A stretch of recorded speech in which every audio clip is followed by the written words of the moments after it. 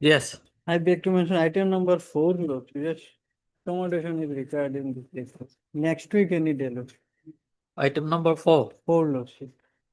On the pair being met by Mr. A.B.T. Hawk, learned counsel for the petitioner. You inform the other side Element. with consent from the other side. Date may be The fixed. matter is then adjourned to be listed on 12th of Oblige you. I'd like to mention item number 29 for order. Item number 29 for orders in supplementary list of it. Here we have received the speaking order. So may I have some difficulty in the second up. Lordship may have that taken up at the first of Lordship. okay. As when the petitioner has come to the I will inform. Okay. Okay. We have issued a complaint order. Okay. May I please, Your Lordship? Lordship, prayer for listing of an IA Lordship in a criminal appeal. Lordship had acquitted me and given judgment, Lordship. But there was some, my vehicle was seized, Lordship. And there we are seeking for a direction for that release of the vehicle, Lordship. Lordship, pass that order, Lordship. On Friday, Lordship, if possible. Monday.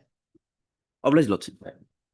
The concern of the other side, I beg to mention, I said 19 members on behalf of a boy. This is a medical emergency order is regulated today.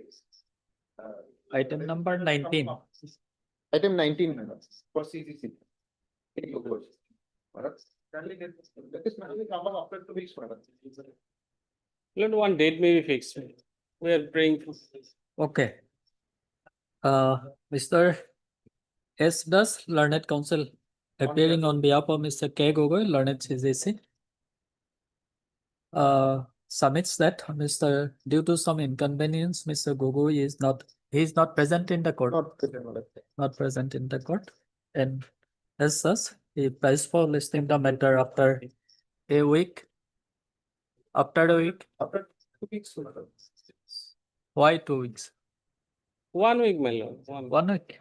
1 week. The pair having not been objected by Mr. Rahman, learned counsel for the petitioner, stands allowed. Let's just allege the matter after a week. Okay. Fix it that cover. It is a fixed matter. Obliged. Lordship, I beg to mention item number 17 and 18. May the matters be passed over for the day. Why? My lord, senior counsel has had to go out of station for some personal matter. An adjournment slip was given for that. Mr. P. Dev Chaudhary on behalf of senior counsel Z. Kamar. Learned counsel, appearing on behalf of Mr. Z. Kamar, learned counsel for the petitioner. With consent from the other side, best for listing the matter. After? My lord, on 1st of December. 5th of December. 2nd December. And then 12th of December. Tuesdays and Thursdays. Okay. On 9 December. 9 December. Oh, no, 9 December will be out of station. 16 December. 16th. COVID. 16th, my lord. Fortnight. Thursday. 11 December. 11th. Oblige, my lord. Items for admission, item number 1 and 2.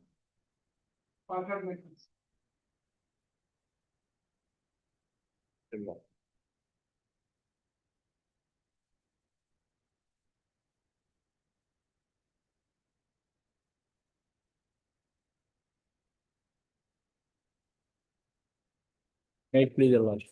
Yes. My lord. The petitioner has challenged the notification issued by the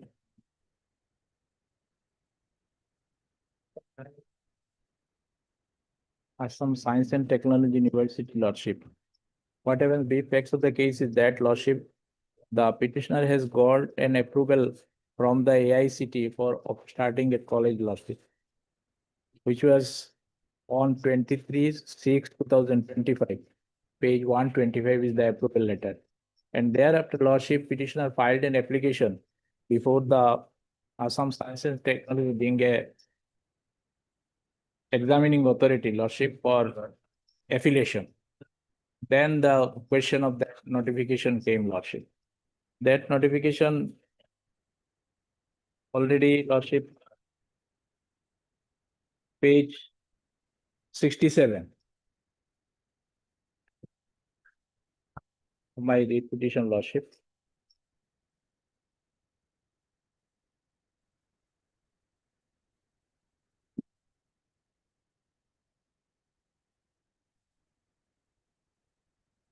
Page 67, Lordship, section 42B, Lordship.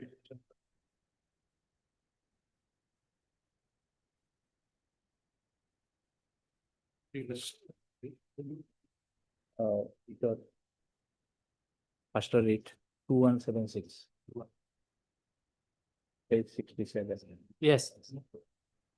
And on the basis of that, Lordship, my affiliation for of the examining authority ASTU is pending till date, Lordship. Though they have received my application, but they have informed that they cannot consider without any Lordship affiliation or permission from the state government. And this honorable court, Lordship, already last occasion I referred 3 judgments of this honorable court, Lordship. On same point, Lordship, it is a purely covered case, Lordship, that NOC, because it is a central act, and central act, Lordship, the state have no role to interfere on that, Lordship, which is because approval was granted by the AICT, Lordship, which is a central act, Lordship.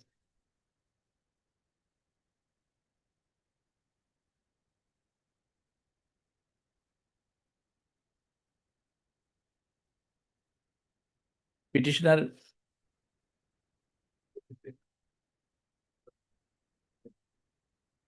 applied for appellation of the university page 28C, Lordship, application.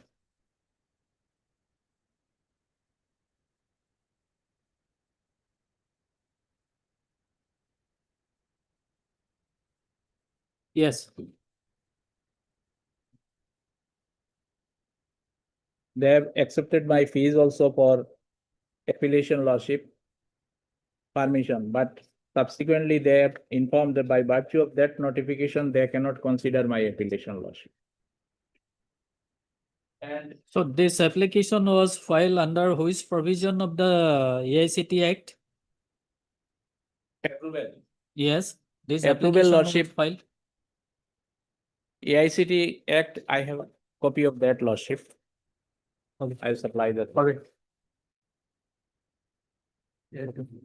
Asset note with it. Its name. Okay.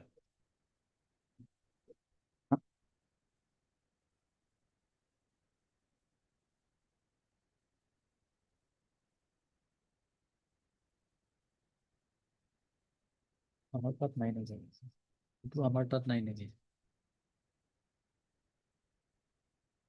Lordship, AICT Act.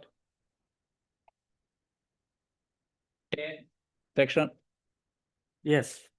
Section 10, Lordship, regarding the function of the council, Lordship. Hmm. Section 11 is the inspection, Hmm. and Section 22 is the power to make rules. And Section 23, power to make regulations.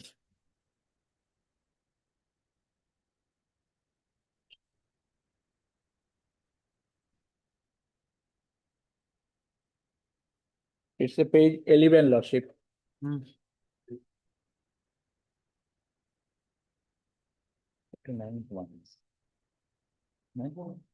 I don't know the general.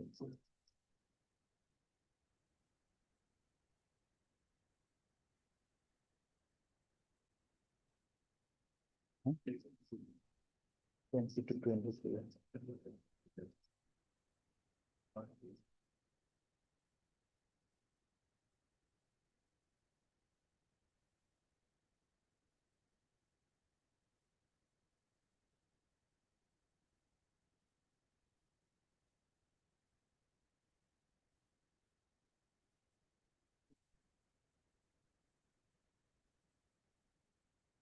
So this page number 28C. Lordship, Page number 28C of your writ petition. Section 28. No, this page number 28C. of the repetition lordship. Yes. Under which provision you have filed this application? It is, this application was filed as per the ASTU Act lordship. We should have to file the application of As the per- Assam Science and Technology Act. They are the affiliating authority lordship. I am supplying the copy of that also. Yeah. And I have also annexed the same also. Yeah.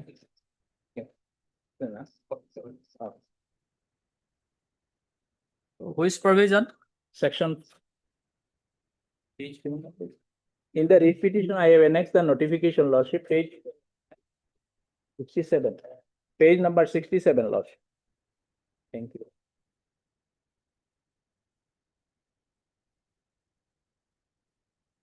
Terms and condition of the earlier occasion lordship as appellation, section 42, of the notification lordship. Page 67, I have annexed the same lordship in my repetition.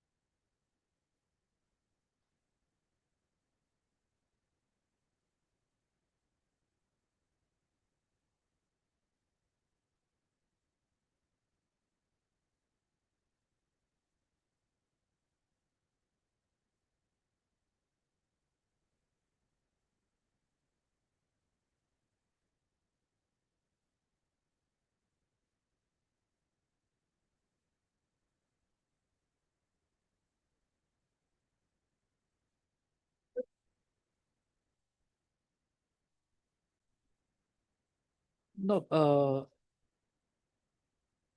is it provided in the AICT Act?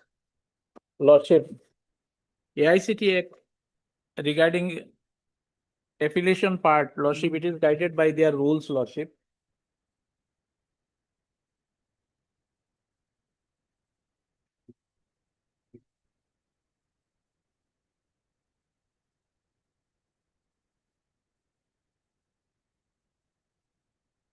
New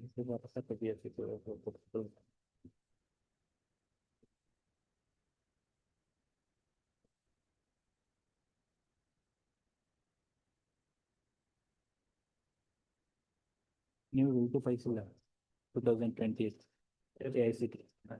Huh?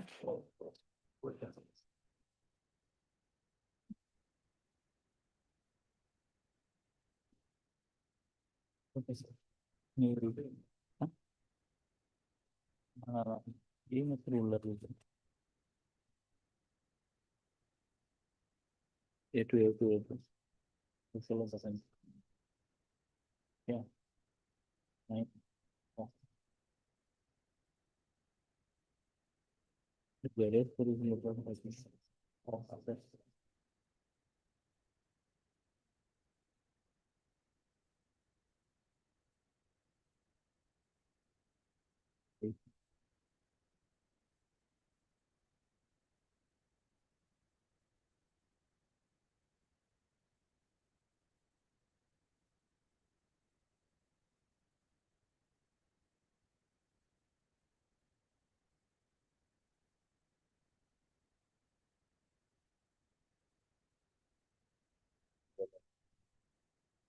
Completely.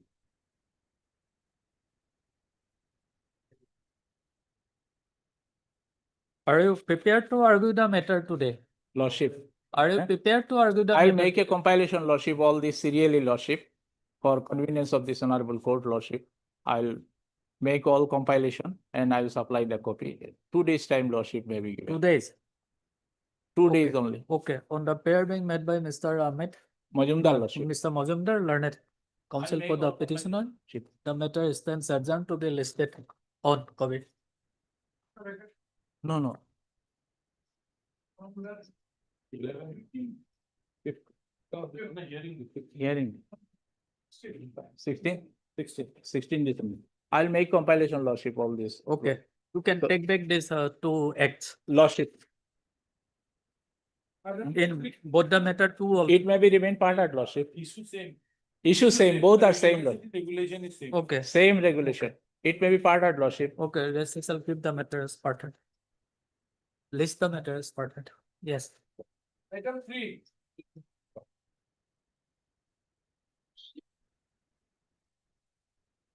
Make with your lordship.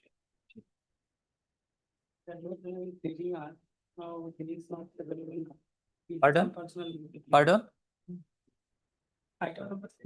Yes, In this matter, actually, Edward General is leaving us in this matter. So he is not able to bench.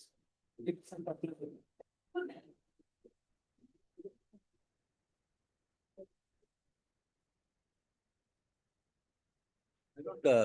May I submit my. This letter was actually heard and it was made CAV and thereafter, my lord, it has been released. And the, my lord, point for consideration before lordship is, my lord, only a very small, my lord, only 3 points I'll argue. If the advocate general has difficulty, my lord, let your lordship will allow me to complete my part at his convenience, my lord, he can make it submission. And written Yes. arguments have also been, my lord, placed, those are on record. pardon? Written arguments have also been placed.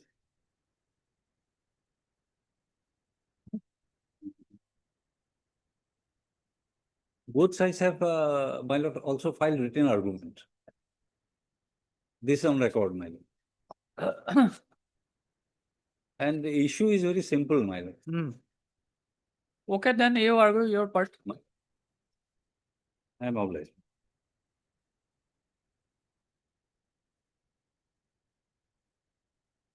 My lord, the petitioner before lordship, he was a professor in the Department of Foreign Languages, Bhat University. Hmm.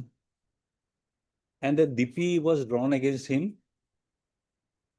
And my lord, he has been removed from service by the, my lord, the penalty order is removal from service. Hmm. So my lord, the petitioner is before lordship challenging the entire proceeding, disciplinary proceeding, in particularly the, my lord, the order of penalty. Now, my lord, I'll give a little background. What happened, my lord? The petitioner was, in fact, your lordship may take up my written argument. It will be very easy, my lord. If your lordship finds that will save a lot of time.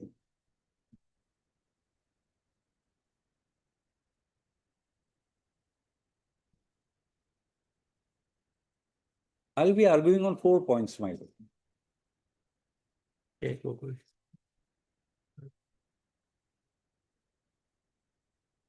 We have filed a written statement along with the, my lord, judgments also. It must be a little voluminous. The judgments we are relying on, those have also been placed, my lord. Okay. Now, my lord, I'll be arguing on 4 points, my lord. Hmm. Firstly, my lord, the charge sheet that was issued against the petitioner, that was not approved by the, my lord, the disciplinary authority. And my lord, therefore, this is non-est in the eye of law. The charge sheet that was framed, my lord, the disciplinary authority has not approved it at any point of time. No, where is the requirement? I'll show that, my lord. I'll show that. I'm just, my lord, pointing out the 4 points, my lord, that I'll be arguing. Mm-hmm. This is the primary point, my lord. I'll satisfy your lordship, my lord, under the rules. Under disciplinary appeal rules, my lord. What is the procedure to be followed, my lord? That has been very clearly stated. And that goes to the root of the matter. And I'll show that, my lord, that has been violated. The, my lord, the charge sheet was issued without approval of the disciplinary authority. Before issuing the charge sheet, my lord, inquiry officer was appointed. And he has accepted it. Thereafter, my lord, charge sheet was framed. Even, my lord, when the inquiry officer appointed, the rules require that, my lord. My lord, if your lordship kindly take up the Assam Service Discipline and Appeal Rules. No, the person was serving in Guwahati University. My lord. They have their own Act My- and procedures. My lord, the proceeding has been And- initiated under the, my lord, Assam Service Discipline and Appeal Rules. Okay. Guwahati University Act is also there, my lord. It has also been, that will be required to be referred to. Hmm. Your lordship may kindly pick up, my lord, Rule 9. Before that, your lordship may see the, my lord, charge sheet. The charge sheet, my lord, has clearly stated, my lord, under what provision this has been initiated. The charge sheet, your lordship will find at page 55.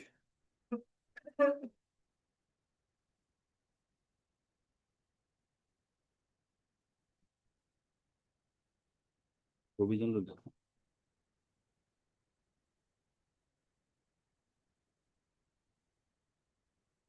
Page 55. Your lordship will kindly take note of the date. This is 22nd of June 2021. Page 55 of the, my lord, rate petition. Yes. This is the memorandum. Yes. The Vice Chancellor, being Chairman of the Executive Council, Guwahati University, proposes to hold an inquiry against Dr. Kandarpa Das, the main director, GU Idol, that is, my lord, Guwahati University, my lord, Institute of Distance and Open Learning. He was holding that post, my lord, at that earlier. Under Rule 11 of the Guwahati University Discharge Conduct Rules 1984, read with Rule 7 and 9 of the Assam Service Discipline and Appeal Rules. Now, your lordship may kindly come to the, my lord, Discipline and Appeal Rules.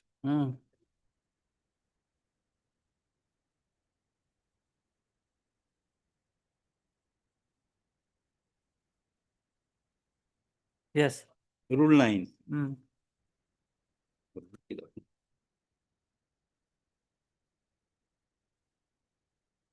Procedure for imposing penalties. Without prejudice to the provisions of Public Service Servant Enquiries Act 1950, no order imposing on a government servant any of the penalties specified in Rule 7 shall be passed except after an inquiry held as far as may be in the manner hereinafter provided. 2. The disciplinary authority shall frame definite charges on the basis of the allegations on which the inquiry is proposed to be held. Such charges, together with a statement of allegations on which they are based, shall be communicated in writing to the government servant, and he shall be required to submit, within such time as may be specified by the disciplinary authority, a written statement of his defense, and also to state whether he desires to be heard in person. Now, your lordship, skip and come to, my lord, sub-rule 4. On receipt of the written statement of defense, or if no such statement is received within the time specified by the disciplinary authority, the disciplinary authority may itself inquire into such of the charges not admitted, or if it considers it necessary so to do, appoint for the purpose a board of inquiry or an inquiry officer. So, my lord, Rule 2 and Rule 4 together will make it very clear, my lord. First, the charge sheet has to be issued. On the basis of that charge sheet, the delinquent officer will file his reply, which we call written statement. And, my lord, both these documents will be considered by the disciplinary authority, and thereafter, on being satisfied that inquiry is required to be conducted, then and only then, an inquiry will be initiated. Now, here is a case your lordship will see the discipline, my lord, the charge sheet your lordship has filed. Prior to that, if your lordship kindly comes to page 52. The charge sheet is dated 22nd June 2021. Page 52, your lordship will find, that is, my lord, 10th of June 2021. 12 days ahead. This is a communication by the registrar to one Sri Pallab Bhattacharya, IPS, retired, former chairman APSC, forwarding of Executive Council resolution. Respected sir, greetings from Guwahati University.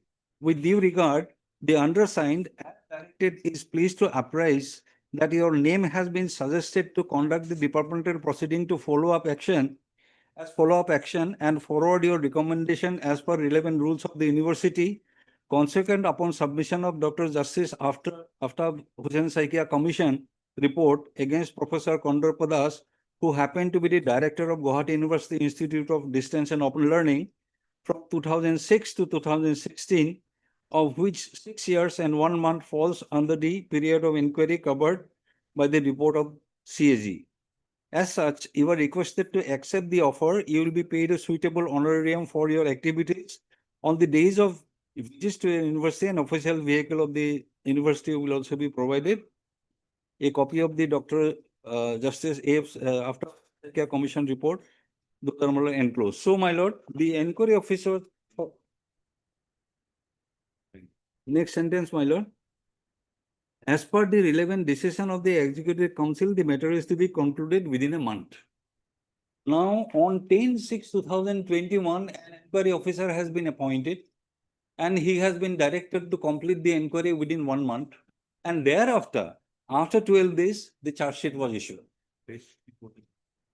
If your lordship kindly comes to page 54 also, my lord, your lordship will find this is my lord, the reply of the inquiry officer, he has accepted it. So, my lord, on 10th of June 2021, inquiry officer was appointed. On then, my lord, immediately thereafter on 18/6, 17/6, my lord, the inquiry officer accepts it, he is appointed, charge sheet was yet to be filed. But how prejudice is caused to you? My lord, this is the requirement of law, my lord. Hmm. This is the requirement of law and this goes into the root of the matter. Because, my lord, the charge sheet is there, some allegation is there. Hmm. Unless I give my reply, maybe, my lord, the authorities could have been satisfied with my reply. Hmm. And that is the reason why, my lord, Rule 4 says that on receipt of the reply, if any, Hmm. then only it will consider and, if necessary, appoint an inquiry officer or inquire in itself. Hmm. So this, my lord, clearly reflects that, my lord, there has been a predetermined mind to punish me, and that is why, my lord, inquiry officer appointed, he has accepted, and, my lord, the charge sheet that has not been approved, my lord, also by the disciplinary authority, and my reply has not been placed before the disciplinary authority, because, my lord, disciplinary authority has to apply its mind to my reply and thereafter only come to a conclusion whether an inquiry is required or not.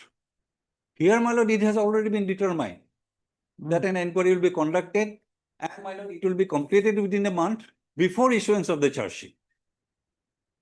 On that, my lord, the law is very clear, my lord. I'll draw your lordship's attention to the case laws. Now, this is the fundamental, my lord, technical point which I am, my lord, urging before your lordship. In fact, my lord, I have annexed that judgment to 2 judgments, my lord. There are quite a lot of judgments on this point.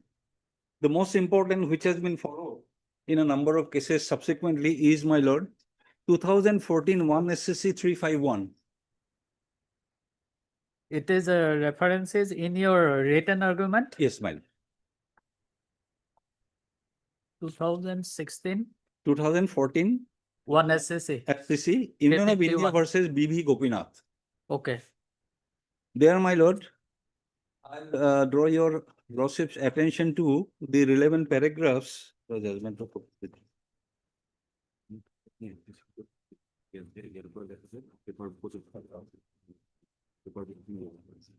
my lord, there is a compilation here.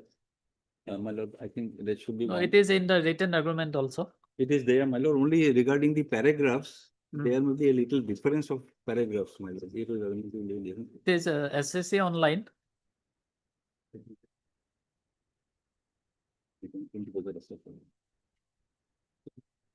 Take on comparison page 105.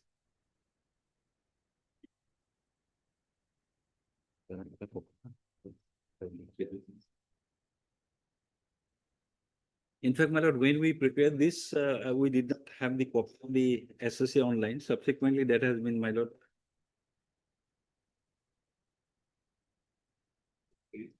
No, this is the same. Okay. My lord, This is from Supreme today. my lord, Okay. my lord, issue is, my lord, at page 108. Paragraph 2, your lordship may kindly read, my lord.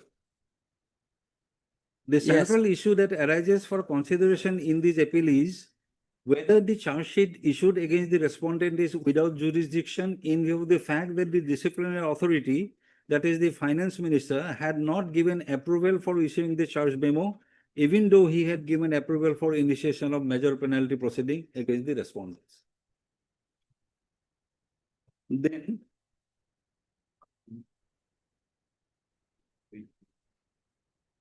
your lordship may skip and come to page 109. There, my lord, I'm trying to draw your lordship's attention to the points that has been urged by the respondents.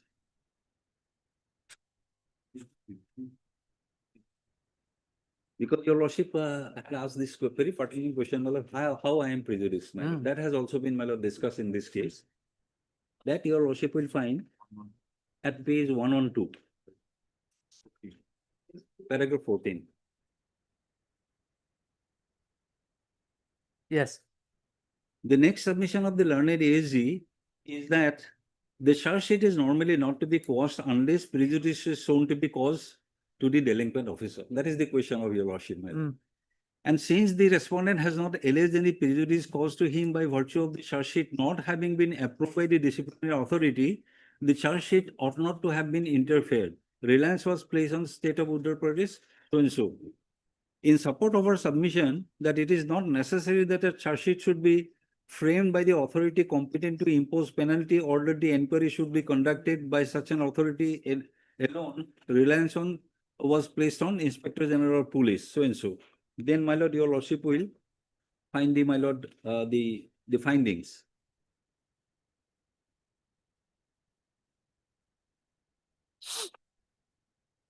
Now, paragraph 38 at page 116. Yes. Paragraph 39, Article 311(1) of the Constitution of India ensures that who is a member of the civil service of the Union or an All India service can be dismissed or removed by an authority subordinate to that by which it was appointed.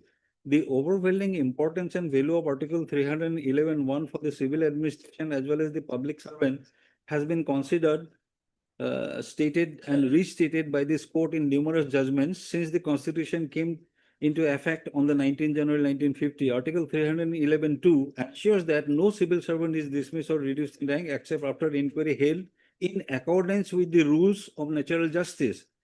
To effectuate the guarantee contained in Article 311(1) and to ensure compliance with the mandatory requirement of Article 311(2), the Government of India has promulgated CCA rules 1965. That is also perimeter to the Assam Service Discipline and Appeal rules. Now, your lordship will kindly read, my lord, paragraph 40. Disciplinary proceeding against the respondent herein were initiated in terms of Rule 14 of the aforesaid rules. Rule 14(3) clearly lays down that where it is proposed to hold an inquiry against a government servant under Rule 14 or Rule 15, the disciplinary authority shall draw up or cause to be drawn up the charge sheet. Rule 14(4) again mandates that the disciplinary authority shall deliver or cause to be delivered to the government servant a copy of the articles of charge, the statement of imputations of misconduct or misbehavior, and the supporting documents, including a list of witnesses by which its article of charge is proposed to be proved. We are unable to interpret this provision as suggested by the Additional Solicitor General that once the disciplinary authority approves the initiation of the disciplinary proceeding, the charge sheet can be drawn up by an authority other than the disciplinary authority. This would destroy the underlying protection guaranteed under Article 311(1) of the Constitution of India. Such procedure would also do violence to the protective provisions contained in Article 311(2), which ensures that no public servant is dismissed, removed, or suspended without following a fair procedure in which she has been given a reasonable opportunity to meet the allegations contained in the charge sheet. Such a charge sheet can only be issued upon approval by the appointing authority. Here, my lord, the appointing authority and the disciplinary authority is the Executive Council. It has never been approved, my lord. No, that is provided, here the rule is CCS. CCA rule, my lord, same But provision, is it in our disciplinary and appeal rules? my lord. Is it there? No, the provision is perimetry, my lord. Provision, because I have shown your lordship, my lord, rule 9(2) and 9(4). That is what is there in rule 14(3) and rule 14(4). If your lordship, CCA rule come. Exactly same, my lord. The, my lord, issue here is, my lord, whether without giving an opportunity to the petitioner to show cause and after consideration of that show cause reply, the authority has to come to a conclusion and form an opinion that an inquiry is required. That is the, my lord, sum and substance of the rules of the, my lord, rule 9 of Assam Service Discipline and Appeal rules and rule 14 of the CCA rules. In fact, if your lordship kindly comes to page 121, paragraph 49. Yes. Only on this point, my lord, the entire proceeding was quashed. Page 49. Although number of collateral issues had been raised by the learned counsel for the appellant as well as the respondent, we deem it appropriate not to opine on the same in view of the conclusion that the charge memo having not been approved by the disciplinary authority was non-est in the eye of law. Now, your lordship will kindly read rule 14 of the CCA rules. It is the same provision, my lord, that the charge sheet has to be issued. No. Is it exactly provided in our rules? Yes, my lord, rule 9 I have read, my lord. Rule 9, my lord, the wordings are very clear, my lord. Rule 2, my lord, sub rule 2 of rule 9. The disciplinary authority shall frame definite charges on the basis of allegations on which the inquiry is proposed to be held. Such charges, together with a statement of allegations on which they are based, shall be communicated in writing to the government servant. He shall be required to submit within such time as may be specified by the disciplinary authority a written statement of his defense. Then, my lord, rule 4, on receipt of the written statement of defense. The first stage is, my lord, you issue the charge sheet. Then give the delinquent an opportunity of filing his defense. On receipt of the written statement of defense, or if no such statement is received within the time specified by the disciplinary time specified, the disciplinary authority may itself inquire into such charges as are not admitted if it considers necessary so to do, or appoint an, my lord, committee or an inquiry officer.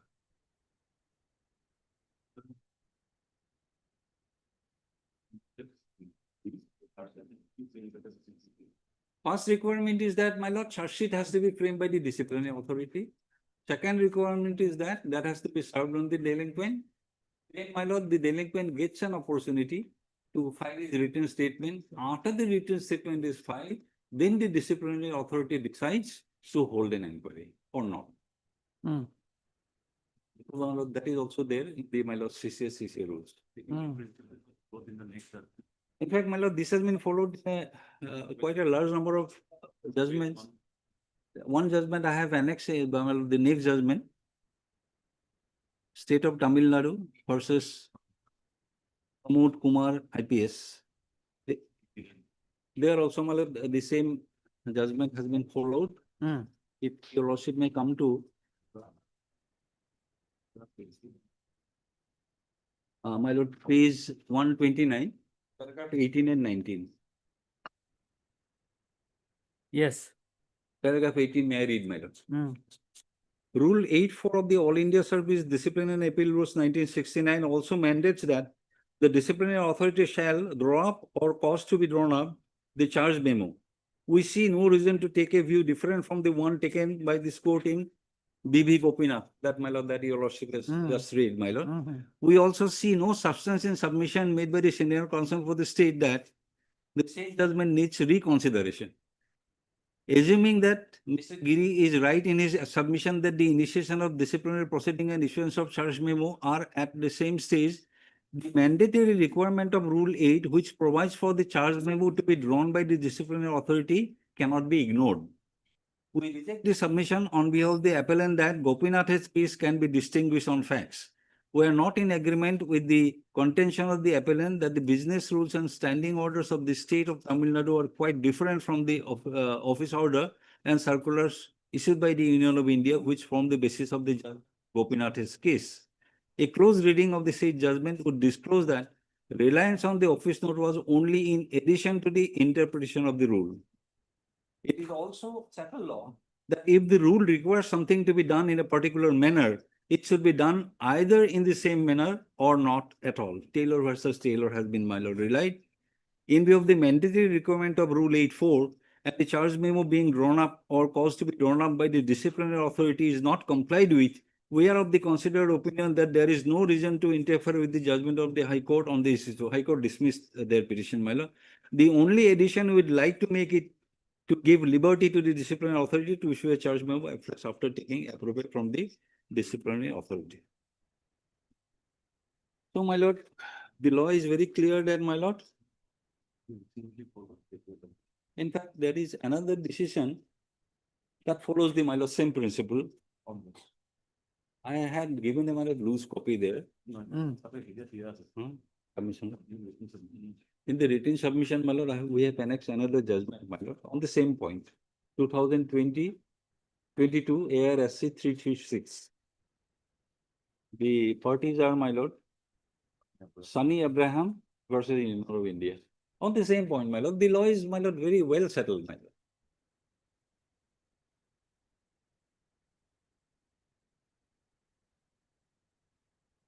What is the citation? This is, my lord, 2022, my lord. 2022 Supreme Court 336. My lord, may I, sir, my lord, another. Okay. You can give. Okay. On the same point, my lord.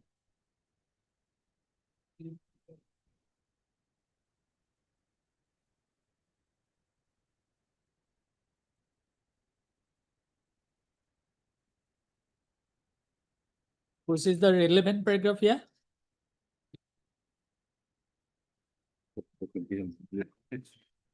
I've given my copy, my lord, I've marked it there. I can mark it. Okay. Okay.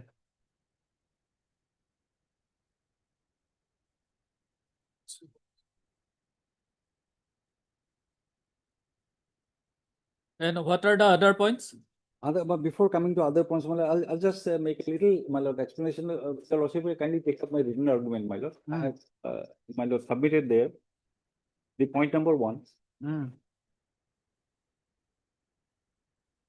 Point number 1 is, my lord, the inquiry officer was appointed prior to framing of the charge.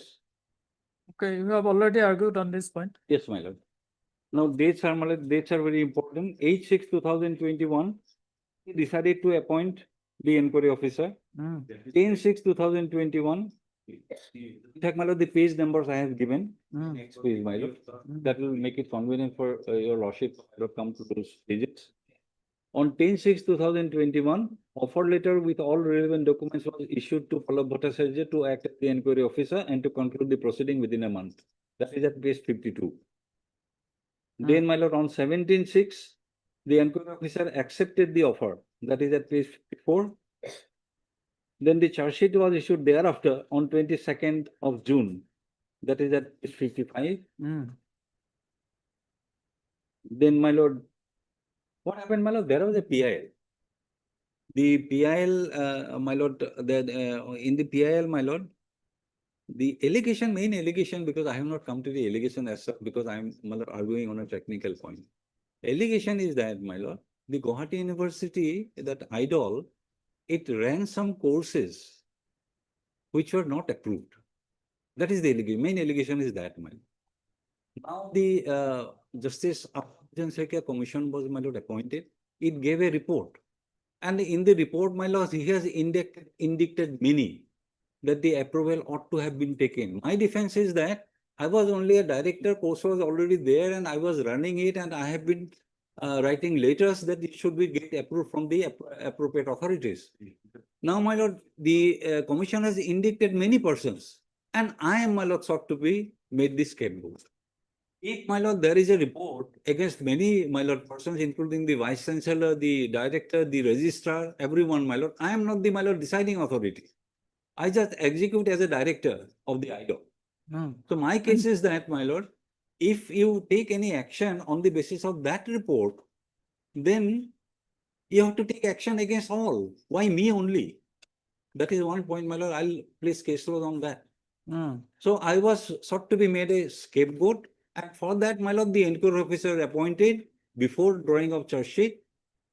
And my lord, so far as that report is concerned, eventually, my lord, the university itself has held that this is an error of judgment. And error of judgment is not a misconduct. I'll, my lord, argue on that point also. My lord, one or two case laws I'll place. So, my lord, this petitioner was, my lord, singled out to make a scapegoat in respect of courses which are being run by the university. The executive council knew about it, the vice chancellor knew about it, the report of Justice After Hussain Sheikha Commission indicated all of them, my lord. And my lord, this petitioner has been, my lord, singled out.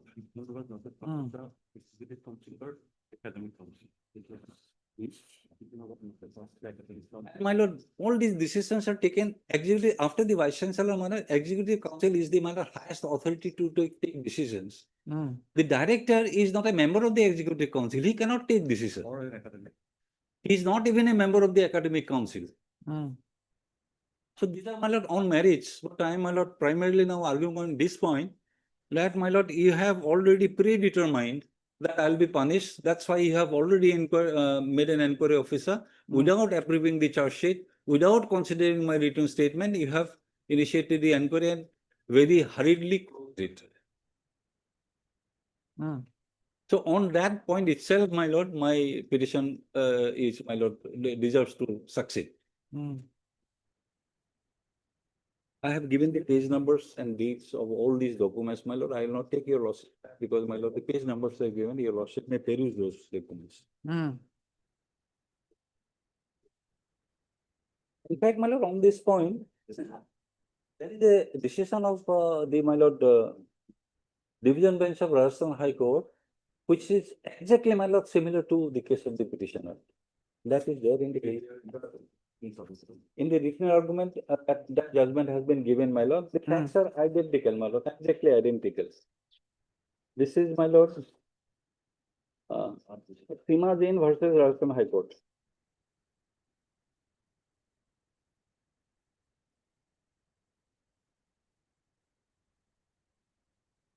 Yes. Yeah, my lord, relevant paragraphs will be paragraph 58 to 62, my lord.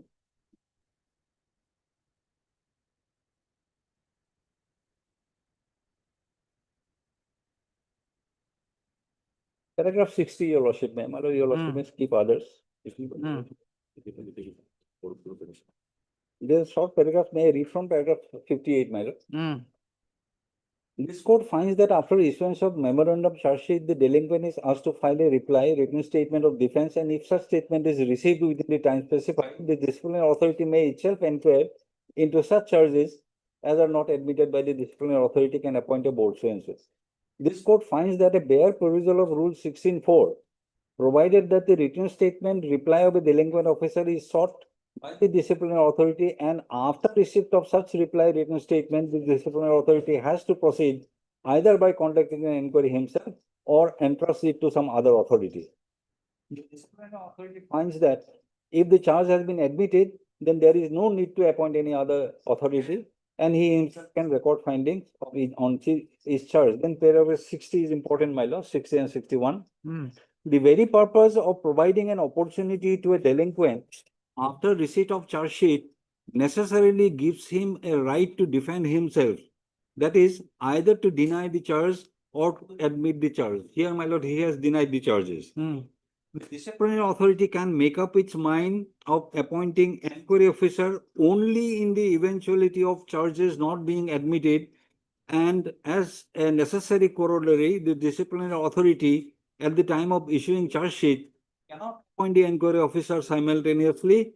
Otherwise, there would be no purpose of seeking written statement reply by the delinquent, and it would reflect the predetermination of the disciplinary authority to conduct the disciplinary proceeding. Then 61. The principle of natural justice also required that the delinquent has to be given a fair opportunity to defend himself.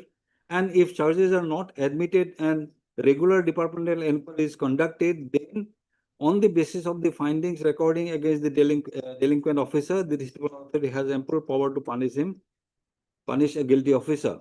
The facts of the case at hand shows that at the time of issuing charge sheet to the petitioner, the decision was also taken to appoint the inquiry officer.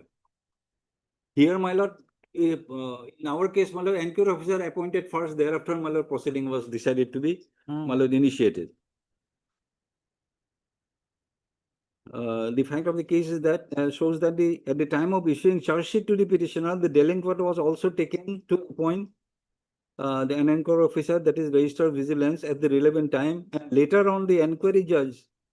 And as such, the procedure adopted by the respondent High Court cannot be considered valid according to rule of law.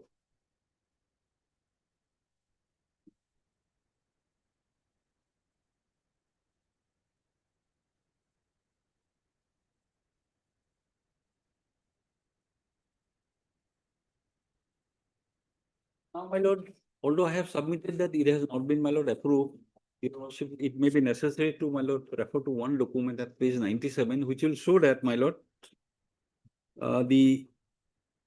neither the charge memo nor the reply of the petitioner was placed before the Executive Council.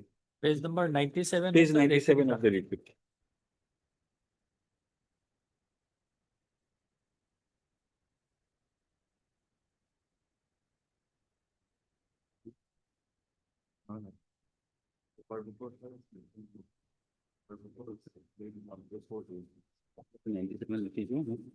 Yes. 97 of the paper book. Page 97 of the paper book. That's in each one. I'm sorry, my lord, this is not in the, this is in the, my lord, this paper book.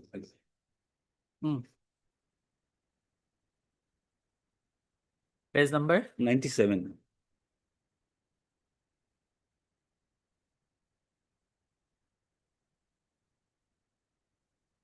yes. This is an extract of the resolution of the Executive Council in the meeting dated 12/7/2021. Resolution number such and such, resolved that the disciplinary proceeding be initiated against Professor Kondorpo Das, Professor, Department of Foreign Languages on Lien, former Director, GU Idol, after legal consultation. Also resolved that Sri Pallab Bhattacharjee IPS, former Chairman APSC, be requested to take up the responsibility to act as the inquiry officer if required to start the disciplinary proceeding. The Registrar Guwahati University will be presenting officer for the purpose if required. Further resolved that no action be taken against the Professor Pranab Jyoti Dasu. This is not relevant, my lord. So, my lord, this shows that, my lord, this resolution, my written statement, that was, my lord, not placed before the, my lord, disciplinary authority. The minutes, your lordship will find, my lord. These are the minutes. My lord, if your lordship reads it, my lord, nowhere it is reflected that, my lord, my written statement was placed, or, my lord, there was a decision by the Executive Council. Now, my lord, so far as the affidavit of the university is concerned, my lord, their reply to this allegation is that at various point of time, on the basis of legal opinion, we have done it, and there is nothing wrong in that. That is the, my lord, reply of the university. They have not denied this. These facts, my lord, these are very clear from the documents. Only thing they say in the affidavit is that on the basis of the legal opinion, this was being done, and the authorities were communicated from time to time. The authority which has to take the decision, that authority was communicated from time to time. That is the, my lord, affidavit of the university. One thing is very important, my lord, if you're in this context, page 104 of the paper book, 104A.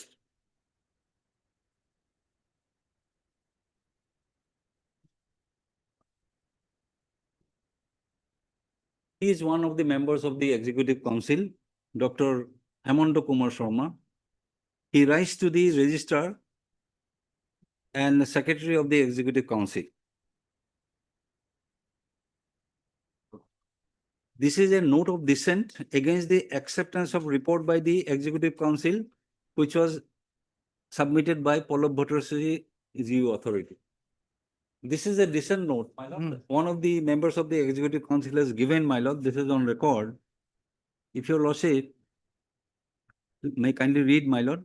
There, sir, in the EC meeting of GU dated 20th September 2021, I argued verbally against the acceptance of the report mentioned in the subject by the EC GU and requested the authority to record my note of dissent against the decision of acceptance of the report by the ECGU. Now I am sending my argument in writing and request you to ascertain my note of dissent in the minutes and proceedings of the said meeting. My arguments are as follows. My lord, he has given the reasons, my lord, why it should not be accepted. Professor Kondrapadas joined as director IDOL in 2006 and left the directorship of IDOL in January 2016. The present inquiry was held for finding and fixing responsibility for continuation of unapproved courses in IDOL during 2010 to 2017. Till now, there is no answer regarding who is responsible for continuation of the unapproved courses for the time period between 2016, when Professor Kondrapadas left the director post, till 2017. I feel without finding out this, the inquiry will be incomplete and perverse. Professor Kondrapadas joined as the director of IDOL, then PGCS, that is Postgraduate Correspondence School, on August 19, 2006. The PGCS used to run 14 subjects at that time. When the letter from DEC IGNOU was received on 4/8/2010 by the VC informing about the approval of only 8 PG courses, IDOL was offering 24 courses at that point of time. That was, my lord, before that period, 4/8/2010. After completion of the first term of 5 years in the post of director IDOL starting from 2006, Professor Kondrapadas was appointed for a second term by the GU authority. I feel the decision was taken looking at the efficiency, sincerity, etc. of Professor Kondrapadas. Before putting the blame entirely on Professor Kondrapadas as the director of IDOL GU, the duties and responsibilities bestowed on him as director should be looked into. While creating the post of director of IDOL by the Executive Council in its meeting dated 29/2005 by resolution number such and such, was resolved that it will be manned by a full-time director in the rank of a professor. The meeting further resolved that the administrative and financial control of the PGCS will be under the Vice Chancellor. The above resolution clarify that the VC is duly bound to know all the administrative and financial details of the institute. Moreover, had Professor Kondrapadas not carried out the order of the VC, he could have been charged with disobedience to the higher authority. Introduction of new course, admission to any of the courses of IDOL GU is regulated by the statutory provisions of the Guwahati University Act.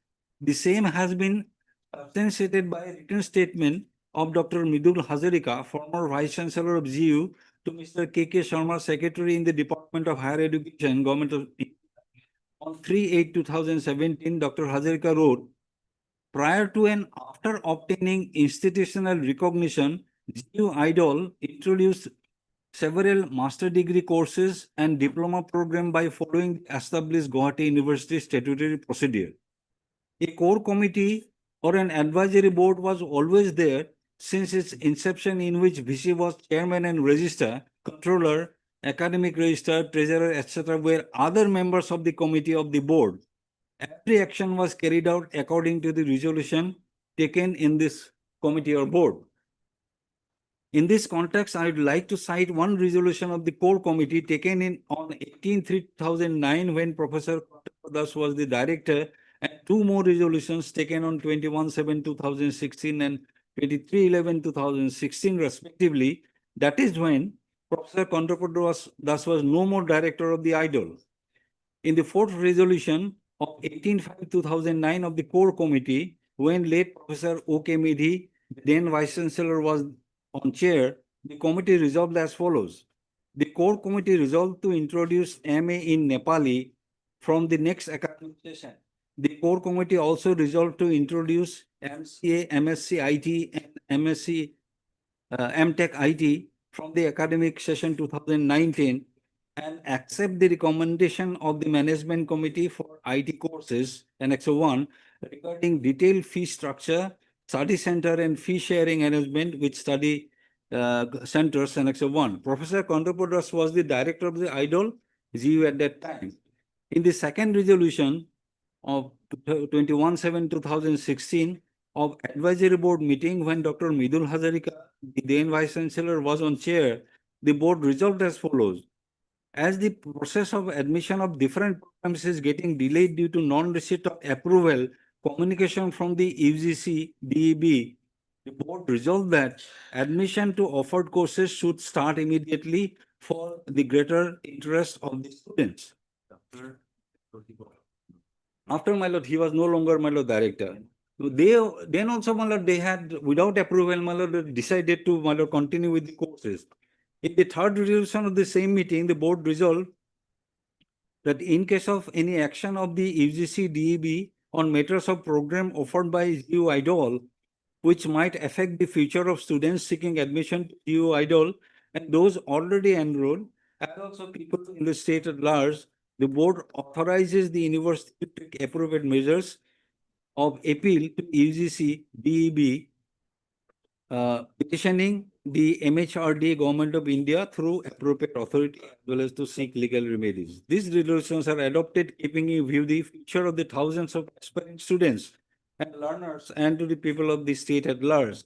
It is noteworthy that during those resolutions and subsequent implementation of the resolutions, Professor Kondopodas was not the director IDOL, but the period is within the period of investigation. So the question remains is who will take the responsibility, and without answering to that question, the investigation is incomplete and perverse. Your Lordship may skip, my lord, it's a very long one. But this is their internal matters. How this will help you? My lord, the question is here. One more paragraph, your worship will read, because, my lord, the procedure was not followed. That has been pointed out by one of the, my lord, EC members. No, maybe should we go by his resolution or his dissent? Now, what I am trying to, my lord, worship is that, my lord, this reflects the, my lord, the fact that the petitioner was singled out and the inquiry is, my lord, is a biased inquiry and it will not be complete. Because, my lord, the petitioner cannot be held responsible for this. If he is responsible, then the, my lord, other EC members, academic council members, they are also responsible. Only one paragraph is worship. But whether this dissenting note was part of the record in the disciplinary It proceeding? is a part of the record. Okay. That's how, my lord, we have got it. Okay. Otherwise, it's not a matter of the confidential document. Okay. Only paragraph 9, your worship, kindly, my lord. Okay. Yes. We are investigating a procedural lapse. Whole allegation is that, my lord, you were running the course without approval of the, my lord, Distance Education Council. Procedure as confirmed by the EC committee, and I feel in this process ourselves should not create other procedural lapses during the course of taking our final decision. As far my knowledge about the disciplinary procedure of the Assam government, the charge sheet should be framed and approved by the disciplinary authority, in this case the EC of GU, and served upon the charged officer, in this case Professor Kondopodas. After getting reply from the charged officer within a specified time, the disciplinary authority itself can investigate the same on the basis of charge sheet, and the reply or can employ some inquiry officer and presenting officer to the same on behalf of the discipline authority. In the present case, the inquiry officer was employed on 10/6/2021, following the decision of EC on 8/6/2021, that is much before the charges were framed, and served on the charged officer on 22/6/2021. Myself as EC member, I have not seen that either the charges were framed by the EC or even it was approved by the EC. The above procedural lapse is a serious one, and I feel a violation of principle of natural justice, Rule 9 of the Assam Service Disciplinary Appeal Rules 964, under which the inquiry is held. This is my argument. In fact, in support of that, my lord, I have placed the case for before your worship.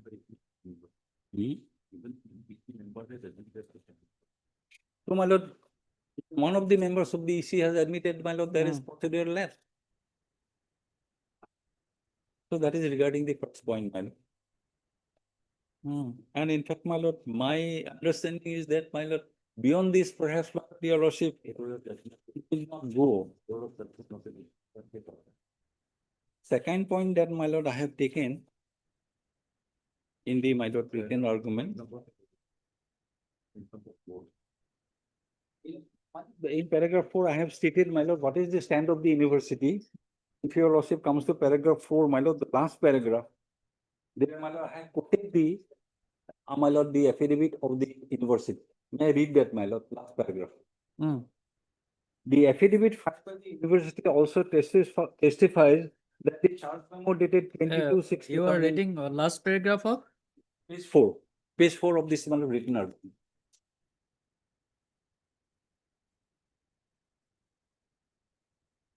My lord, my submission before lordship is fortified by their argument, their, my lord, submission in the affidavit.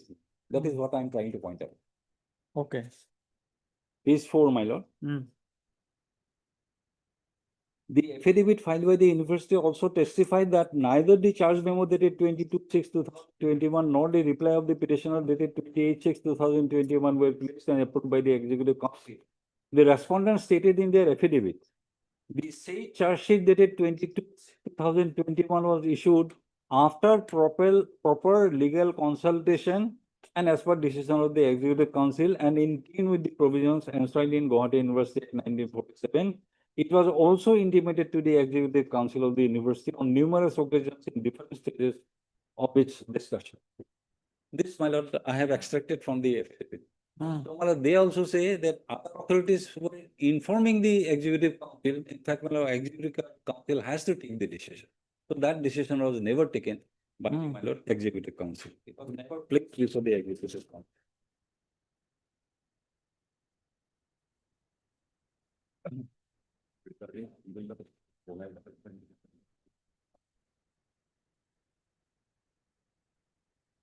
On the findings of the, my lord, justice, after Vishnu Sakya commission, I have made some submission. I will not take shift time on that. My lord. I have already stated in the, my lord, the written argument.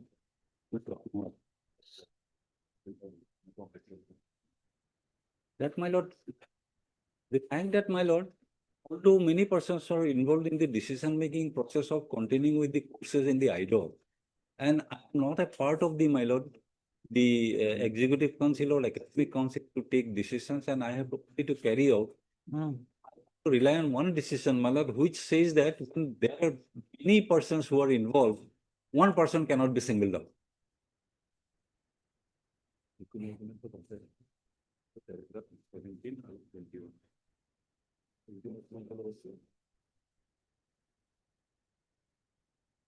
This judgment is placed in the written argument, my lord. 2007, 7 SCC 206, Bongaigaon Refinery and Petrochemicals versus Girish Chandra Sharma.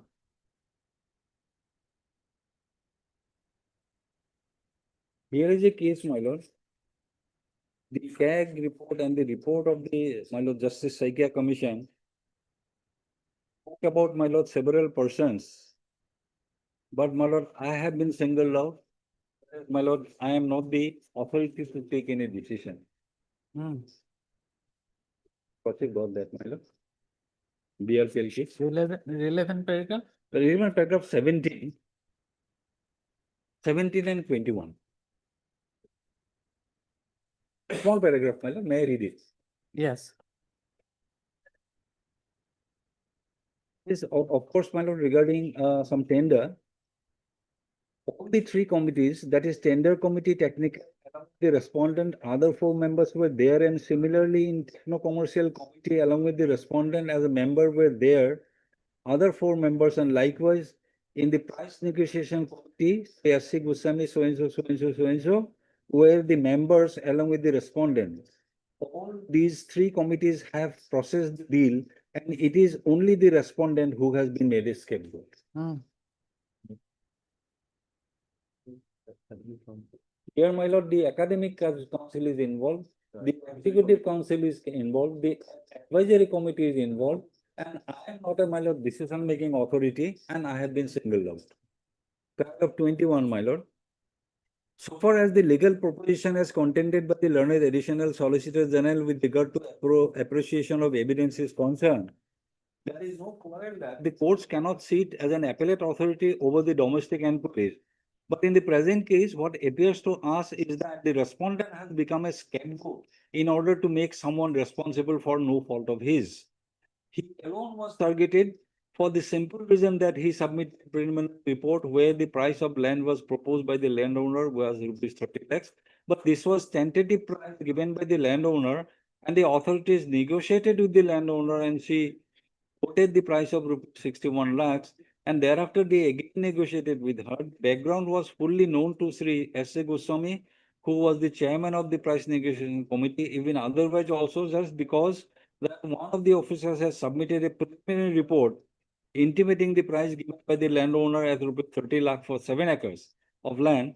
That does not bind the landowner to sell the land for similar price. Later on, if she wiggled out, or which the officer of the appellate company had inferred from the landowner cannot be found guilty.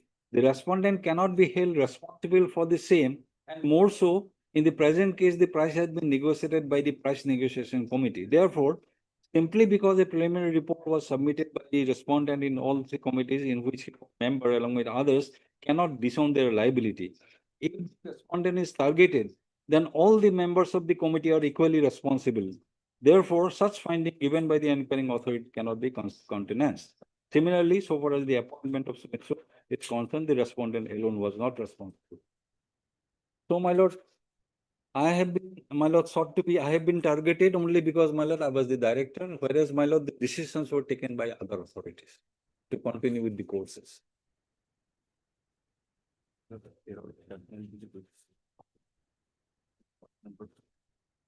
My lord,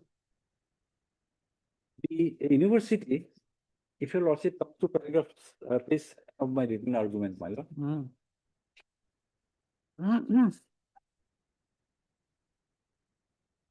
The page 7, my lord. I am reading clause 4. Order of judgment is not misconduct under service jurisprudence. The Guwahati University by communication dated 18/1/2019 issued by the then registrar of Guwahati University, who is present vice chancellor of the university, had stated that running of unapproved courses was a bona fide error of judgment on the part of the authorities of IDOL, GU, and there was no ill intention on anybody's part. The said communication dated 18/1/2019 was issued on behalf of the university to the Higher Education Department, Government of Assam. That is at my lord page 30. So, my lord, page 38, my lord, your lordship will find that, my lord.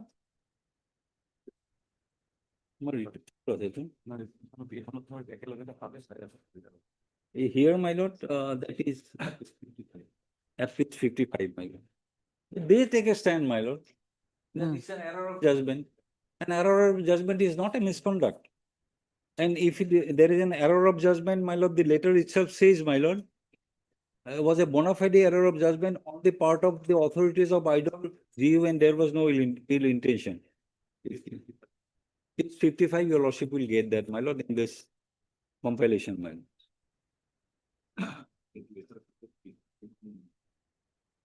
This is a communication dated 18 January 2019. This was written to the, my lord, Government of Assam and the Higher Education Department by the Registrar of the Guwahati University. Page number 55. Page 55, my lord. The relevant portion, your lordship will find at page 57, my lord. Last paragraph. It is narrated, my lord, when the courses were introduced and how it was continued. Then, my lord, if your lordship comes to page 57, the last paragraph, from the aforesaid, it is seen that with effect from 31/8/2007, provisional recognition was given to all courses of the Guwahati University to offer such course in distance education mode, and such provisional recognition continued till 3/8/2010. On 4/8/2010, recognition was accorded to 8 courses, and the authorities of IDOL, GU bona fide believe that the courses which were left out in the letter dated 4/2010 was due to some inadvertent mistake, and the same would be recognized in the course of time.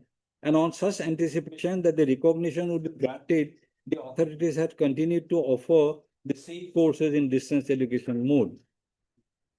Now, my lord, it is, my lord, clearly stated the authorities has continued, not my lord, the director.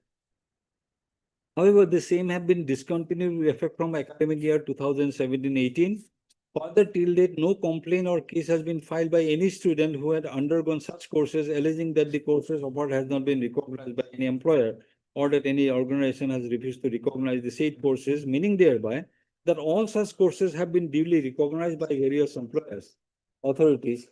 Any fee collected has gone to the account of the university. There is no personal involvement of anyone. It is respectfully submitted that it was a bona fide error of judgment on the part of the authorities. And there was no ill intention on anybody's part. So this is the stand of the, my lord, university before the state government. And on that, my lord, error of judgment is not a misconduct, my lord. I'm relying on one decision, my lord. It's there. 1997, volume 2 SCC 286. Union of India versus J. Ahmed. Is it part of the written agreement? Yes, my lord. Yes, it's in the form.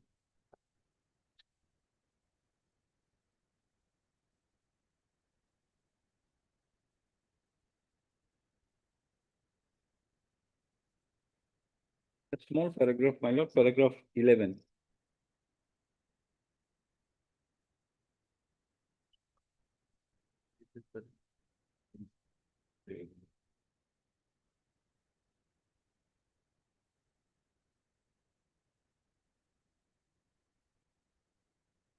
Relevant paragraph will be paragraph 11, my lord. Yes. Code of conduct as set out in conduct rules indicates that the conduct expected of a member of the service, it would follow that conduct which is blameworthy for the government servant in the context of conduct rules would be misconduct. If a servant conducts himself in a way inconsistent with due and faithful discharge of his duty in service, it is misconduct. A disregard of an essential condition of the contract of service may constitute misconduct. This view was adopted in such and such case. The High Court had noted the definition of misconduct in Strong's Judicial Dictionary, which runs as under misconduct means misconduct arising from ill motive, acts of negligence, error of judgment, or innocent mistake do not constitute such misconduct. So, my lord, it is the stand of the, my lord, university that it was an error of judgment. If it is an error of judgment, my lord, it cannot be a misconduct. And there was no ill motive, my lord. He is not benefited by running the courses. It is the university which has got the revenue. There is no allegation of and any other allegation is not there, my lord, against the petition. Only allegation is that you have conducted the courses without the approval of the appropriate authorities. Whereas, my lord, that approval is to be obtained by the, my lord, registrar and the academic council and executive council. So, my lord, this is on the point that, my lord, the misconduct, my lord, does not constitute an error of judgment in service to students. And if your lordship, my lord, kindly read the charge sheet, your lordship will find, my lord, the charges are also very vague. It was not very specific, but I will not like to, my lord, explain on that, my lord. I have already noted in the, my lord, paper. That is 8. Of your petition? Of read petition? Written argument, my lord, on that. That the charge memo was, my lord, not also very clear, and that there also, my lord, I have relied on some decisions of the Honorable Supreme Court. The specific charges, the charges are, my lord, not very clear, my lord.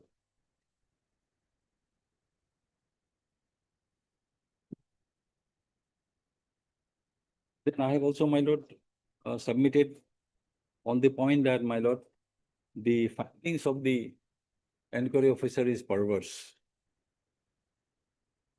On perversity, my lord, I have stated.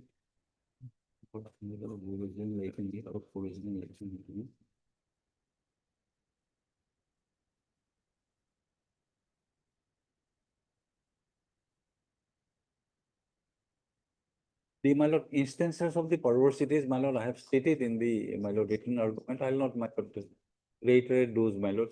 I'll implore that your worship, my lord, my written argument.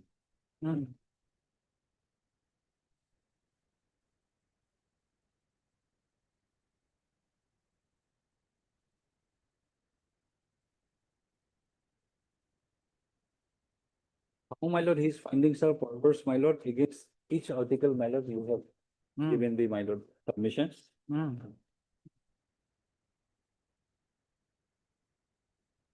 Okay. Oh, my lord, on these, all these 4 counts, my lord, the 4 points that, my lord, I'm just summing up. That, my lord, the charge sheet was neither placed before the disciplinary authority, which is the executive council. And therefore, my lord, this is known as in the eye of law.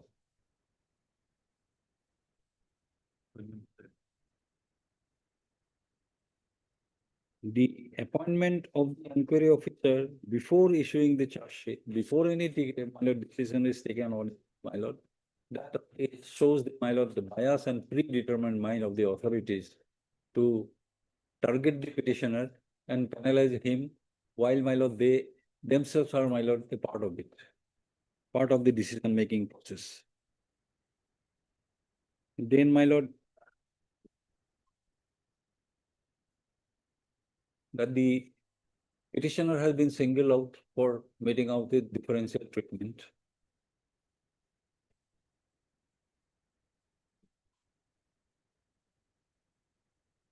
He was not a, my lord, part of any of the authorities which decides to conduct the courses. He merely carries out the direction of the executive council and the, my lord, academic council.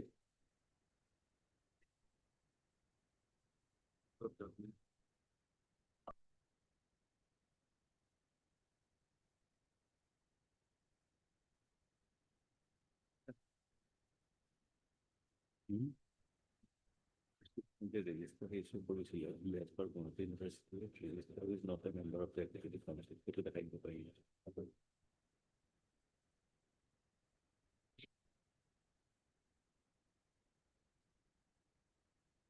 the charge sheet was issued by the, my lord, the registrar, who is not a member of the, my lord, executive council, so therefore he could not have issued it. And that too, my lord, without any authority or decision of the, my lord, executive council to get it issued. Then, my lord, inquiry report has given perverse findings, which I have narrated, my lord, charge wise.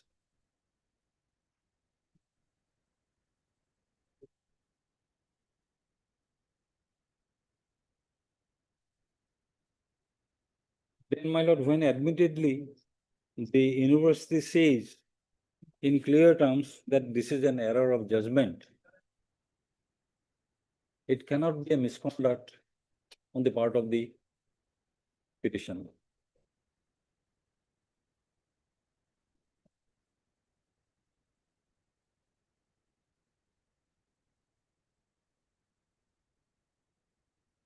And the entire action of the authorities smacks of malafide and bias.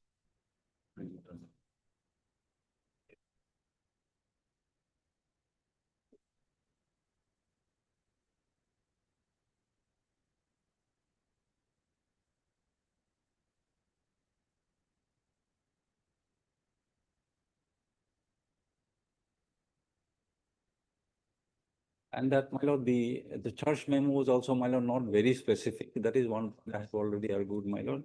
Therefore, my submission is that, my lord, the petitioner, the entire disciplinary proceeding has to be quashed, including the, my lord, order of penalty imposed on the petition.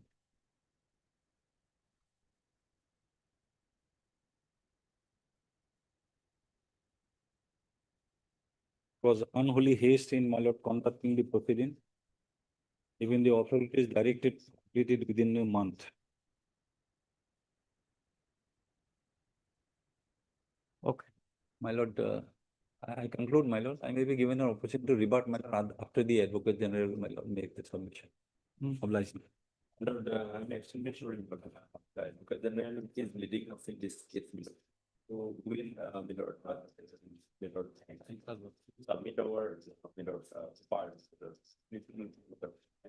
After some days.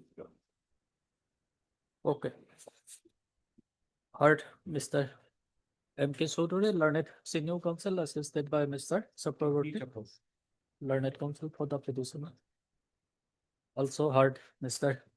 P.J. Pukun, learned standing counsel for the Guwahati University. Mr. Pukun submits that he is led by Mr. D. Soikia, learned advocate general Assam, and Mr. Soikia is not available today. Soikia is not available today, Not in the court, but he. not in the court. Mr. Soikia is not available in the court, and therefore Mr. Pukun pays for listing the matter on who is that? Lord, I didn't take a short date, my lord. This, Ninth, minute. Ninth. Nice. Ninth will be too long, no? On a hearing day, Tuesday, 19. ninth. Okay, let's just list the matter as part heard on 9th of December. highly obliged. 22 and 23. Further matters for addition.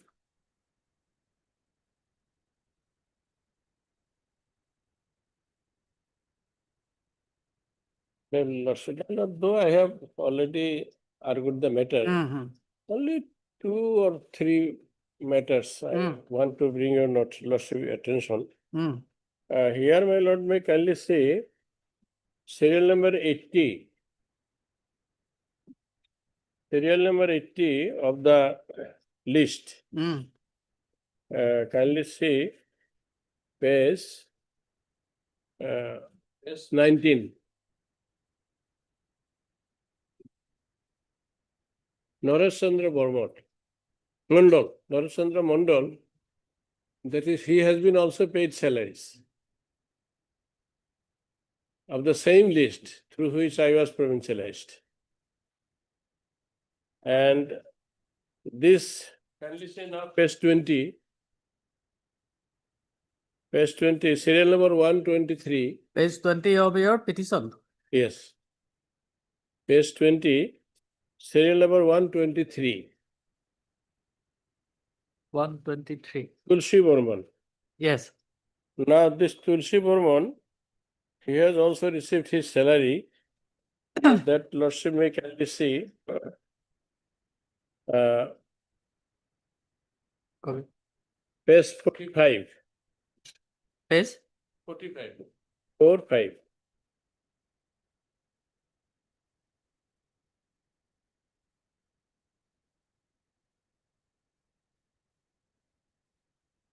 yes. Appointed portion, page 46. Tulsi Burman, assistant teacher, Holaguri ME School. His serial number is 123. And my serial number is 118.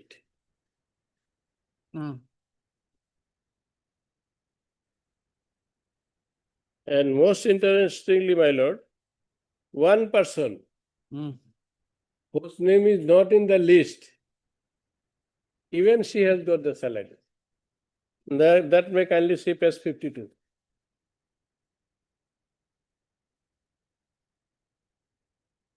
Your serial number is at page number, no, at serial number? My serial what is number your serial? 118. My serial 118. 118. Solimuddin, yes. Page 20. Yes, yes. And one teacher, her name is not in the list. She is Anjuara Begum. Kindly see page 52.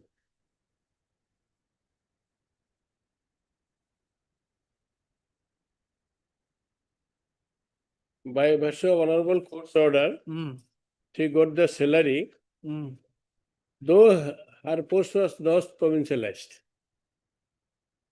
In the provincialization list, her name is not there. But somehow she filed the case and she got salary. So we have no not against them. Neither Anjuara or Tulsi Burman or Naresh Mondal. We are only this, my lord. When the same persons who were with us, repeated petitions were filed. Every time the persons who were the petitioners along with me, many of them have already got salary. Perhaps all of them. Because many of them I know, all of them I have no idea. So I am restricted to that extent. So, but I have not been paid salary since the day of provincialization order. That is, my lord, provincialization order was made on page 16, can you see? Page 16. 1/6. It is 30th January 2006. Since 30th January 2006, that means 15 plus 4, 19 years. Is it not a tragic event that since 19 years, all my contemporaries have been receiving salaries by the same common order, but I have been denied. So these are the matters I do not pay attention. Now let my friends. Okay.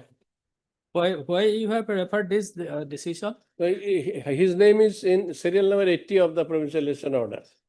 No, this is not the lesson. This is the order. Yes. This is the court's order. By Yeah. virtue of court's order, he has got salary. But his post is provincialized. So, serial number 80 of this provincialization list. His name is serial number 18. 80. No, 80. 80. 80.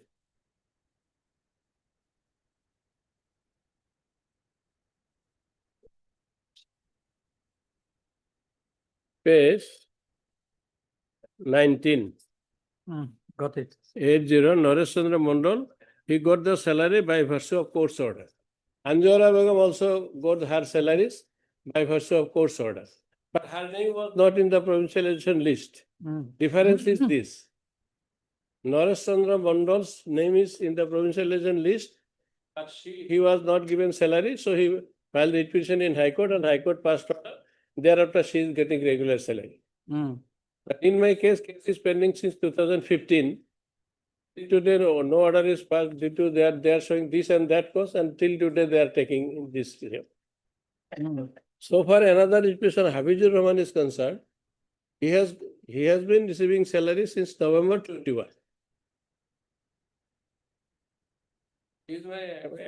Both of us filed petition together.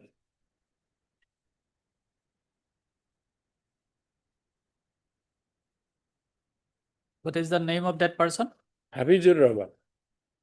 His name is at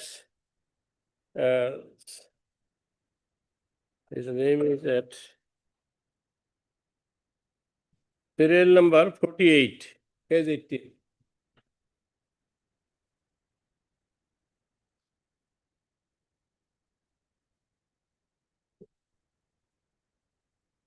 And Habibur Rahman and Solimuddin filed the petition together. Can you see page 23? The petition starts from page 22, WBC number 143, 2009, and the name of these two persons may be seen page 23. Number 1, Solimuddin, number 3, Habibur Rahman. So this Habibur Rahman is getting salary since November 21. But before that, he has not got. So I am for the area salary of this. Hafizur Rahman has been receiving salary since November 21.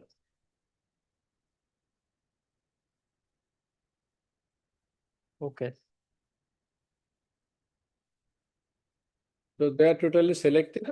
Whatever they want without following the due procedure of law. And before passing this provincialization order, my lord, a lot of communications were there because we are the appointees of 1994. And provincialization order is passed in 2006. So in between, Morahan Commission came so many inquiries, DO's report, BO's report, director's report, then government's order, then government authorizes the director then passes order. So your case was also screened by the Manohara Yes, committee. yes. Your name Everywhere, is there all in this the list. person, not only mine, No, your name is there in the list prepared by them. yes, prepared by them, a list is there, and by virtue of that list, and by dint of cabinet decision, all these persons posts have been provincialized, but majority of them, In which of the list prepared by the committee, your name is there? well, that may be reflected in that may be in page 16, my lord, Page 60? 1/6. In the provincialization order itself, all these things are here. No. So far, No. records are with them, Provincialization order was passed in the year 2006, 2006. January 2006. And the screening committee has screened the case of the Now, these are some of mentioned in the order. teachers, itself. In the order itself, it is mentioned. But so subsequent. far the records are concerned, I have no access with those records. Hmm. But order says, okay, page 16, I am reminding your lordship. In exercise of the power conferred upon the director, Elementary Education Assam, by the government, under letter number so and so, dated 4/1/2002, and in pursuance of the government order memo number so and so, dated 12/1/2006, issued by on the decision of cabinet meeting held on so and so for regulation of services of 2276 numbers of LP, ME, MEM, HS, HSS teachers of state who were appointed in excess of post during the period 1/3/91 to 30/11/96, and which were inquired into by one man inquiry committee headed by Sri S. Manoharan, IAS, and subsequently by task force, district level screening committee, departmental screening committee, the services of 125 ME, MEM, MV working teachers of Bongaigaon district are hereby regularized with effect from the date of their joining against the vacant post as per the enclosed list received from the government. So, my lord, here everybody's name is there. Okay. Now, in this regard, my lord, I also want to submit one citation, my lord, that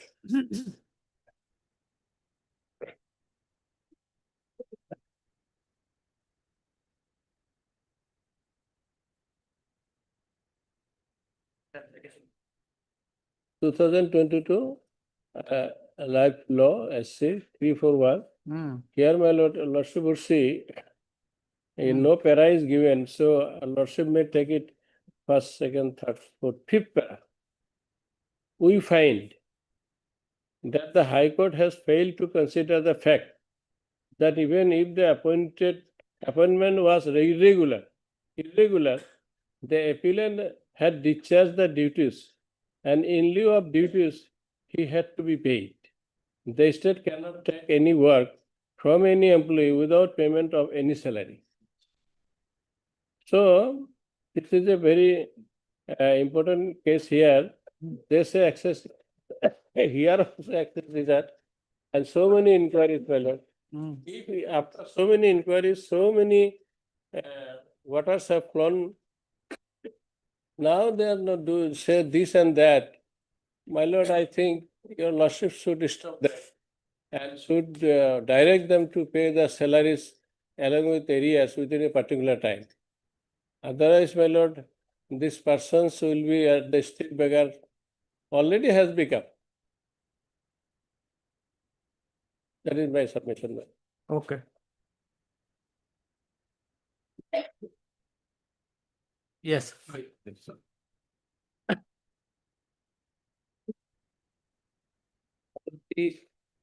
Page 16. Hmm. The basis of the claim of the petitioner Hmm. that by this order, their services were regularized. Hmm. Now, my lord, subsequently, Hmm. there's no, so my lord, the petitioner has not disclosed that their regularization order was subjected to a challenge in a repetition. my lord. Hmm. Where this honorable court Hmm. interfered with that or the order of regularization. May I just place that judgment, my lord, please? Hmm. Very important, my lord, because it is not disclosed in the repetition, my lord, that their regulation orders were subjected to challenge. my lord.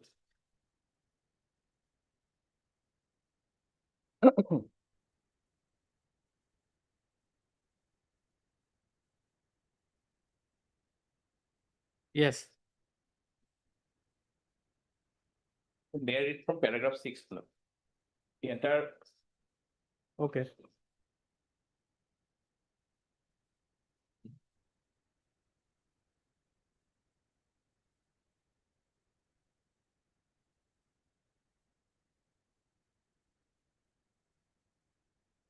paragraph 6 onwards. Hmm.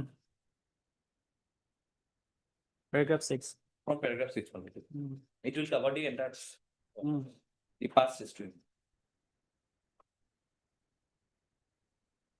Mr. Manohar found that the illegal appointments of 4908 in the primary schools, 3399 in middle schools, and 1612 in the high school, and 115 in the higher secondary schools were made. The committee also found a category of irregularly appointed persons, and in the report, 7668 in the primary school, 5000 in the middle school, and 1658 in the high school, and 218 irregular appointed in the higher secondary schools were specified. After the report of the Manoharan Committee was placed before the state cabinet, separate task force headed by so-and-so and another by so-and-so were constituted. The job of the task force was to identify the officials responsible for making illegal, irregular appointments and also to identify the beneficiaries of the illegal process. In May 1997, the task force found that during the tenure of the then Director of Secondary Education, the Director of Elementary Education, and the tenure of DEO of the Sibsagar, Karimganj, Tezpur, Bongaigaon, here the petitioner is from Bongaigaon, Dhemaji, and DI School, Guwahati, Lakhimpur, Tinsukia, large-scale illegal appointments of the teachers were made. The modus operandi of these illegal appointments of the teachers illegal teacher appointments were made. Modus operandi of the illegal appointments: conversion of single teachers primary school to double teacher schools, appointment of non-selected persons, and appointment beyond the available vacancies. The task force recommended the termination of the non-selected and excess appointments. The second task force, in their report of September 1998, found that 15424 persons were appointed irregularly without following the rules of the recruitment, and 166659 persons were appointed illegally without the post being available. Around 96 officers of the education department involved in the process of illegal appointment were identified by the task force. The state cabinet on 10/11/1998 considered the report of the task force and decided to compulsorily retire the identified teachers who have completed 25 years of service and recommended disciplinary action against the other identified officers, including the retired officers. According to the petitioners, the Manoharan Committee, while examining the issue of illegal appointment in Kasar and few other districts, never made an inquiry into the appointment in Bongaigaon and Karimganj district. My lord, can you mark this? When Manoharan Committee's report on 63 illegal appointments in Kasar district was placed before the committee, considered before the state cabinet, the figures of the illegal appointment was deliberately inflated. And according to the petitioners, from the 63 illegal appointments identified by the Manoharan Committee, the figures were initially raised to 149 and to 193 thereafter. The state cabinet, on the basis of the inflated figures mischievously furnished by the departmental officials, considered the report of Manoharan Committee on 21/2000 and 24/2005. In the cabinet memorandum dated 15/9/1997, the report given by the 6-member task force was considered, and it was recorded that 15424 persons of another 16659, another persons were appointed illegally without any post being available. Thus, available 22,083 irregularly and illegally appointed cases were detected by the task force.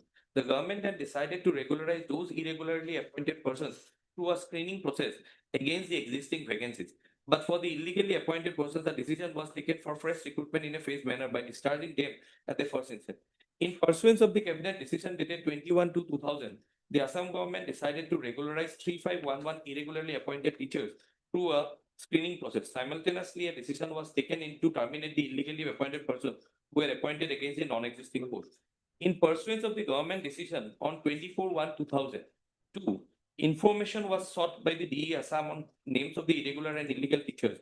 When the services of teachers irregularly appointed during 1991 to 1996 were found to have been made without any post, and consequently the appointments could not be paid salary. The government, through the communication dated 3/4/2002, asked for proposals to be submitted for retention of the post against the irregularly appointed teachers who were regularized. Thereafter, when the intimation was received that the services of 3511 irregularly appointed persons were not regularized, the government prepared a district-wise list of 19291 persons appointed in LP, ME, high school, and ordered for adjustment of service of 1921 appointees to up-to-date retention to their posts. But upon regularization, though the letter dated 25/11/2002, the appointments were held disentitled to claim any post unpaid salary. Although the Monarch Committee never made any inquiry into appointments in Bongaigaon district, my lord, can this say? Consequently, the adjustment exercise was not applicable to Bongaigaon appointees. An illegal process for regularizing the services of illegal appointee in Bongaigaon district was started, and initially, DEA Assam has referred to 125 persons of Bongaigaon alleged to have been considered by the Manohan Committee. These 125 ME teachers was proposed to be regularized by the government purportedly through a cabinet decision dated 24/2/2005. And curiously, this was recorded in the impugned communication of the DE Assam made on 30/01/2006. In the next communication of 22/04/2008, the DE Bongaigaon reported that 505 ME schools teachers were appointed in Bongaigaon during 93 to 94 by the then DEO, and these appointments were allegedly considered by the Manohan Committee and the District Screening Committee. Accordingly, the recommendation was made for regularizing the service of 505 excess teacher of Bongaigaon district, in addition to 125 who were earlier recommended to be regularized in the district.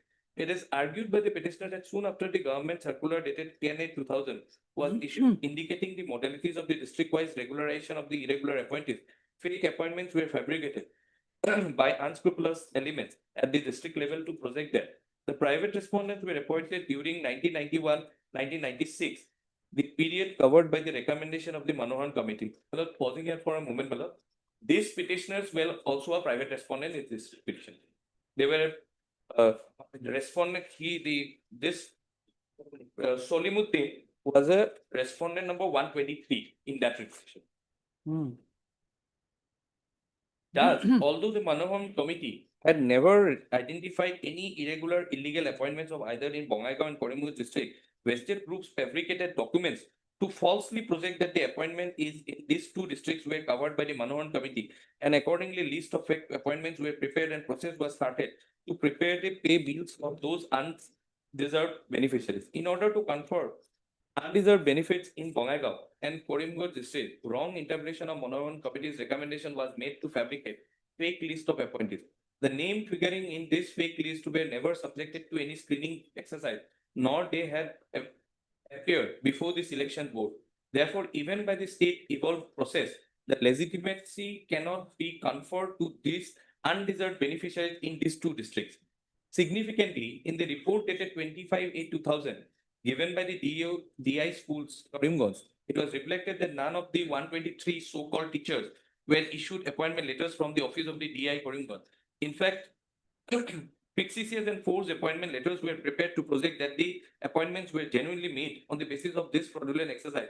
123 were falsely projected to have been identified by the Manohan Committee as irregular appointees of Korimganj district on the basis of false premises. 122 persons were so sought to be regularized, though the impugned order dated 5/2/2005.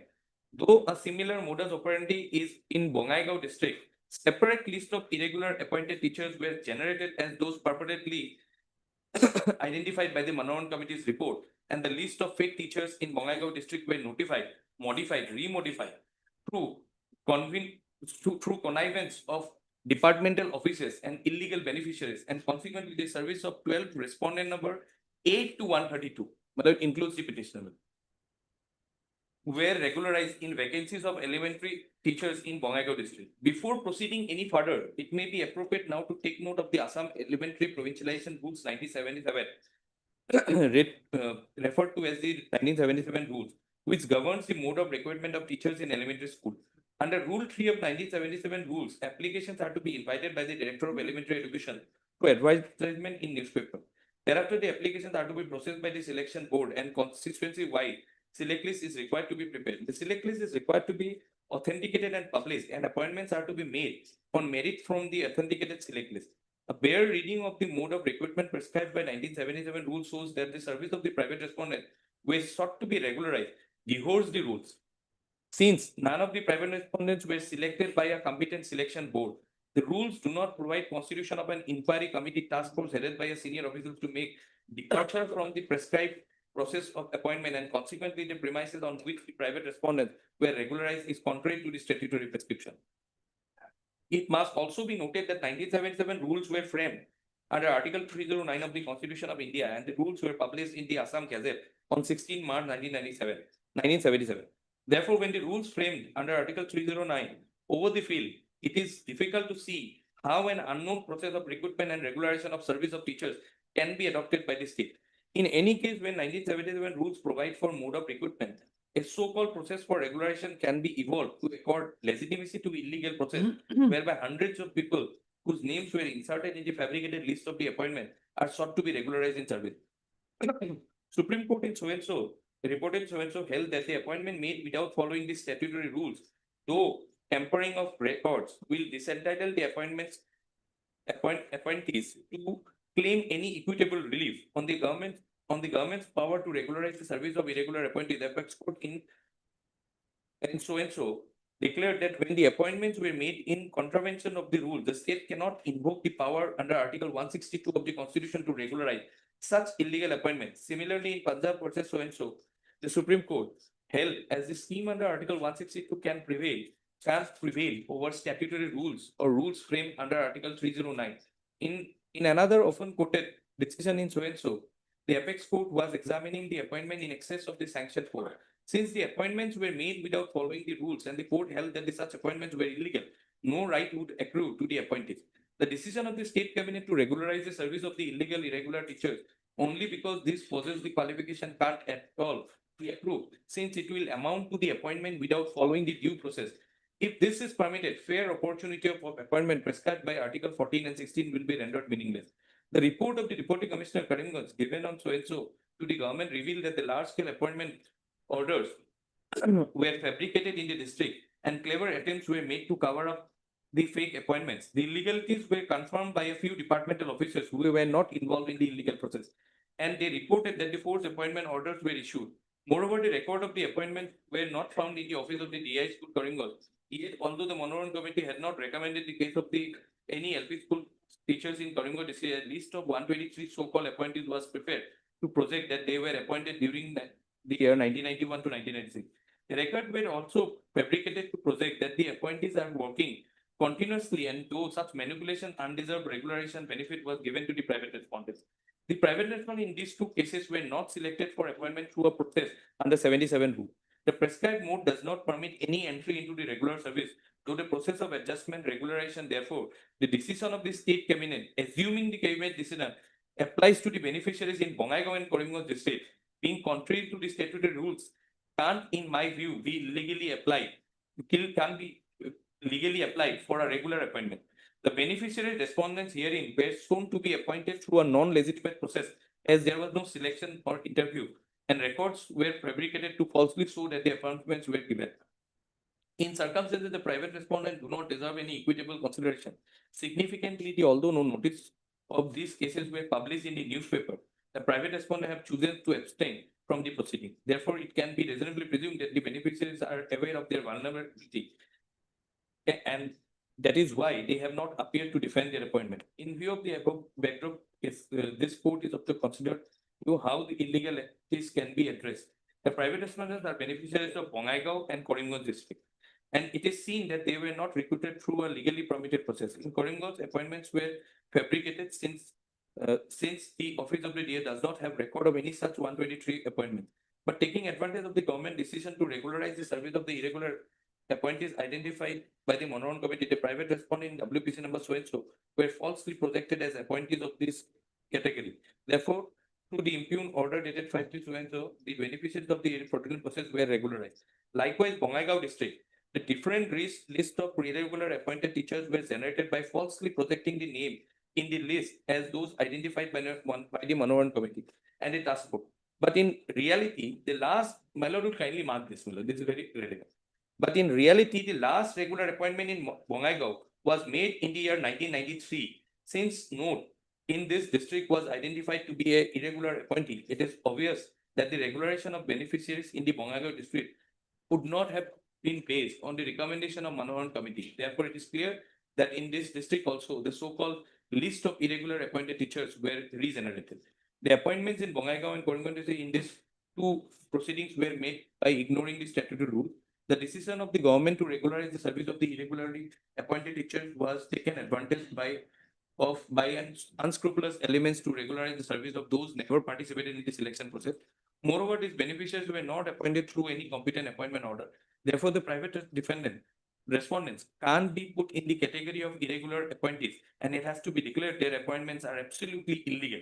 In such circumstances, the state cannot invoke the powers under Article 162 of the Constitution to regularize the state can't to regularize the service of the people who were appointed through a fraudulent process. Here, appointment orders were fabricated and fake appointment lists were generated, and the and there was no declaration by the Manoharan Committee that the private respondent is in the category of irregular appointees. In such backdrop, having regard to the ratio of the Supreme Court decision rendered in so referred to above, I feel that the petitioners have made out a case for judicial intervention. Consequently, the regularization of respond number 8 to 132 in WPC number so and so is held to be unsustainable, and it is declared accordingly by quashing the impugned orders. On the same reasoning, the adjustment of the appointment in Karimganj district are held to be illegal, and consequently the impugned orders so and so by this strategy. In view of this conclusion, state is directed to ensure that the services are discontinued forthwith. Now, my lord, in the last paragraph 28, your lordship has seen, there is a categorical finding that in Bongaigaon district, the last appointment was made till 1993. In paragraph 28. Yes. Now, my lord, you kindly see the appointment order of the petitioner. Page number? Page 15. Yes. Apparently, my lord, the date of appointment is 28/2/1994. Subsequent.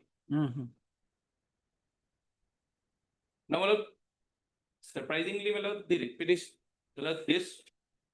petitioner is claiming the benefit of the salary, my lord, pursuant to an order passed by this honorable court in 16/3/2010. That is starts from page 22.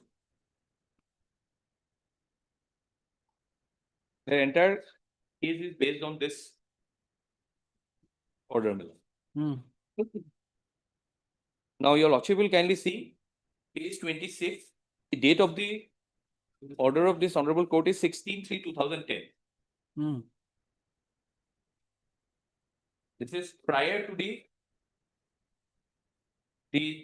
judgment which I have read, my lord. That judgment date is 8/5/2013.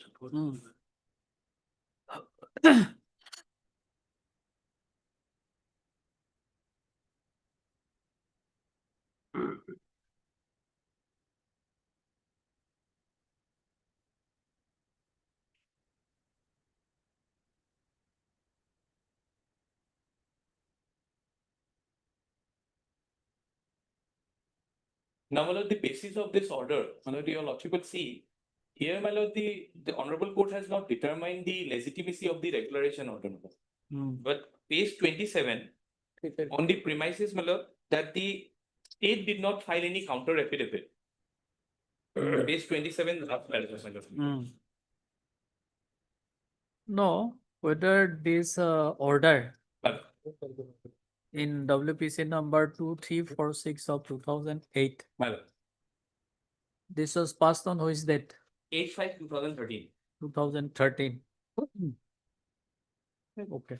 Subsequent to the order, No, that's page all right, but whether this order dated 16/3/2010 my lord, was placed before this court, which court? this order, The, 16/3/2010 my lord, in WPC number 143 of 2009 my lord. was placed before the court in WPC number 2346 of 2008. Perhaps not, This my lord, order because- dated Perhaps 8/5/2013. not, my lord, because here the challenge, my lord, was with regard to their regularization at page 16. Mm. All regularization that has been done page 16 and the similar orders No, of Bongaigaon and Korimbi, that no, were the that was the that's all right. Whether this order dated 16/3/2010 by which the commissioner was asked to pay salary. No, my lord. Here your lordship will see the direction if your lordship will kindly Hmm. see. Hmm. Page 27, my lord, will kindly see first, my lord. Hmm. Last paragraph. Hmm.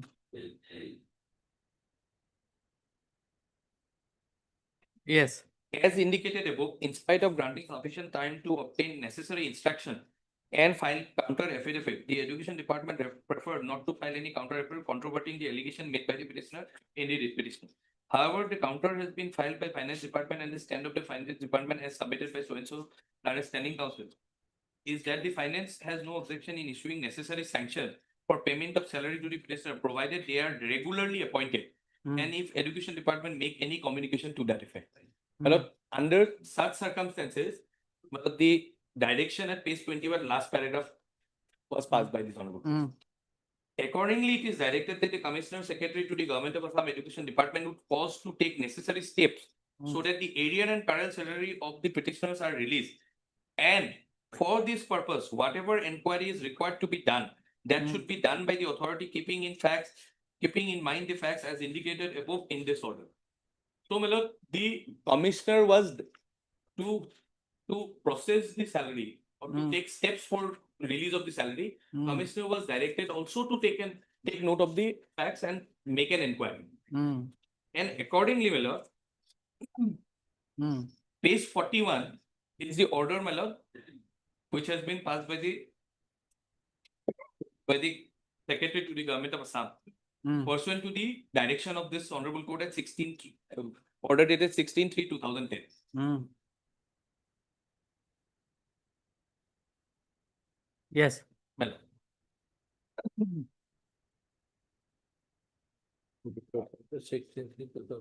yes, this page 41 is the subject matter of challenge, my lord. They have prayed for quashing of this speaking order. Hmm. Findings, page Hmm. 41. Hmm. It appears the Honorable High Court by its order dated 16/3/2010 directed the Commissioner and Secretary would cause to take necessary steps so that the area and current salary of the You come to petitioner- the finding. My lord, I'll come. Second paragraph of my lord, kindly take note of. Hmm. Page 41. Hmm. Pursuant to the order dated so and so, the department take up the matter of release of area and colored salary of the petitioner for consideration. The matter was also referred to the finance department and additional advocate general Assam, Guwahati High Court. But it is seen that so and so challenged the regularization order of 125 teachers of Bongaigaon district, which was covered by Monohan committee. In the said 125 teachers of Bongaigaon district, name of all the petitioners of the instance case were also included. The case of the Bharat Sadar has been disposed of by order dated so and so with the opinion that, well, I will skip this because the lordship has read the judgment. Now page 42, Hmm. last paragraph. Yes. Meanwhile, the government constituted a screening committee for the purpose of screening of the illegal, irregular appointed teachers working in the LP schools for the period 1991 to 2001 in respect of the cases in lower division covering Kamrup, Nalbari, Porpeta, Dhubri, Goalpara and Bongaigaon by notification dated 7/1/2012. This screening process was they started pursuant to a decision direction of this honorable court member in a division bench judgment. It also appeared that Solimuddin and 5 others petitioners in WPC number have already appeared before the aforesaid screening committee. Therefore, the chairman of this committee was asked to furnish the report immediately. From the report of the screening committee, as forwarded by the commissioner so and so, it appears that the post sanction in the respect of the petitioner could not be verified as the same was not produced before the verification authority during the screening by the DEO office, and as such, it could not be ascertained whether the appointments are made against sanctioned or non-sanctioned posts. Besides, it appears from the report that out of the 6 petitioners, name of 4, namely Abdul Rasid, Hafizul Rahman, Solimuddin, Mustafa Ahmed, were recommended by the Subdivision Advisory Board, and 2 petitioners, namely Shahjahan Ali and Asatan Nisa, was not been recommended by the Subdivisional Advisory Board along with 2 other petitioners, Shahjahan Ali and Asatan Nisa. The petitioner Abdul Rasid is serial number 169, Hafizul Rahman is serial number 106, Salimuddin serial number 360. All selected petitioners are below the below the serial number 82 in the select list of general categories furnished by the DEO Bongaigaon. However, on scrutiny of the aforesaid records as available in the department, it reveals that the names of Shahjahan Ali, Asatan Nisa does not appear in the photocopy of the select list prepared by the subdivisional committee. Therefore, these appointments are irregular and cannot be regularized.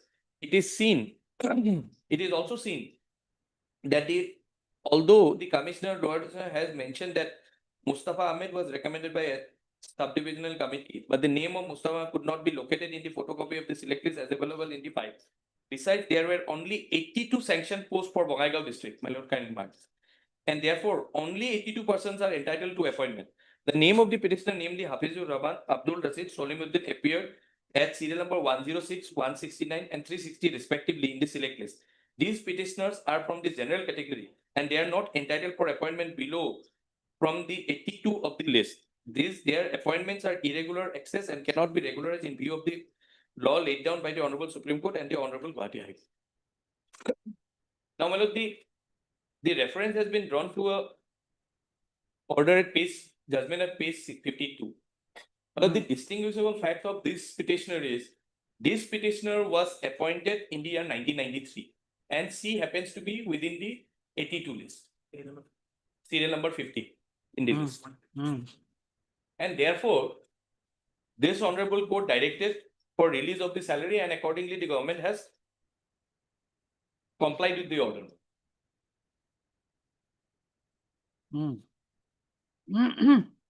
Look, in my humble submission, my lord, this writ petitioner, my lord, has instituted this writ petition, my lord, by suppressing material facts, my lord, wherein their regularization order was held to be unsustainable by the honorable court, my lord.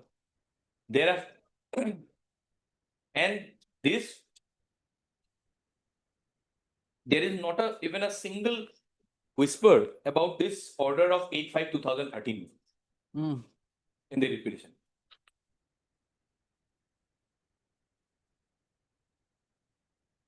Yes, so Mr. Well- Mahmood. First, my reply is that while arrangement has said that after 1993, there was no appointment in Bongaigaon district. Now, page 15, Lordship would see it was 28/2/1994, page 15 of Solimuddin's writ petition. Yes. It is 28/2/1994. Then Lordship would kindly come to page. My landed friend says beyond 82, there are no posts. Then how Tulsi Burman, who is 123, he has been paid salaries. No, that's all right, but there is already one order cancelling That's coming. regularization of your service. I am coming to And that. this has not been challenged by you. Not challenged by you, nor I want to challenge it. Now kindly come to page 22. This is the writ petition filed by Solimuddin and Hafizur Rahman and some other persons. And what is the order? 16/3/2010 is the order, page 26. 16/3/2026. Here, Lordship will see page 28. Bottom. Accordingly, it is directed that the Commissioner and Secretary, Government of Assam Education Department would cause to take necessary steps so that the arrear and current salaries of the petitioners are released. And for this purpose, whatever inquiry is required to be done, that should be done by the authority, keeping in mind the facts as indicated above in this order. The Commissioner Secretary is also directed to make necessary communication, whatever found necessary, to the Finance Department for granting necessary sanction, to which there is no objection as indicated by the Finance Department, provided that the petitioners are duly appointed by the authority. This shall be done within a period of 6 weeks from the date of receipt of this order. If delay is caused in exercising the same and matter is brought to the notice of the court would not hesitate to take further action against the concerned authority. My lord, against this order, the government has filed no appeal. No appeal is filed, so it has reached in its finality. Now, Lordship, my learned friend is again saying, after 93, there is no appointment. Kindly see now, order of Anjuara Begum, page 52. Division bench order, well, this order is dated 31/3/2015. It is division bench order of our High Court.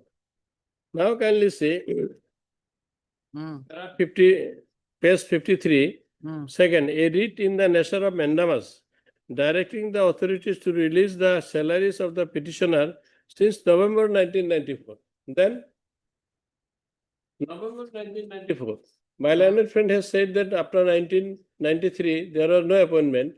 But here it is said since May 1994. Hafizur Rahman is also appointed in there 1994. He is getting salary. And same is the case of Tulsi Burman, same name, same date. Then for rendering continuous service in ME school teacher up to so and so, so and so. Then Lordship may kindly see para 4 of the same page.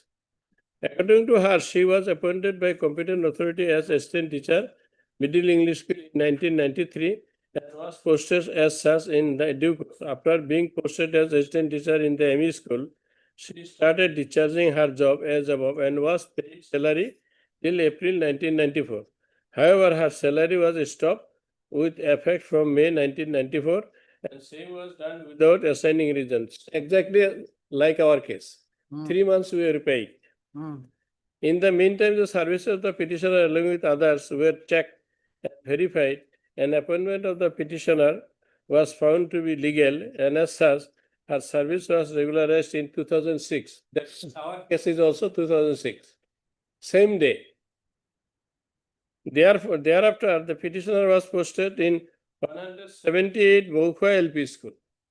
Now, my learned friend says 82 are the valid posts. Therefore,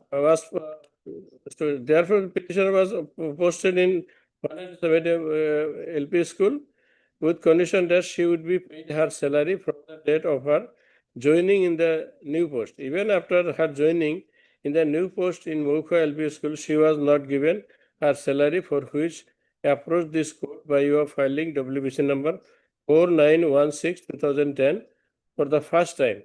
This court, by its order dated 59/2010, disposed of the said proceeding with a direction to consider rendered by this court. That Lordship may kindly come after page 55.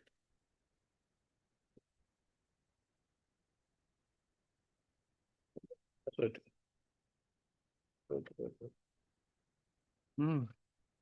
55, that is no minute, 56 kindly see. Top, from top. However, it needs to be stated here that order dated 30th January 2006. That is our orders date. Mm. Same date, my lord. Issued by Director Elementary Education Assam by Annexure 3 to the writ petition, reveals that the teachers, including the petitioner herein, whose appointment services were so checked and verified, list of which was enclosed with the letter dated 31/2006. Exactly our case. And Annexure 3 to the memo of appeal were to receive their salaries only from the date of their joining in the new post after regularization of their service. That is also our case. Mm. There is nothing on record to show that the aforesaid order has been questioned by the petitioner in any forum whatsoever. Being so, in our opinion, the petitioner is entitled to her salary only from the date so specified in the order dated 31/2006. Consequently, the state response are directed to release the salary of the petitioner from the date so specified in the order dated 31/2006 till date, and same needs to be paid as early as possible, but in no case beyond a period of 6 months from the date of receipt of a certified copy of this order. So, my lord, Mr. Mahmood, you see, subsequently this order dated 38/1/2006 has been interfered with by this court in WPC number 2346 of 2008. 2010. Hmm. It is interfered, Yes, but this order was passed on 31/3/2015. pardon? 31/3/2015. Hmm. It is division bench order, madam. So after 5 years, this order has been passed. So, my lord, the earlier order 2010 Hmm. has practically become infractions. When the division bench orders come, they have not challenged this order. Hmm. So though it is in case of one Anjuara Begum, Hmm. but its effect should be everywhere because similarly situated person, similar order, similar regulation order, Hmm. and from the date of order, the date of joining, we have claimed our salary. Hmm. And my learned friend says, in 93 there is no appointment, 94 there is appointment. Kindly say another writ petition, Hafizur Rahman's writ petition, Hmm. that is 6786/2017. Hmm. His page 43, kindly say.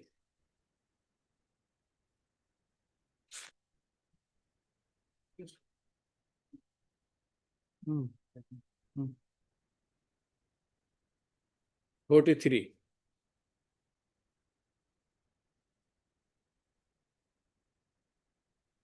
Yes. It is 28/2/1994. Hmm. So he is getting salary. So what is this? Government should say in one ways. And law is the last order passed by the last judge. The Honorable Supreme Court said that law is the last order passed by the last judge. Here, my lord, last order is 31/3/2015. Hmm. This is the last order by last two judges. Thereafter, let them show anything. Nothing is there. And above in the regulation order itself, everything is there. Now they cannot reopen the file and they should not be allowed to reopen the file. Otherwise, 100 years, how the people will fight? I am fighting since 19 years. So, well, that is after a long time, they are coming with new stories, new things. And this is their officer, their government. They have authorized the director, you pass this order. And also annex the copy of the list of the teachers. Now again they are coming with new facts. 2 persons was appointed on the writ petition. One is given, another is denied. I think others have been also given. But we have copies of Anjuara, copies of Tulsi, copies of Naresh Burman, and copy, and I have been not given anything after regularization. So, my lord, when law fails, Honorable Supreme Court said, I may also give the judgment, then even if the law fails, when it hurts the mind of the court should not hesitate to provide relief to the persons. I may give the judgment also, well. 19 years, they cannot take me from me both level. Okay. Yes, Mr. Kaushik, why this division bench judgment should be ignored? Which fellow? But This Just 52. division bench judgment of Just dated 52. 31/3/2015. in respect of some other petitioner, my lord, I'm saying that there is a distinguishable fact Mm, that this is their appointment is of 1993, mm, and that person was within the list of 82. mm, And what my learned senior has pointed out, what my learned senior has pointed out mm, that she was directed to pay salary from 1994 mm, because her claim was from May 1994. mm, In that case, she was being paid till April 1994, mm. and therefore her claim was for salary from May 1994. But paragraph 4 clearly says, well, she was appointed by the competent authority as assistant teacher, Middle Mm. English School in 1993. Mm, So not 1994, mm, like the petitioner here in Miller. And it is a categorical finding of the court, Miller, that in Bongaigaon district, the last appointment was till 1993. No, you forget about that decision. You come to this division bench judgment. No, this division bench judgment is a Hmm. completely in a different fact. Mm, Completely different facts. And this petitioner, the appellant in that division bench order, Miller, mm, her appointment was found within the list of 82. mm, The list of 82, because that was the sanction post in Bongaigaon district. mm, And therefore, she was being paid salary, she has been directed to pay salary. mm, And the state has not disputed that. mm, Because the speaking order, Miller, clearly indicates, Miller, one thing, Miller. mm. Your Lordship, may kindly be pleased to look at once more, Miller. In the speaking order, last paragraph, my lord, can listen.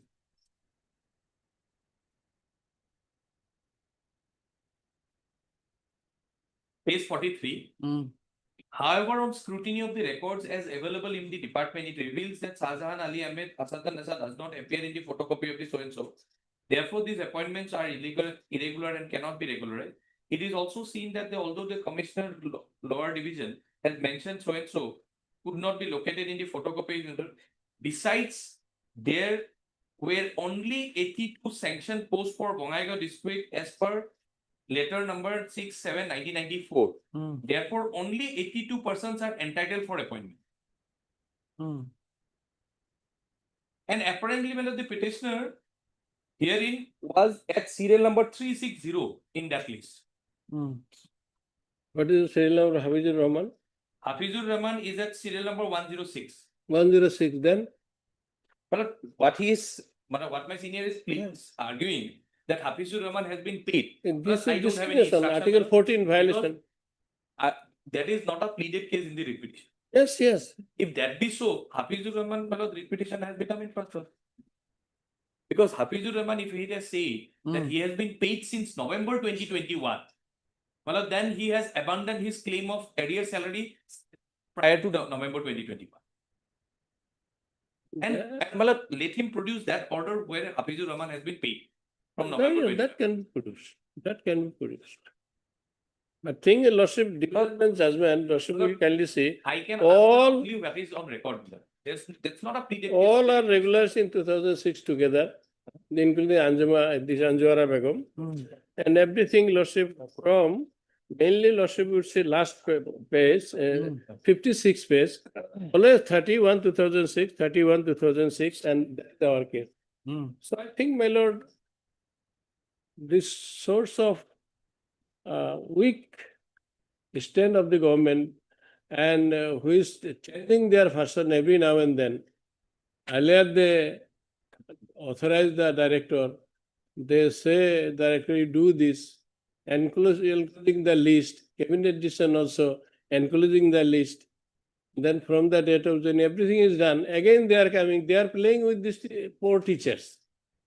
Mighty authority of the state is playing with these poor teachers. The court should come heavily. Not only my prayer is this, I am relying on a Supreme No, Court no, judgment. no, no. Paragraph, I am also relying on Supreme Court judge, which I have access teacher. If even access teacher, Here it's completely different melody. How? Kindly see. your access teacher, your Morahan committee has found access teacher. Mm. Now, how can you have not challenged that? Mm. Page 14 of the judgment.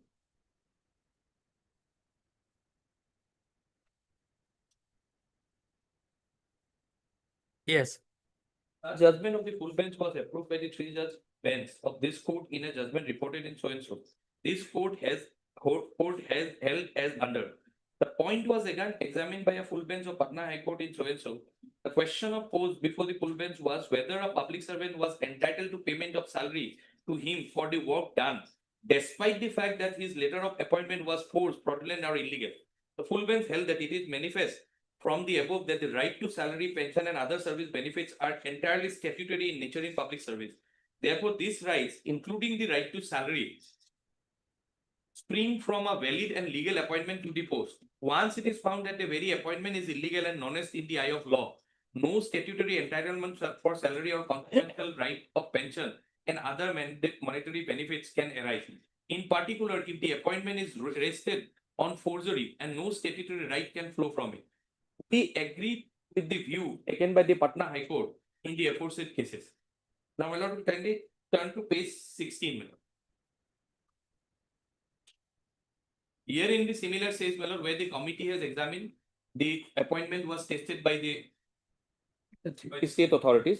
And paragraph 44, my lord, the Supreme Court says, in view of the aforesaid judgment, it cannot be said that the appointment of the employees in the present set of appeals were irregular appointments. Such appointments are illegal appointment in terms of the ratio of the Supreme Court judgment in Umadevi. As such, appointment were made without any sanction post. My lord will kindly note this. Appointment made without any sanction post, without any advertisement giving opportunity to all eligible candidates to apply and seek public employment without any method of recruitment.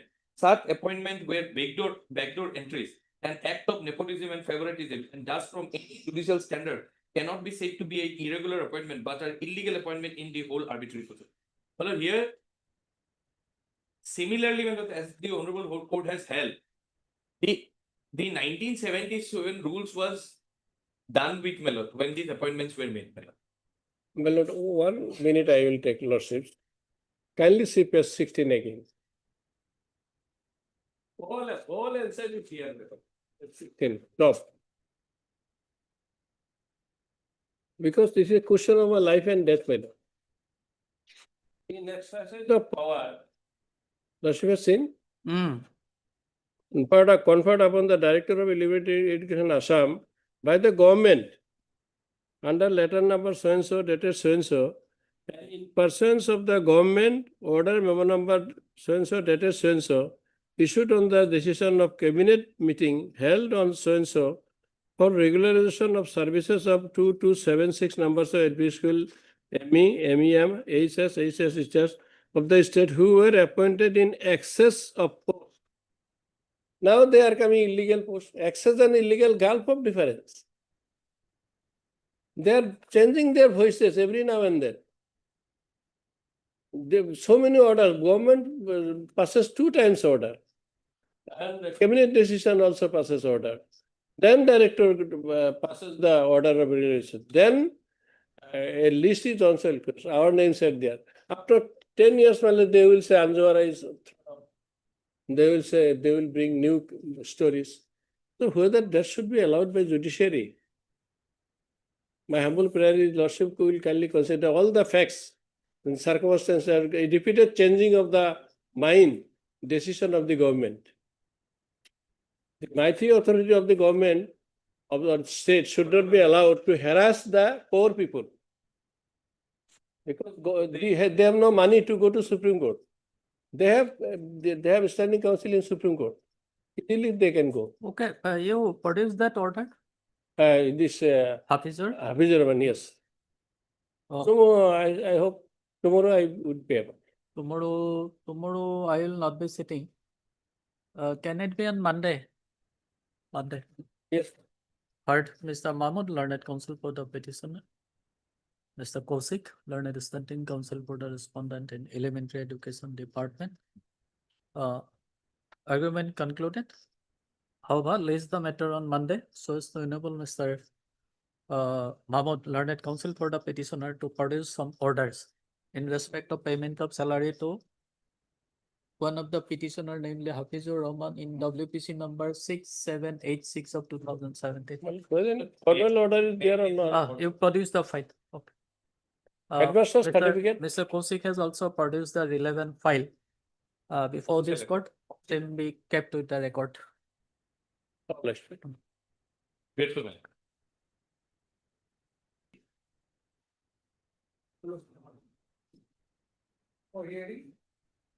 The senior advocate K.N. Sudhir is coming, madam. Pardon? K.N. Sudhir is coming, madam. This matter, Lordship, the arguing counsel, Mr. K. Gogoi, due to some medical emergency, Lordship is not available today. Lordship, in the morning also, there is an adjournment made of his behalf. So may I say that after 10 days, any day, Lordship, as per convenience. But let Mr. Sudhir come, madam. Who? Mr. K.N. Sudhir, madam. He is there in this matter, madam. He is coming, madam.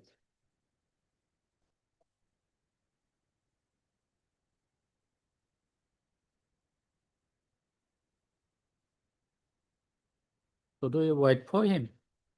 He is just on the way, madam. After the time, madam.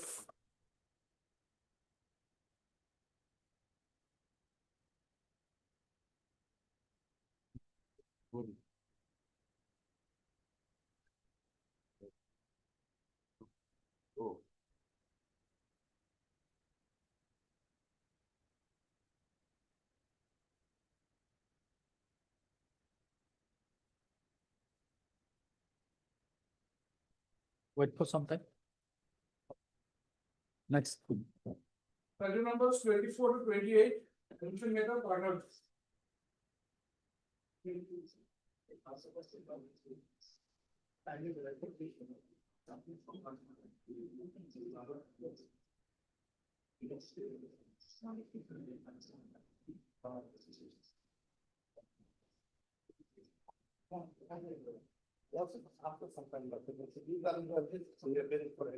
Oh, first let him complete. Yes. My lord. The judgments, my lord, a list of books have been furnished, my lord, in the morning. I've gone through the judgments, my lord, and some of them would be squarely applicable. And there are 3 lines of judgment, my lord. The first line of judgment is Article 14.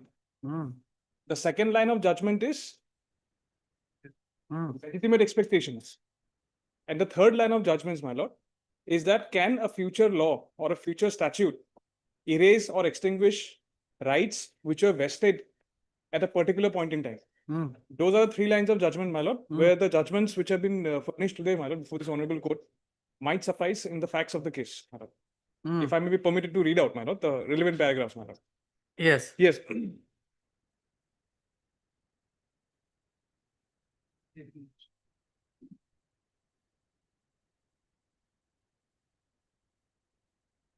My lord, the first judgment is 2014, 4 SCC, page 657.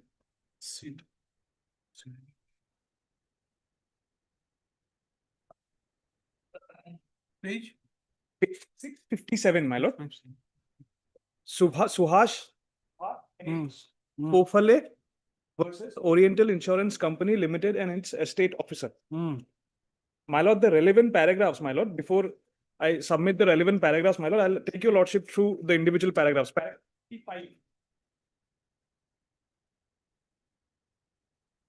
Paragraph 45, my lord.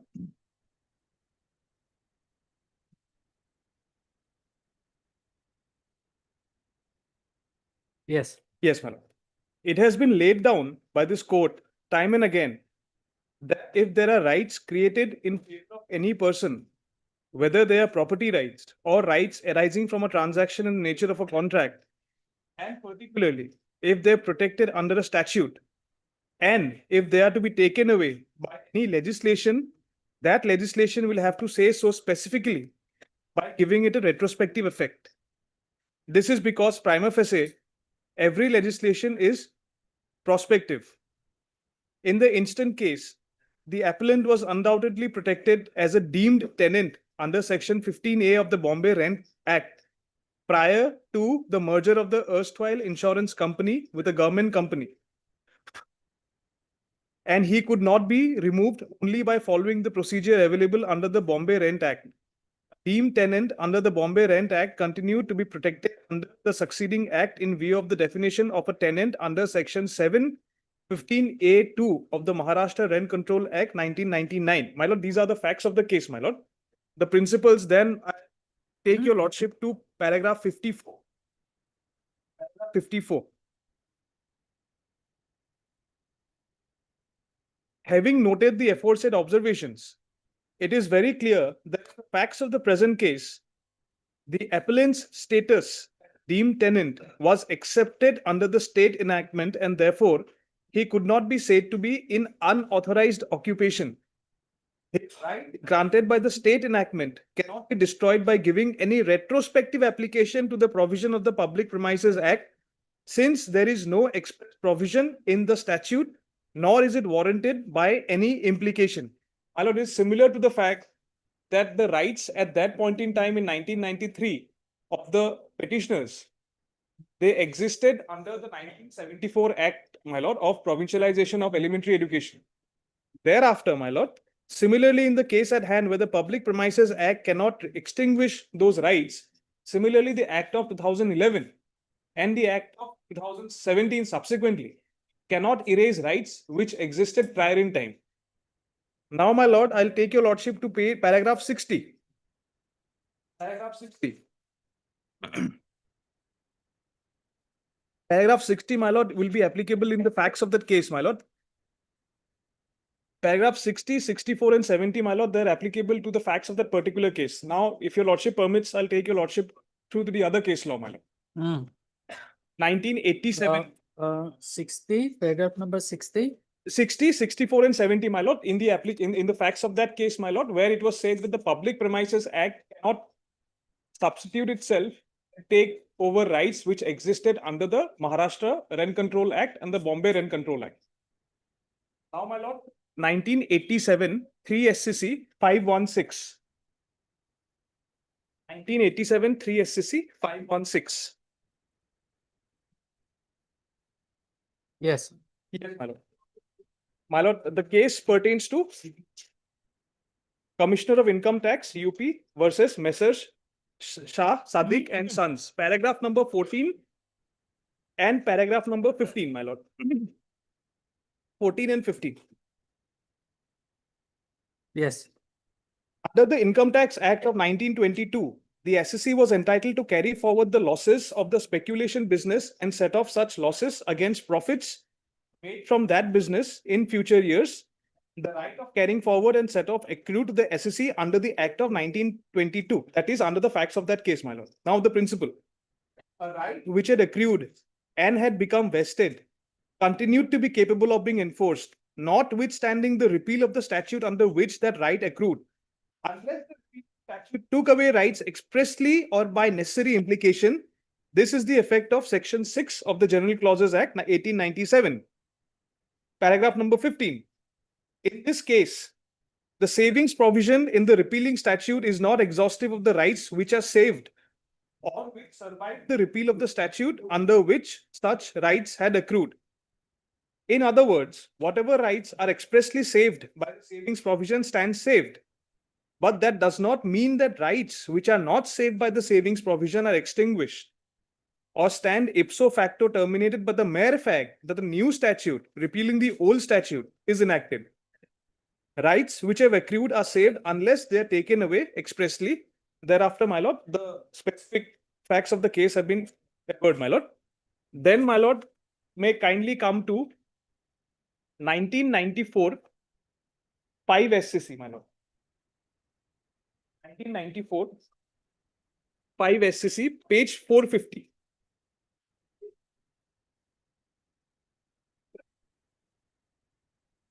Yes. Union of India and others versus Tushar Ranjan Mohanty and others. My lord, the relevant paragraphs would be paragraph 14 and paragraph 15, my lord.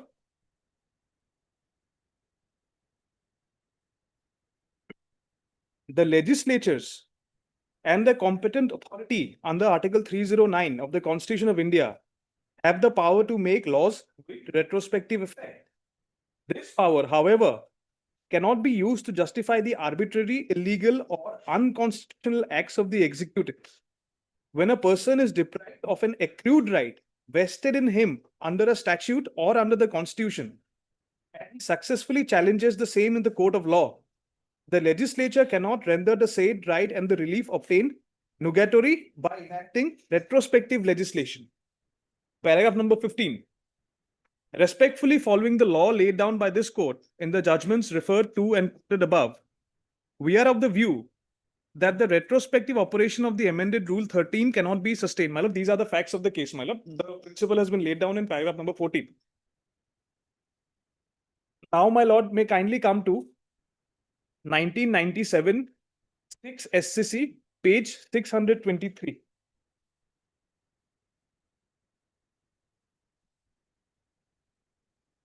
Hmm. 1990. 1997, my lord, 6 SCC, page 623.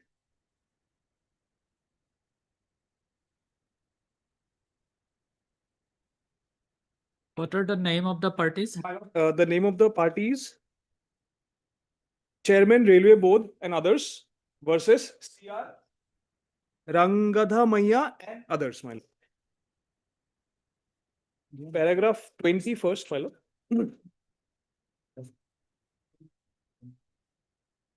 Okay. Mhm.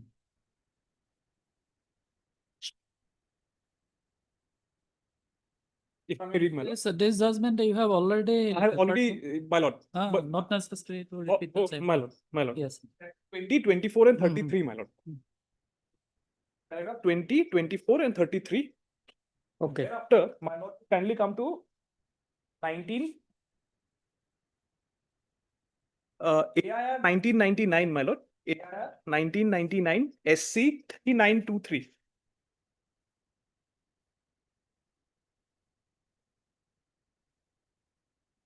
Yes. Yes, my lord.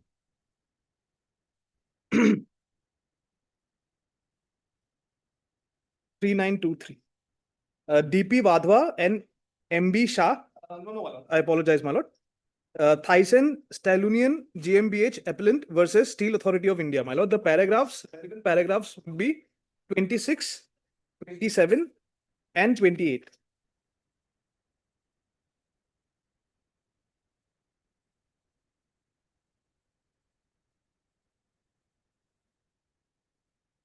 Twenty-six, 27, and 28, my lord. Yes.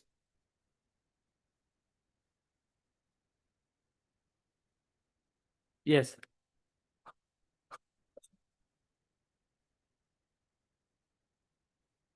Uh, 26, 27, and 28.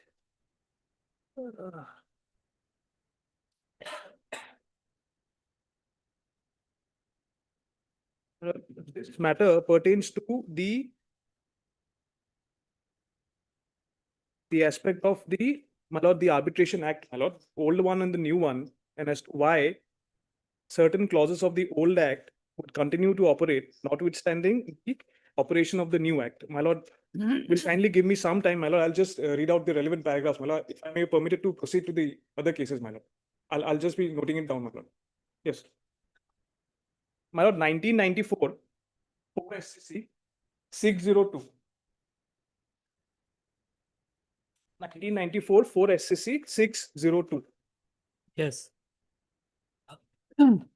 Hitendra Vishnu Thakur and others, state of Maharashtra and others, my lord.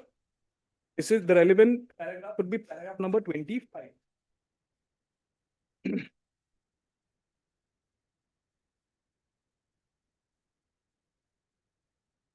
Yes. Yes, my lord.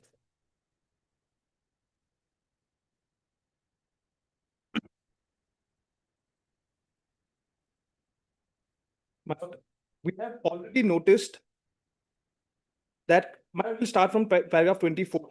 We shall now consider whether the amendment brought about by the Act of 1993 would apply to the pending cases, that is, cases which are pending investigation on the date when the amendment came into force and in which the charge sheet or challan had not been filed 22/5/1993.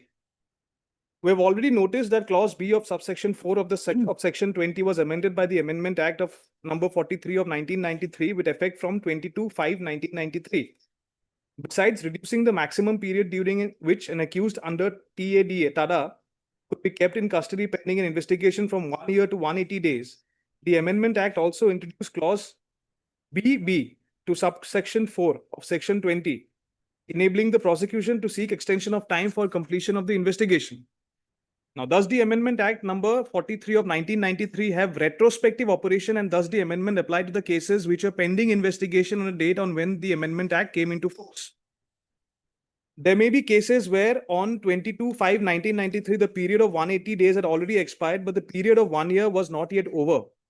In such a case, the argument of learned counsel for the appellant is that the Act operates retrospectively and applies to pending cases, and therefore the accused should be forthwith released on bail if he is willing to be so released and is prepared to furnish the bail bonds as directed by the court, an argument which is simply contested by the respondents. Paragraph number 26. The designated court has held that the amendment would operate retrospectively and would apply to the pending cases in which investigation was not complete on the date on which the Amendment Act came into force and the challan had not till then been filed in the court.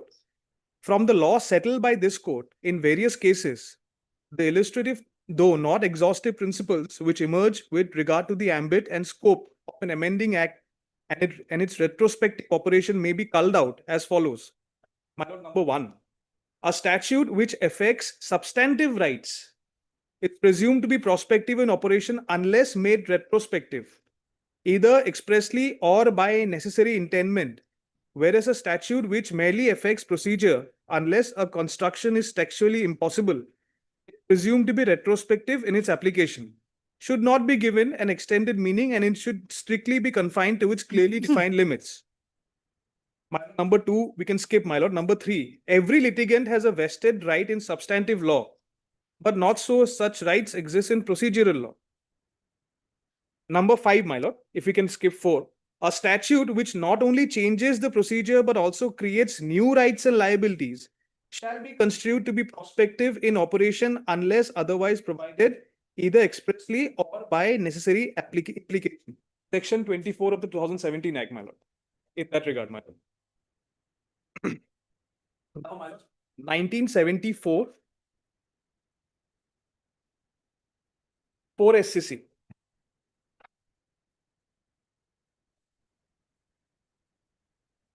That judgment I had already finished before this court, my lord. The judgment of Royappa, my lord, on Article 14, paragraph 85, rendered by Justice P.N. Bhagwati, my lord. 1974, 4 SCC, Yes, page 3, my lord, paragraph 85. paragraph. 85, my lord. Paragraph 85.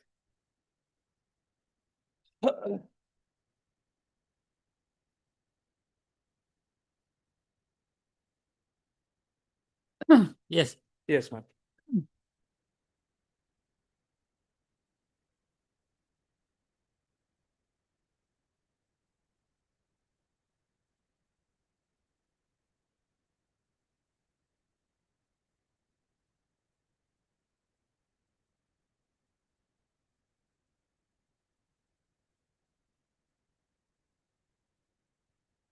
Paragraph 85, your lordship would find at page 38, my lord. yes, got it. The last two, if I may go to read, my lord. Mm. The last two grounds of challenge may be taken up together for consideration. Though we have formulated the third ground of challenge as a distinct and separate ground, it is really in substance and effect merely an aspect of the second ground based on violation of Articles 14 and 16. Article 16 embodies the fundamental guarantee that there shall be equality of opportunity for all citizens in matters relating to employment or appointment to any office under the state. Though enacted as a distinct and independent fundamental right because of its great importance as a principle ensuring equality of opportunity in public employment, which is so vital to the building of the new classes egalitarian society envisaged in the Constitution. Article 16 is only an instance of the application of the concept of equality enshrined in Article 14. In other words, Article 14 is the genus while Article 16 is a species. Article 16 gives effect to the doctrine of equality in all matters relating to public employment. The basic principle which, therefore, informs both Articles 14 and 16 is equality and inhibition against discrimination. Now, what is the context and reach of this great equalizing principle? It is a founding faith, to use the words of Bose, a way of life, and it must not be subjected to a narrow, pedantic, or lexicographic approach. we cannot countenance any attempt to truncate its all-embracing scope and meaning, for to do so would be to violate its activist magnitude. Equality is a dynamic concept with many aspects and dimensions, and it cannot be combined and confined within traditional and doctrinaire limits. From a positivistic point of view, equality is antithetic to arbitrariness. In fact, equality and arbitrariness are sworn enemies. One belongs to the rule of law in a republic, while the other to the whim and caprice of an absolute monarch. Where an act is arbitrary, it is implicit in it that it is unequal both according to political logic and constitutional law, and is therefore violative of Article 14. And if it affects matter relating to public employment, it is also violative of Article 16. Articles 14 and 16 strike at arbitrariness in state action and ensure fairness and equality of treatment. They require that state action must be based on valid, relevant principles applicable alike to all similarly situated, and it must not be guided by any extraneous or irrelevant consideration, because that would be denial of equality. Where the operative reason for state action, as distinguished from motive inducing from the antechamber of the mind, is not legitimate and relevant, but is extraneous and outside the area of permissible consideration, it would amount to a mala fide exercise of power that is hid by Article 14 and 16. Mala fide exercise of power and arbitrariness are different lethal radiations emanating from the same vice. In fact, the latter comprehends the former. Both are inhibited by Article 14 and Article 16. Paragraph 86. It is also necessary to point out that the ambit and reach of Articles 14 and 16 are not limited to cases where the public servant affected has a right to a post. Even if a public servant is in an officiating position, he can complain of violation of Article 14 and 16 if he has been arbitrarily or unfairly treated or subjected to mala fide exercise of power by the state machine. Therefore, no answer to the charge of infringement of Articles 14 and 16 say that the petitioner has no right to the post of so and so, my lord. My lord, in this regard, my lord, the violation of Article 14 has been done for the petitioners inasmuch as the similarly situated petitioners in different schools, my lord, under the policy of 1993, were provincialized with effect from 1991 with a similar footing, my lord. Then, my lord, kindly come to judgment of 2006 8 SCC, my lord. 2006 8 SCC 399, paragraph 33. My lord, this is on legitimate expectations, which I had already before once, my lord. Paragraph 33. And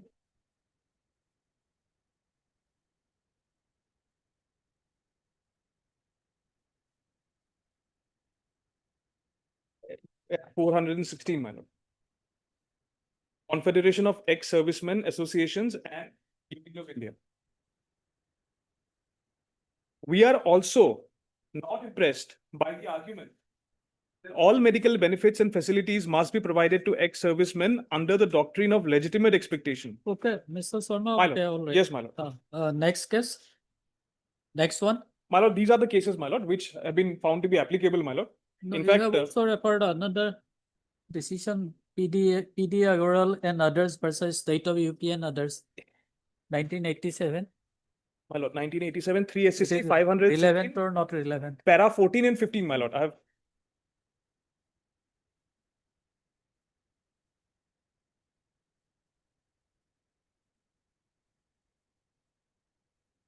Yes, my lord. 1987, 3 SCC, page 516. Page 516.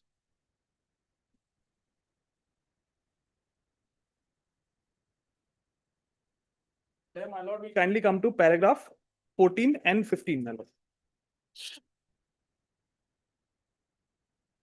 Yes. Yes. Next judgment. Yes, my lord. 14 and 15, my lord. Under the Income Tax Act, No, all right. Oh, no need to read out. then there's another judgment of the same book, my lord, the same edition of 6 at 622. 622. PG Agarwal and others, my lord, versus State of UP and others. Even here, my lord, the paragraphs are 14, 15, and 16.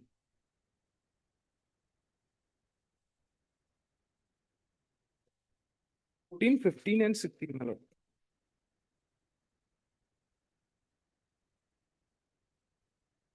This is regarding confirmation of service, my lord. The other decision, this State of West Bengal versus Anwar Ali Sarkar. My lord, that would also be covered, my lord, by the judgment of E.R. Royappa, my lord, because that Okay. judgment is on, Okay. yes. So 14, 15 and 16, my lord. My submission based on the facts which have been, the cases which have been submitted, my lord, with all humility, is that my rights, my lord, in the year 1993 existed under the Act of 1974, read with the rules of 1977. Okay. Assuming the rules were not in force, my rights also existed under the policy decision of 1993 at Annexure A. And similarly situated individuals have been provincialized in their, my lord, pursuant to fulfill. Okay. Mr. Talukdar, anything to submit? I know. Already, my lord, I have submitted that act, my lord, part to regularity. And my lord, today, my lord, after research, my lord, I found a order of this coordinate bench that exactly similar, my lord, is order, my lord, same here claim the earlier, my lord, a previous consequential benefit. And the Honorable Court, High Court interpreted it, and my lord, 2011 Act was also discussed, and subsequently it also discussed, and the case was of the petitioner was dismissed, my lord. And unfortunately, my learned friend was the petitioner in this case. Which case? What do this? 4748/2024. The facts are about it.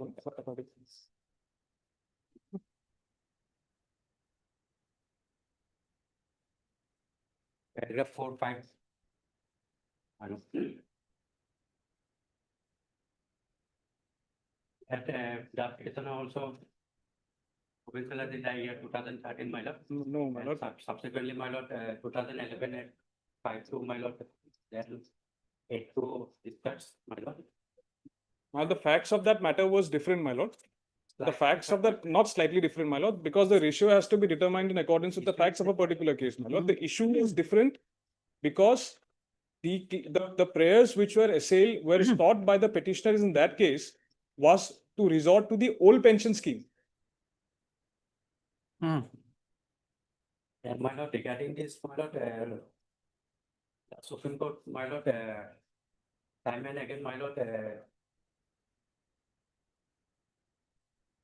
for judicial discipline, my lord, the coordinate bench order has to be followed by the subsequent bench, my lord.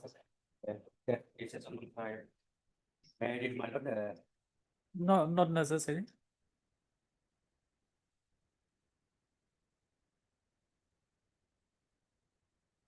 In fact, on parity, my lord, there is a judgment which has been rendered by this honorable court, my lord. Last year, my lord, where the benefits of provincialization was granted to the petitioner from 1990. The facts are different, my lord. It's my duty to point out the facts are different. Because the parity which was assailed by the petitioner, it was taken note by this honorable court that all the employees of the school were provincialized, who were also admitted juniors to the petitioner were provincialized. But the petitioner was, for some reason, my lord, she was left out. The benefit which was granted, my lord, by this honorable court had the effect of extending the benefits of provincialization of the petitioner, my lord, to the year 1990. My lord, paragraph 18, if your lordship sees. The services of the petitioner is now being directed to be regularized. From 1/11/1990, she would be entitled to the salaries as due to her from the said date, and further she would be covered by the provisions of the Assam Service Pension Rules 1969 and would be eligible for pension and pensionary benefits. The facts of the case, my lord, are at paragraph number 3 and 4. The basic case of the petitioner was that the headmaster who was appointed prior to the petitioner and other subsequently appointed juniors. It's different, my lord, that is old pension and new pension. No, my lord, this is old. Only peruse the paragraph 8 of this, my lord, which I have 14 and 12, that's my perusal of the above provision of 2011 Act shows that on provincialization of service of the teacher, yet past service rendered in the Bhansali school cannot be counted any purpose. Whatsoever, all such employees are to get same pay and allowance as if they are base appointed in respect of pension. They are to be governed in new pension scheme. My lord, that and subsequently, my lord, paragraph 10, my lord. The above being said, the fact remains that 2011 Act has been declared ultra-vires by the judgment and order dated 23/9/2000 passed in WBC 3190 of 2000 in place of 2011 Act, the state government enacted Assam Provincialization Service Teacher Review Organization and Educational Institution Act 2017. And my lord, the honorable court, my lord, section 8(2) was quoted here. After quoting the 8(2), my lord, a reading of section 8(2) of the 2000 Act clearly shows that the service of the teachers who are provincialized under the 2017 Act would have been governed by the new pension scheme and not Assam regarding the pension, my lord. Here, my lord, they are claiming the benefit, my lord, pension, salary, etc., my lord.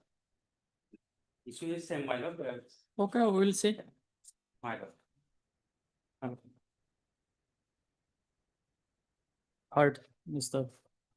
Sharma, learned counsel for the petitioner, Mr. Talukdar, learned standing counsel for the respondent in elementary education department, and you are for BTC. 24 and 25.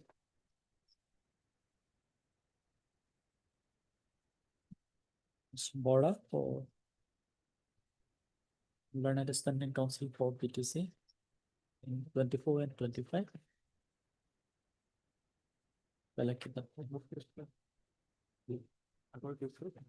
Argument concluded, judgment reserved. Obligement. Learning item 20.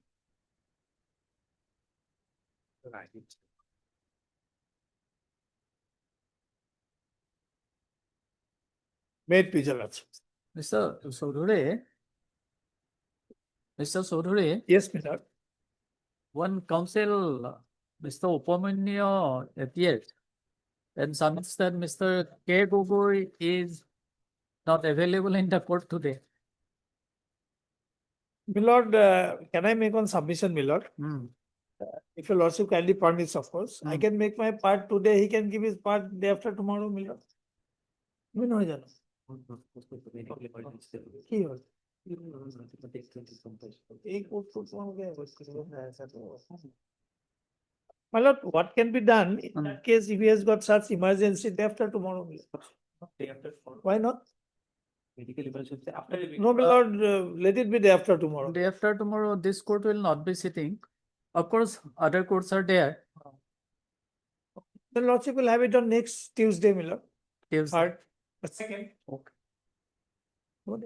On the pair being made by Mr. T. Upamanyu, learned counsel appearing on behalf of Mr. K. Gogoi, learned conducting counsel for the respondents, having not been opposed by Mr. K. N. Sodhure, learned senior counsel for the petitioner. Can it be on 9? Matter stands adjourned to be listed on. 9 কি হয়? Tuesday. 2 তারিখ Tuesday. Let No, it be on these people Tuesday. are without job, my lord. Okay, let it be on Tuesday. Second. Huh? Tuesday. Item number 5, for orders.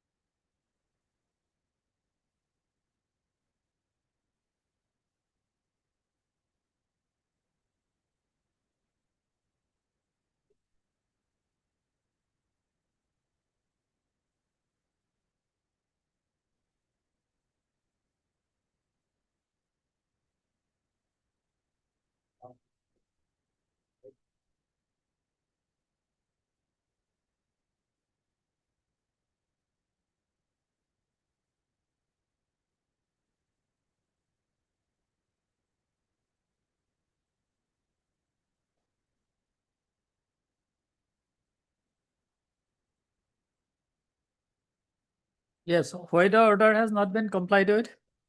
Madam, we have in our affidavit stated, madam, that we have passed a speaking order considering the petitioner's claim, madam. And after consideration, madam, we have rejected it because at the time of submission of application, madam, it was not eligible for a grade 3 post. So, my lord, accordingly, it was accommodated in grade 4 post, madam. We have passed the speaking order also to consider whether any wrong was done by not accommodating him in grade 3. But after reconsideration also, my lord, it was found that at that time the rules were that who be appointed in grade 3, one has to be, my lord, higher secondary pass, but the petitioner was only No, no. SSLC pass. Well, what is the order of this court? Order of this court, my lord, will find. Is it of order dated 18/12, Last- 2018? Yes, my lord. Page 18 was, Page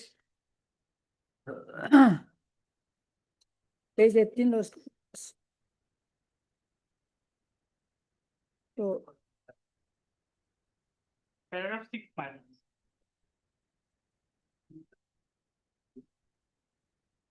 relevant is starting from paragraph 3 laws.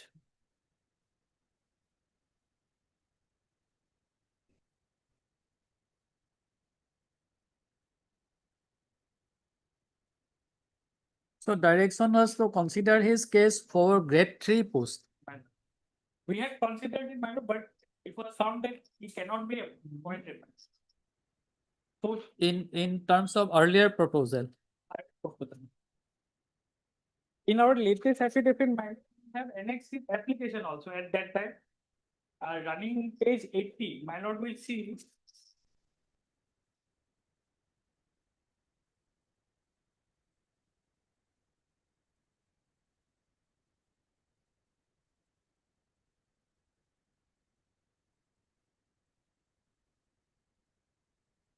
Yes, At page 83, my lord will see.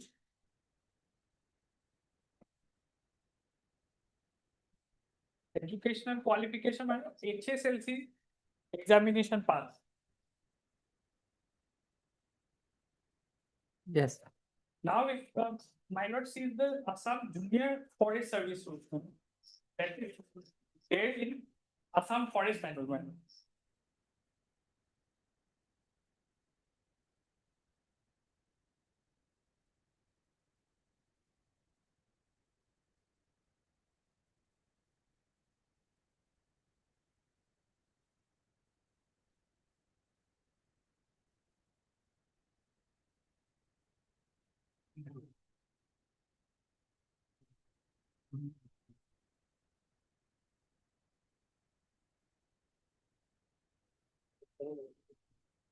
Yes, Junior Forest Service, my lord, rule 7.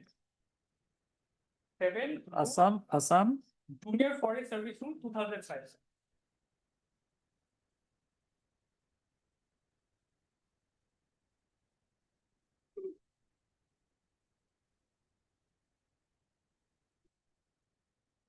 The rules manual start from 191 of the Assam Forest Manual and the rule is in 197.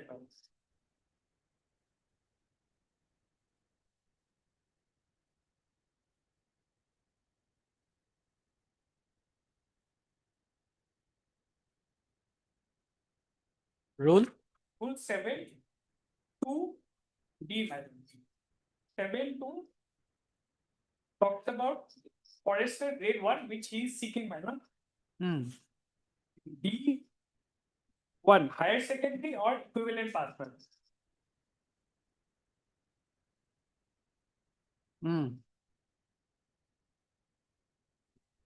So he may have, my lord, attained qualification later, my lord, but the fact remains that his application for compassionate appointment cannot be changed. But once that is submitted, that cannot be changed. Further qualification, my lord, cannot be added in the compassionate appointment application.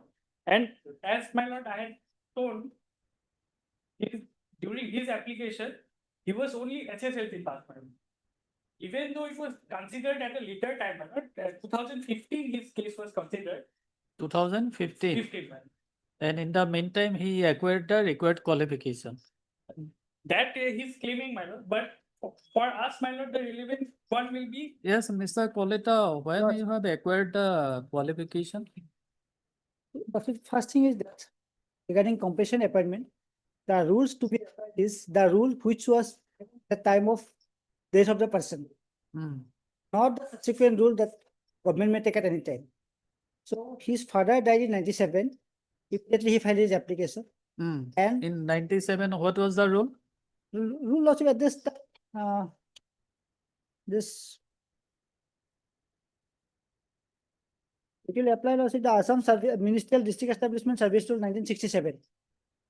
So there Assam? rules Assam Ministerial District Establishment Service Rules 1967. And the rules my learned friend is now also relying is it is a rule of the junior officer rules. It was in 2005 only.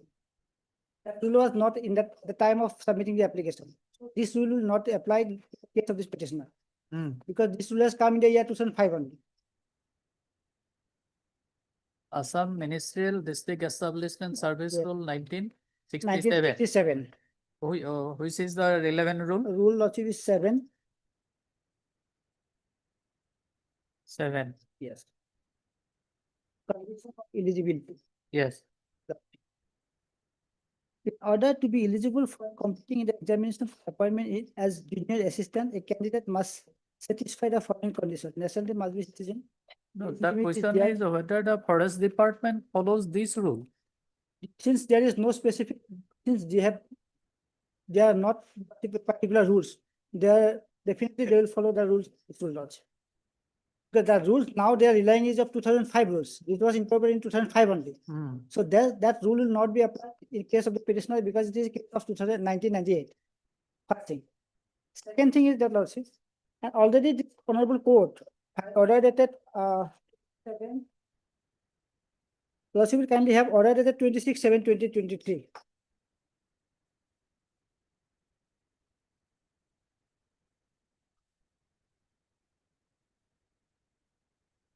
(26/7). 23. And this rule was passed, this order was passed after finding their affidavit, taking the same criteria of rejection.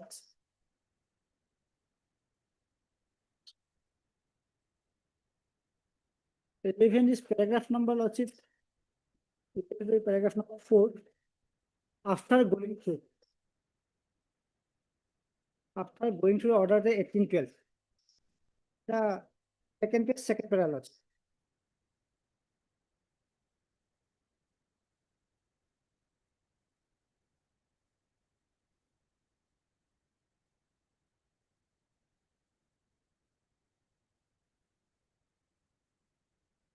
After going to the order 18th, lordship got it.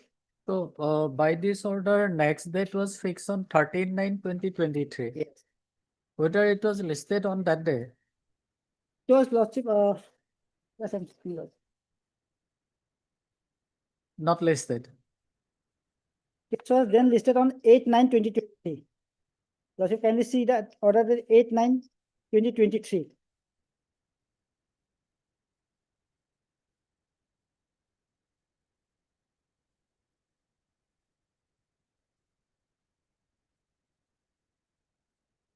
(8/9). 8/9/2023. That order is not available. Yes, Not available here. but I have the lordship. Okay. As paid for by the council appearing for the Mr. D. Gogoi, the matter can adjourn till Monday, 11/9. Then lordship will have the order dated 11/9. Where the order was passed, in IA or in In- main contempt petition? In IL, 2628. In which IA? There are 3 IAs. 2628.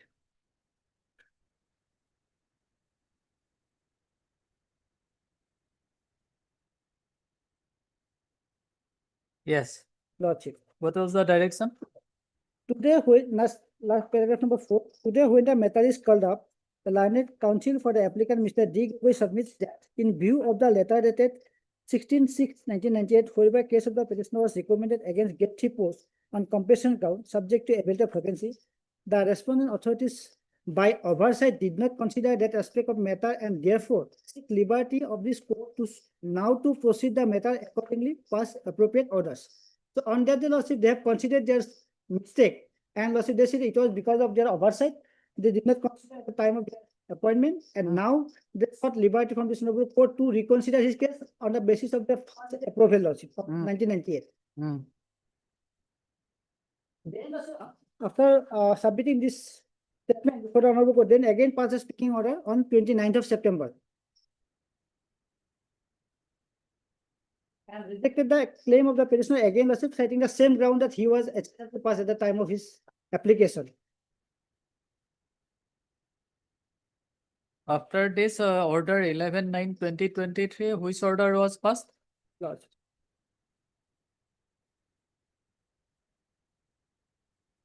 In main case, lordship, order the 410/2023. 410? Yes. Yes. 410/2023. Submitted by the learned counsel the respondents that in difference to the order that 18th passed by this learned Singletons and WBC number 7, the proposal for appointment to the petitioner in gate post has been forwarded to the additional secretary, Government of Assam, Environment and Forest Department dispute. The said letter was issued not in so and submitted some further time be granted to complete the instructions. This is just one after another order and misleading the honorable court. In order dated so it is possible already got that they sought liberty to reconsider his case in pursuance of the earlier approval. Then, in order dated 410 lawsuit, they have stated that the proposal was forwarded to the additional secretary. Then lawsuit will have the order dated 2/2. 2/2/24. Yes. Lawsuit. That I'm reading the paragraph number 5. During the course of proceeding of the IA, the learned counsel representing the contender submitted that though the case of the petitioner was recommended for appointment against Getty on completion grounds, however, due to oversight of the authorities, it was not considered. Accordingly, the said contender sought for liberty now to proceed in the matter and to pass an appropriate order. It was also prayed for grant of time to comply with the order that so. Accordingly, this court referred the matter 3 weeks and dispensed with the personal appearance and IA was closed. Thereafter, the matter was again listed on 4/10/2023. On 4/10/23, Mr. D. Gogoi, learned counsel representing the respondent contender submitted the proposal dated 29/9/23 for appointment of the petitioner in Gate 3 post to the additional chief secretary of the Government of Assam Environment and Forest Department.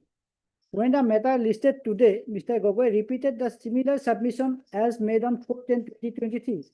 It is seen that even after order passed by this court in the proceeding as discussed herein above, in order dated 18/12/18 still remain to be complied with, and the reason for dispensing the personal appearance of the contender also no more remains. At this stage, though the courts inclined to pass a fresh order asking the contender to remain present before this court, in terms of the order dated 26/7/23, however, the Mr. Gogoi, learned counsel representing the contender requested this court that at this stage the direction of personal appearance may not be issued as the department, including the commissioner secretary, are taking up the matter so as to comply with the order dated so earliest. In view of such submission, though this court was reluctant to dispense with the personal appearance of the contender, however, considering the submission made by Mr. Gogoi, learned counsel for the respondent in this course adjourns the matter for further 2 weeks. List again on so on which Mr. Gogoi self applies the court the up-to-date status of compliance of order that so passing so. So also, every time this court is directing to either to personal appearance, this contender, and the order of personal appearance was passed, they lost it, pardon the apology and so that we are going to comply with. Accordingly, now again, they have rejected the claims, citing the same reason. Where is that order? Which one, Lordship? Page number? Which one, Lordship? Which order, Lordship?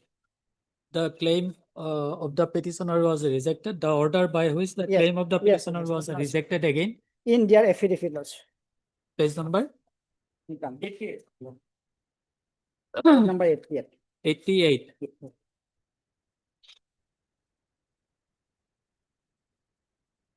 As on that, four orders citing same reason.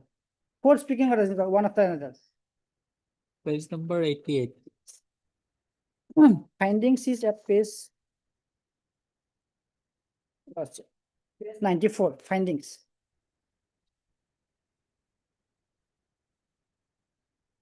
Page 94, paragraph number Z. Lordship. It is not fair and just on the part of Mr. Ajay Kumar Meena to claim a post for which he is not entitled to in his original application that is shown so. At that point of time, Kumar Majumdar educational qualification is HSC only. Okay, okay. Now you tell me whether any retrospective effect was given in the rule you have pointed out, the 2005 rules? Here, my lord, I would like to rely on NC Santosh judgment, Bharat. NC Santosh. No, you first answer my query. No retrospective effect. Then, But my lord, this case was considered in 2015, man. And in 2015, man, this thing was in effect. And my NC no. What was the criteria in the year 19 when his 97. fathers died? 97. In 97. 97, it is own HSL. SSLC. But from 2005, my lord, it became higher secondary. No, his qualification is to be considered on which date? On the date of consideration of his application. Man. And Date it of was- consideration. Yes, Wrong. Lord. there are two views, my lord, going on. My friend is relying on the view that on the date of death, which rule is prevailing, that will apply. But there is another view also, my lord, which says that on the date of consideration, here it is 2015, my lord. So here 2005 will apply. In fact, my lord, this matter has been referred to larger bench of the Honorable Apex Court, my lord, as this order has recorded that.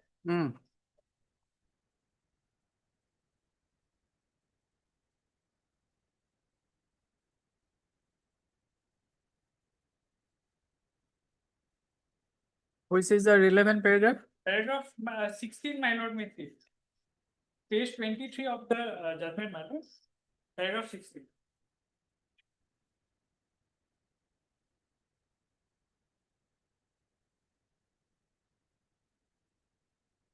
Yes.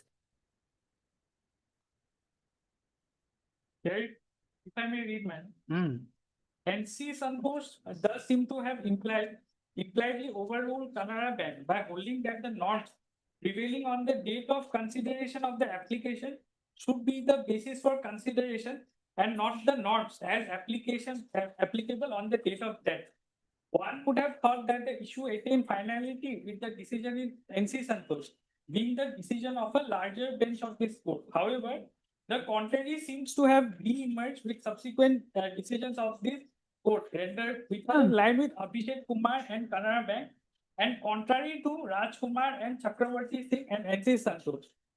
Within 6 months of ruling in NC Santosh came the decision of another bench of 3 judges in state of Madhya Pradesh versus Amit Srivas, where it was held.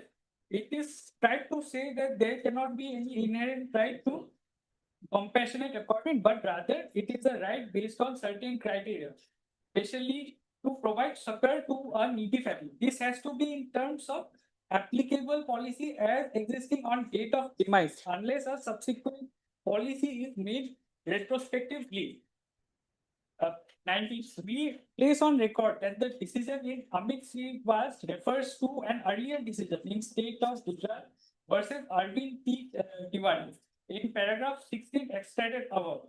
As if such decision lays down the law that a subsequent policy could be made applicable retrospectively. While we have been unable to trace any such law in Arvind P. Tiwari, this is what we find in paragraph 18 of the said decision. Thus, the question framed by this court with respect to whether the application for compassionate appointment is to be considered as per existing rules or under rules as existing on the date of death of the employee is not required to be considered. It is indeed debatable where a policy for compassionate appointment, which is in nature of an executive order, can have retrospective effect. Be that as it may, soon after decision in Amit Srivas, there have been 2 decisions of coordinate benches of 2 judges in Indian Bank versus Formula, and State of Madhya Pradesh versus Ashish Awasthi. The latter, upon considering decisions in Amit Srivas and Promila, expressed the view in paragraph 5 thus. As per settled proposition law laid down by this court for appointment on compassionate ground, the policy prevalent at the time of death of the deceased employee only is required to be considered and not the subsequent policy. Paragraph 21, madam.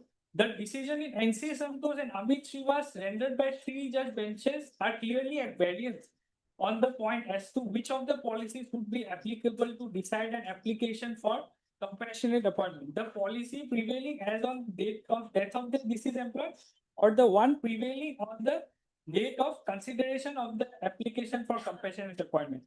The reference made by Shio Shankar Tiwari is yet to be decided by the larger bench. So, my lord, this divergence is still there. So we have taken the view that the policy that was existing at the time of consideration of the application that will proceed. So petitioner's application was only considered in 2015. And in 2015, my lord, these Assam Junior Service Rules came into effect, which says that one has to be higher secondary pass to hold a forester grade 1 post. And because his original application, he was only HSLC pass, madam, he cannot be entitled to this one because, my lord, it will open the floodgates. Other candidates will also then come back and say that they should have been given higher post, madam. So we have decided to, my lord, rely on this view of the Honorable Apex Court.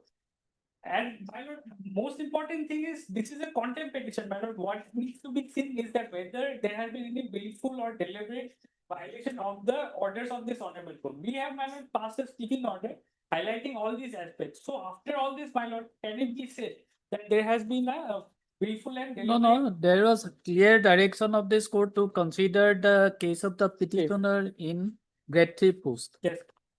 We have considered. How you have complied with the order? Because my lord may Mhm. see our affidavit, same my lord document, page 88 of that affidavit. This is our speaking order, man. Only for this purpose, we have considered this case, my lord.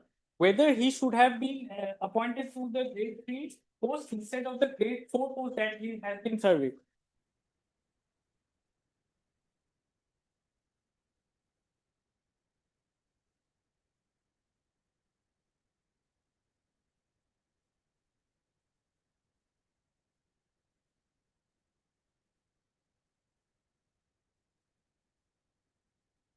So in which case the matter was referred to larger bench? This case, my lord. Shio Shankar Tiwari. And this judgment was pronounced on which date? This Canara Bank was pronounced on 11 February 25. 11 February 25.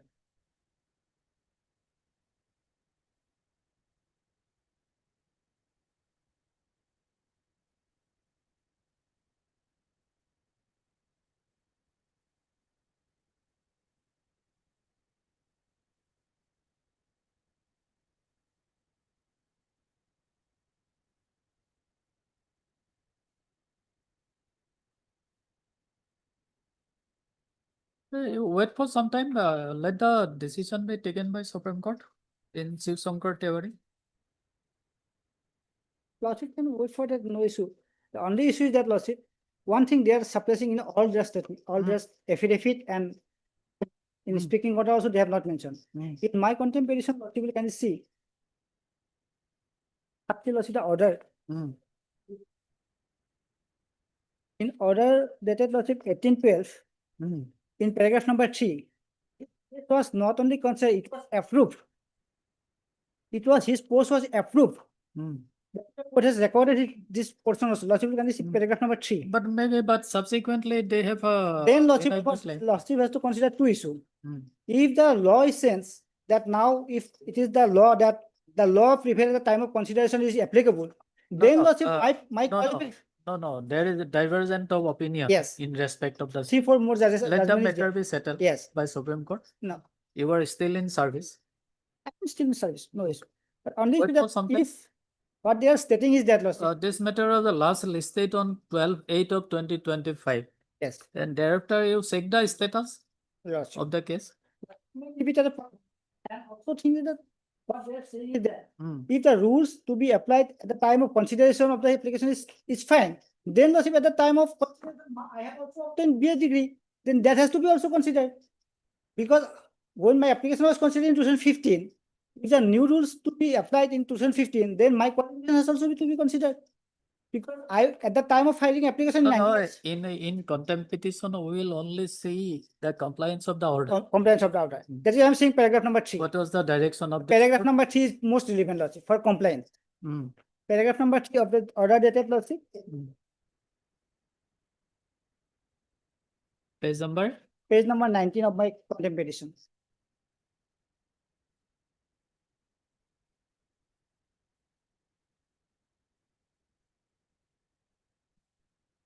Line B.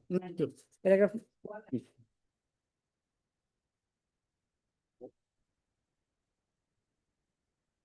After the officer of respondent number 1 intimated the office of respondent number 3 to consider appointment of the grade 3 post subject to observation of existing rules for purpose as indicated in the letter dated 23/7/1998, pursuant to which the respondent number 3 wrote to the additional forest officer, respondent number 6, for appointment to a grade 3 post on professional ground as the aforesaid proposal already approved by the state government. That line is very important, Lordship. They have suppressed the Lordship approval letter. Okay, we'll see. I have also annexed my approval letter, Lordship, at page 16. 1/6. 1/6.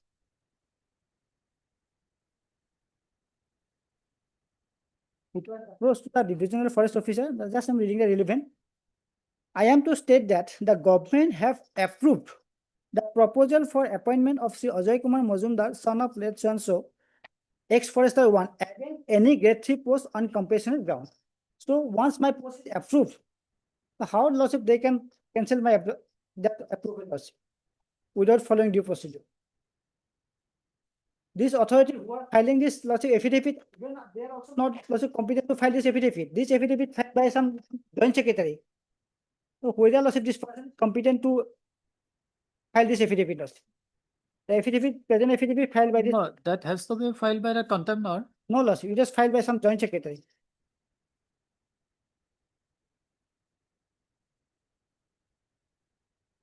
Now, who is he, Lordship, joint secretary? Whether he was authorized by this state authorities to file this affidavit? We will consider all this as. Yes. First, let the Supreme Court take a decision in the Yes. case.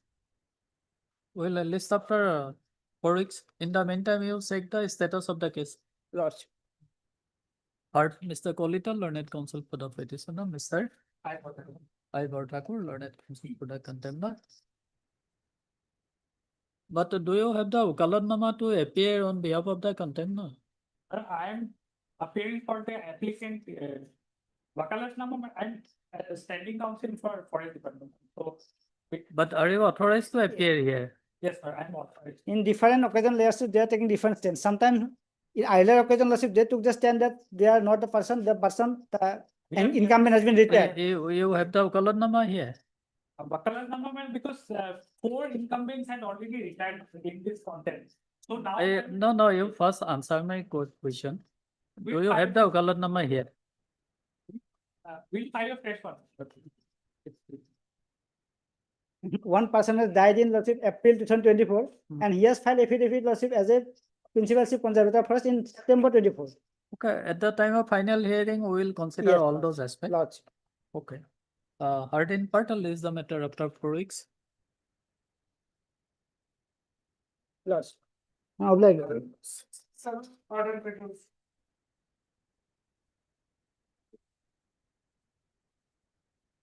May I follow the lordship? This case, lordship, in the last occasion's lordship, it is directions has been given to the petitioners, lordship, to made a party as secretary of the High Power Committee. Lordship, just I have not filed the implement petitions as because lordship, I have some confusion. As because lordship, that can already he's party in this contempt case, lordship. Lordship, if No, Mr. Hawk, you see, if we pass any adverse order against him, he will go to the higher authority and he will submit that I have not been given notice. No, Lordship, if Lordship is saying, directed, Lordship, I, Lordship, I have no problem, but Lordship, my submission is that I have some confusion as because the same part. Maybe. In this contempt case, Lordship, I have stated in party Lordship, he is represented by the High Power Committee. So if Honorable Court still is You implicate him as a party here. Lordship. And moreover, Lordship, my learned friend is saying, Lordship, in last occasion already told, and chairperson of this High Power Committee also met party. If Lordship. Is it necessary to implicate the chairperson? So because the hyper committee will not comprise of 4 members. Now, if your lordship holds, So if the secretary represent the committee, then is there any necessity? the contempt, my lord, your lordship holds that Maybe. because section 14 of the contempt act, my lord. If your lordship holds that the person is responsible for the contempt, then who is the person? My lord? The secretary is not taking the decision, my lord. It is the committee who has. No, secretary himself is part of the committee. My lord? Secretary himself is a part of the committee. Yes, and for that, my lord, I showed to the It's not 81. this honorable court, my lord, on the last occasion, the minutes of this minutes at page 76 of the hyper committee, where the role of the secretary is to place the case before the hyper committee. So the committee, the member secretary of the committee has briefed the committee with the factual background, has placed the orders. No, before he the court. himself is a member of the committee. In my respectful submission, my lord, if your lordship, because there are 2 directions, my lord. In my humble understanding, my lord, the direction has already been complied. Because there are 2 directions. We will see how you have complied with the Yes. direction. One is, We'll see. my lord, one is that. No, we will not hear you on this point. My lord. We will not hear you on this point that you have complied with the order. Because I'm representing one of the content. Maybe. We have already heard you.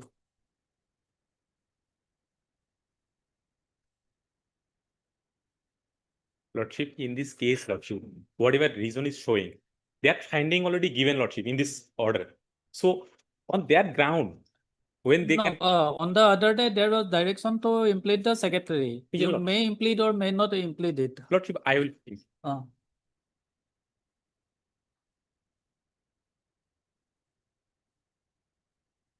Heard Mr. IHOC, learned counsel for the petitioner, Mr. Kosik, learned counsel for the contender number 192. Mr. Hawk submits that he will file impleadment application to implead the secretary of the High Power Committee. And he prays for listing the matter after a week. Parallel, recessal list the matter after a week. On. Lordship. On. Take a date from him.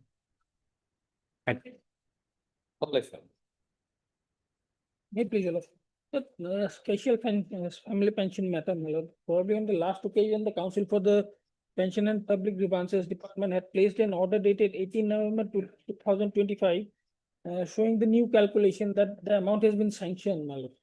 Now, my instruction is that till date, my lord, the Treasury has not released any amount to the petitioner. As per my instruction, the treasury has completed all the formalities and sent the documents to the petitioner bank. I think it is SBI and Nolbari.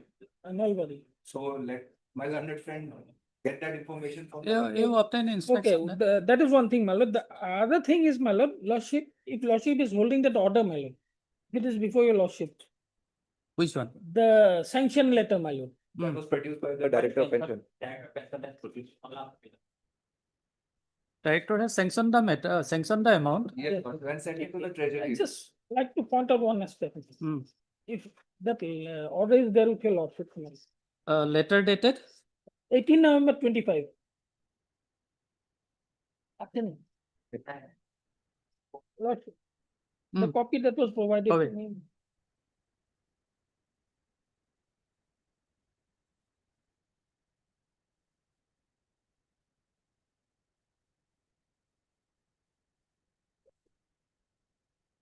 At paragraph 2, my lord, lordship kindly peruse. With effect from 1992, I have been sanctioned an amount of something 1,600 something, and that amount continues till 95. The amount till 1995 is less than 2,000, my lord. That lordship got that, my lord. Line number? 2, paragraph number 2. Yes. 2. Yes. In the year 1992, the amount is 1,600 something, my lord. 35 rupees. 35. And Yes. 95, it's less than 2,000. Lordship had got that, my lord. Mm. Up to 95. In 96, it becomes 4,000, my lord. Up to 95, it's less than 2,000. Lordship has seen that, my lord.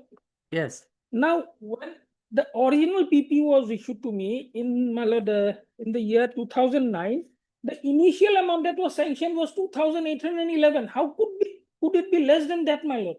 1,625. It has to be above that. That's why I filed the writ petition, and my writ petition was allowed, my lord. I've got the PP order, initial PP order with me. That order is part of the record? In the writ petition, it was there, my lord. But I have a copy. In the Who writ is appearing for Director of Pension? D. Reddy. He is not present? My grievance was that the amount remained fixed from 92 to 2009. That is the initial PP order, my lord. Now she will see the initial amount that was sanctioned was 2,811, my lord. It could not have been less than that amount. Probably they have not applied their mind at all while redoing the exercise. Devi is present in the court. Okay. Okay, okay. Okay. After some time. Okay. Okay, wait for some time. Slipping. And you also obtain instruction whether the amount was credited. Yes, the account of the particular. my morning's instruction is that they have not received. Whether they have visited the bank lordship at that we have forwarded, because I got a information, I have received the instruction today only that it has been sent. Probably in the second half, it has been done. 3 days back, we have sent it to the SBI The Nalbari Bank. the treasury has received it, madam, the order. But it has not been credited into the bank account. That's my instruction. Lordship, the bank, maybe. That's a minor issue, my lord, sir. On the next Okay. date, I can take it. But this calculation error, my lord. Now for that. Mr. Pegu, Devi is available here.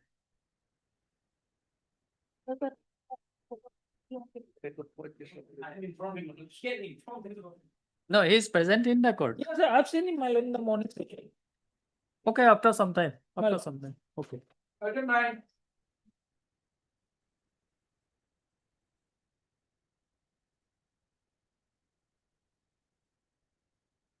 I know the last occasion, but the government council should take an extra. Hmm. S4. S4. S4. It's not available today. I've been told. Okay. It's some of Monday. Monday. Okay. None appears for the petitioner on call. However, Mr. There's the right from. It's the council. There. However, Mr. B. Kosik, learned counsel appearing on behalf of Ms. Askuar, learned counsel, learned government advocate, submits that Ms. Kaur is not available today and a press for listing the matter on Monday. Parallel, this is a list the matter on Monday. So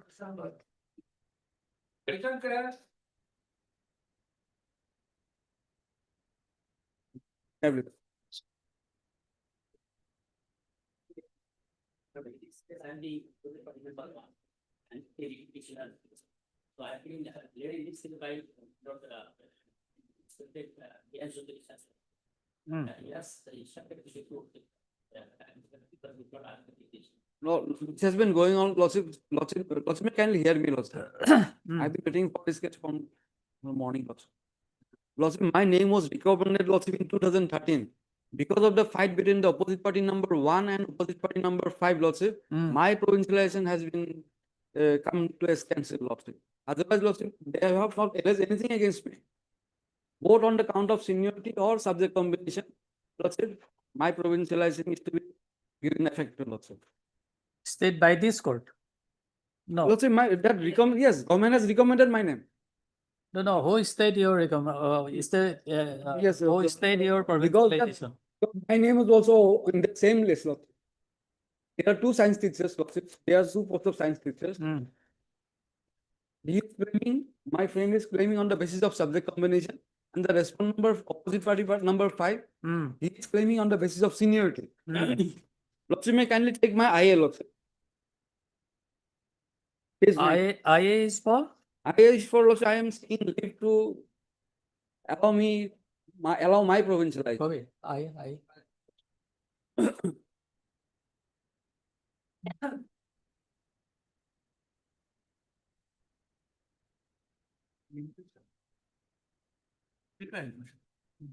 Okay. India, they have claimed Lordship, Yes, let me, on the basis of his seniority or subject combination, his provincialization is to be done. That subject is that is subject matter of the selection. Lordship, may kindly see.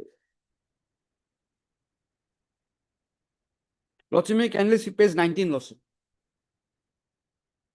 So, your provincialization or your recommendation has not been challenged by him. No one.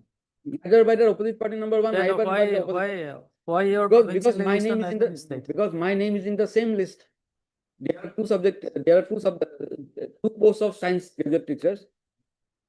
Second post, Lordship, that is why, Lordship, my post has also been hanged up, Lordship. Oh, Lordship, may kindly see where is the order the order, Lordship, at page in IA?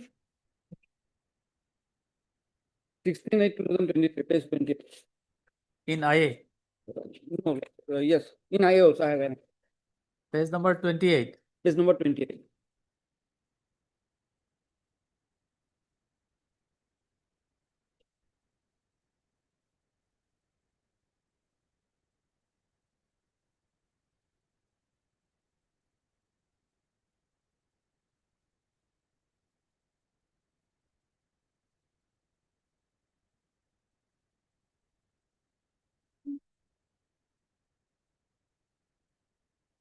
So you have filed your objection.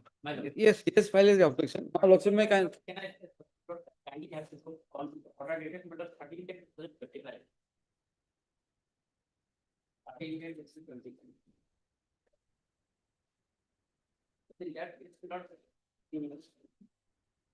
Yes. There is an observation below. That the matter which says fully associated for considering the modification of the interim parameter. Hmm. So that is here. Lordship, may kindly allow me to place my case, Lordship, he is me. Either way, Lordship, submitting something. No, Lordship, is it your submission that this is not the appropriate bench to Yes, consider the same? That was the order below, so when the matter was earlier listed Hmm. for that particular bench. Hmm. Otherwise, I have no objection. But my submission is that I have to be, and that's my single with the case, that is my. This has been going on since 2013, Lordship. Because in 2013, Lordship, my name was recommended because of multiple litigations. Hmm. Then this matter was also sent to the education tribunal, and the education tribunal decided the case between the opposite party number 1 and No, between all the three of us. my question is if your provincialization order is not challenged by them, By them, yes. well, where is the question of staying your provincialization? Yes, Lordship, that is why, Lordship, I am taking leave of this code, Lordship, page 28 to 31, Lordship. My provincialization will be given effect to. Hmm. The restriction So can be in decided. respect of this order, you can go to the registry and complain it. This court is not deciding that matter. Fine. Hmm. They will decide where they will list it. Differentiation is not still because we got my name and his name was recommended by the district committee. Hmm. That was challenged by the opposite party number 5.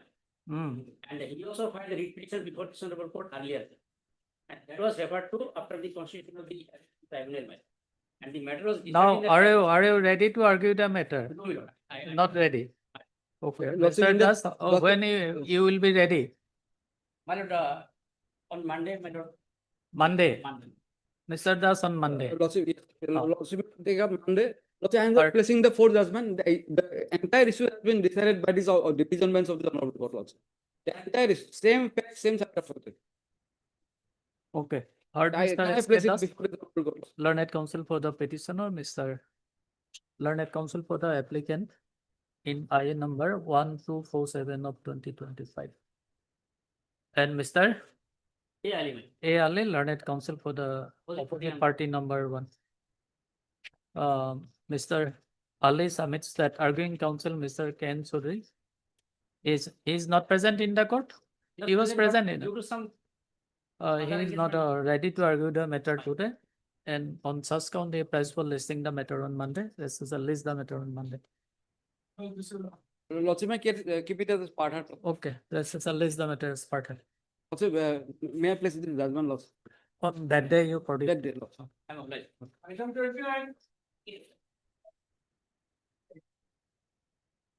Then, Lordship, we have already issued a compliance order. We have already allowed the petitioner to hold the terms of the PCOR insurance, Lordship, of the school. That was the direct. You have complied with. Yes, yes. Now, he is allowed to hold the charge of PCOR insurance. Okay, For the director, okay. Lordship. Page 24, Lordship, I think there are 32 and 33. Okay, then, madam, you obtain instruction from your petitioner. Now, she can, with the order, Yes. take the I card. got this. It's a clear cut order. It's a direct order. Hmm.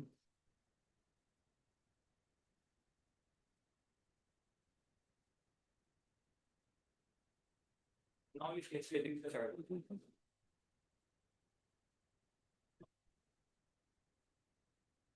We may close the petition. Yes, Lordship, she can Hmm. approach the school and it is in the card immediately.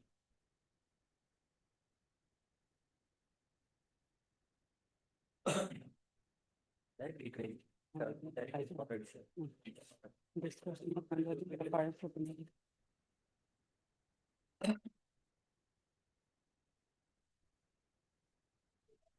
Itu kan, Aji, oh, tadi.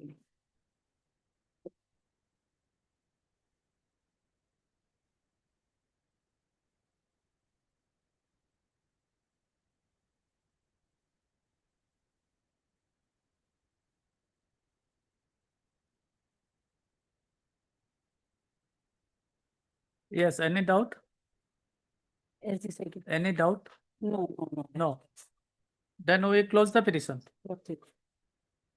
Heard, miss, your name, please? This idea. As the Soikia, learned counsel for the petitioner, and also heard Mr. SMT Sisti, learned counsel for the contempt. Mr. During the course of deliberation, Mr. Sisti has produced one order dated 24/11/2025, passed by the Director, Secondary Education, Assam, Kailipura, Guwahati.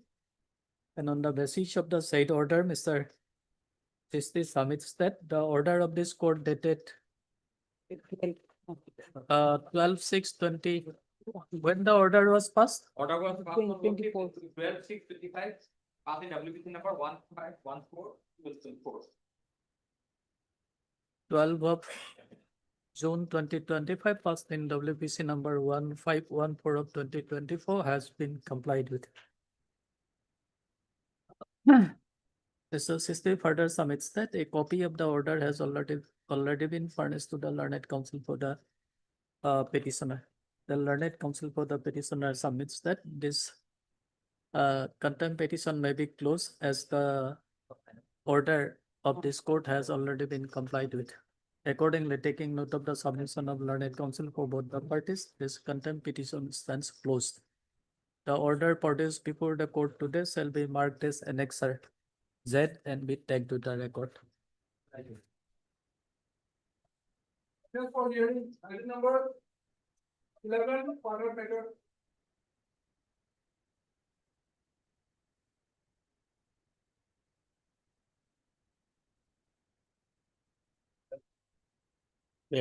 Hmm.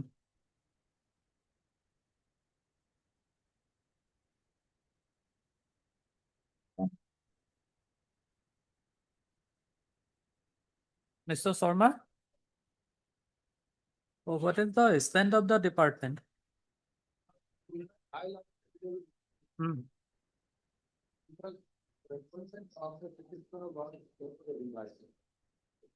Never regularized, but who is responsible for the same? Kabe?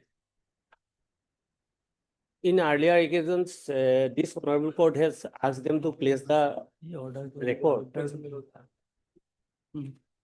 To place the regulation order before this court, madam, many Hmm. occasions, Hmm. but they have not placed any records. Notice was kindly. We have clarified that part in our report. Hmm. Prior to that, Lordship may kindly peruse earlier orders, madam, two orders mainly. Hmm. Dated? Dated 23/6/2022. A detailed order. 26. 23/6. 23/6/2022.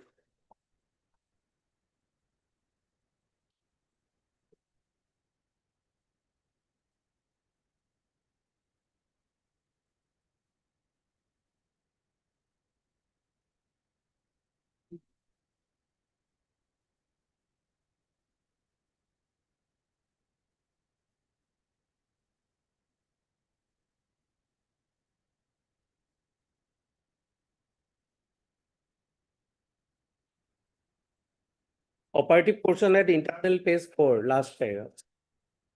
In view of the above. Hmm.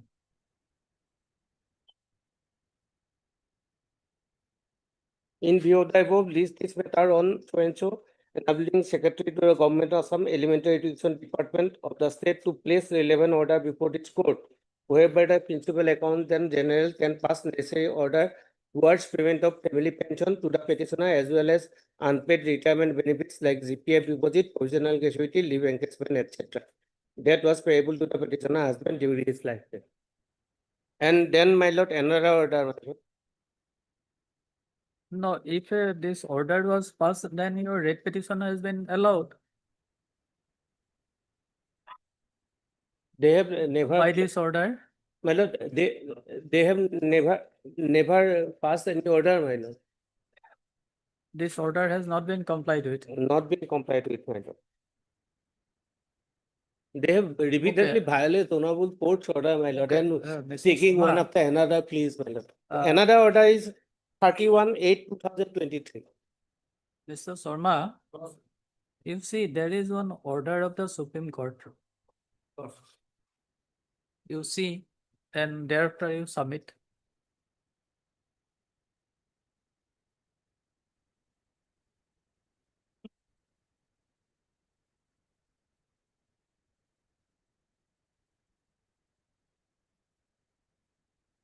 The first one. No, the first one. What is that?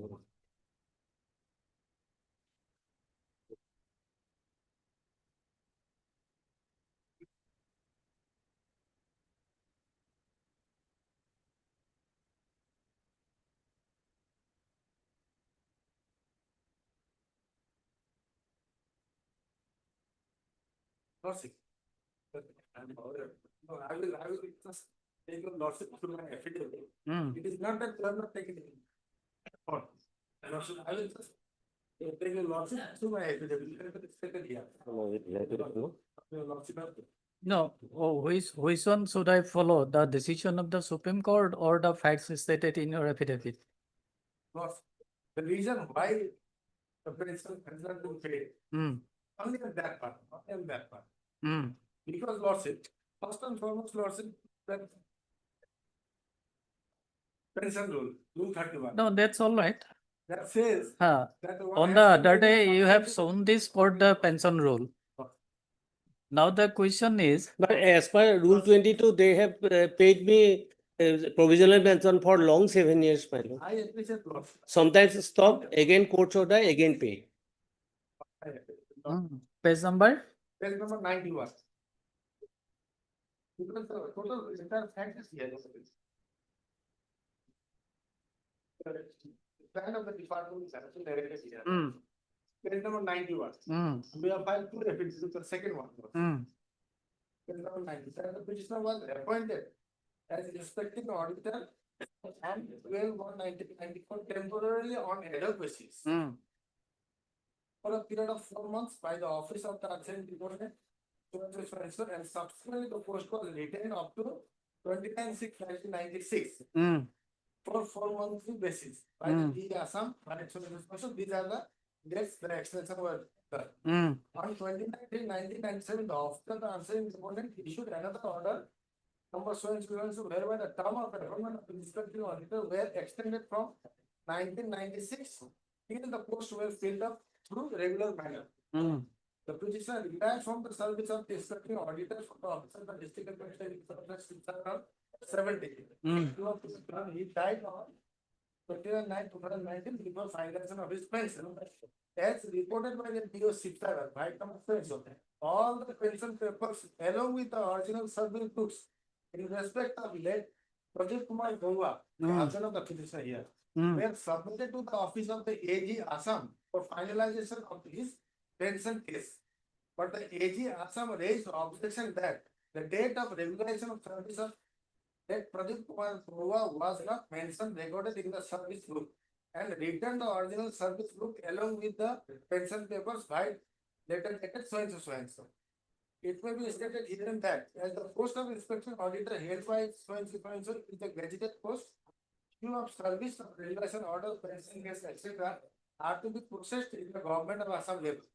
Hence, the original service book and other family pension related papers and documents as submitted by the DO Sipsagar was forwarded to the government by number so and so for taking necessary action as the incumbent consent has already expired on 29/9/2019. As for government letter number so and so, the pension papers in original in respect of that Pradeep Kumar Gongwa inspecting auditor office of the DO Sipsagar has been submitted to AG Assam for finalization of this pension case. It is pertinent to mention herein that the office of the answering department by letter number so and so dated so and so communicated to the government for regularization of service and finalization of pension and benefit in respect of the so and so date so and so so and so. The government has carefully examined the claim of the petitioner. So and so the wife of death payment of family pension as well as unpaid retirement benefits like DPF, provisional gratuity, leave investment, etc. Subsequently, the Department of School Education Assam sought consultation from the administrative reform. Because this service was not regularized, therefore, consultation with the administrative reforms, anything pension and public reserves department and the finance department regarding the regulation of service of debt so and so to felicitate the finalization of considered benefits. However, the department regretted the proposal. In view of the above, the proposal of regulation of service of debt so and so regarding the inspector so and so could not be considered as complicated by so and so. So, therefore, it is not that the department has not taken effort, nor the department has taken effort. But the only thing is that his service was never regularized.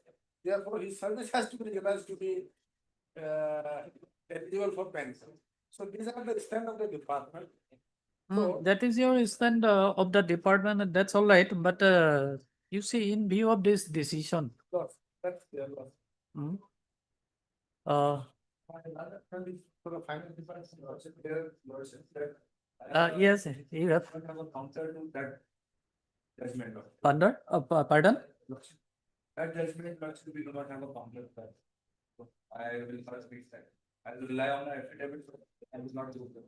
So what is clearly mentioned in the register. So I don't want to dispute that. Okay. Okay. Then we have to dispose of this petition in deadline. My lord, by 31/8/2023 order, my lord, it is clearly mentioned in that order. 30? 31/8/2023. Another order. Last paragraph, on the next day fixed.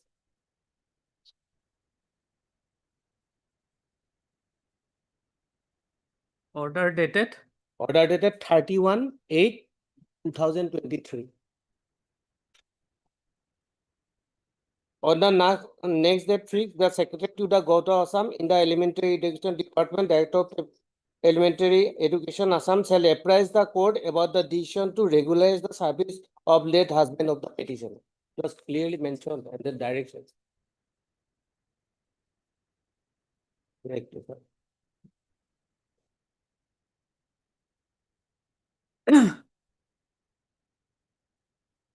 Okay. Then, my pass lord, we will pass the order. Okay. my lord, two small submissions, my lord. And while entertaining this petition, my lord,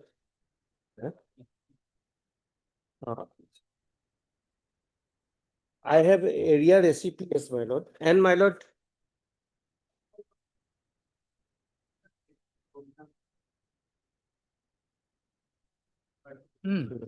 Compensation. Yes, yes. Our ACPS also pending, my lord. At my pair, I have mentioned, my lord. So whatever pair is there in your petition, we will take care of the same. My lord, and regarding interest part also, as per section 197A. 197 of? A of the pension. Yes, there is a provision, but the first civil lordship, it will be there. Here, we can fill out, I am actually on the account is for area. Yes. Here we have the current and some different public and private sales. There should be the executive part should be the data builder. So my today's submission is that if we are getting in complete and correct shape. Then you will take care of the same. we take Okay, care of it. okay, This is my okay. submission. Okay, okay. Until and unless it comes. Okay, okay. And my lord, court also asked about the imposition of compensation, my lord, due to delay, my lord. Why? No. These are my humble submissions, my lord. Okay. Honorable court will consider. I have already told you that we will take care of the same. My lord, and my lord, lastly, my lord, there should be a time frame, my lord. Okay. Heard Mr. D. Boda, learned counsel for the petitioner, Mr. P.N. Sharma, learned standing counsel for the respondent in elementary education department. Mr. A. Soliha for the finance department, Mr. Borua for respondent number 7, being AZ. Argument completed, order reserved. Silent number 12 and 12 to 14.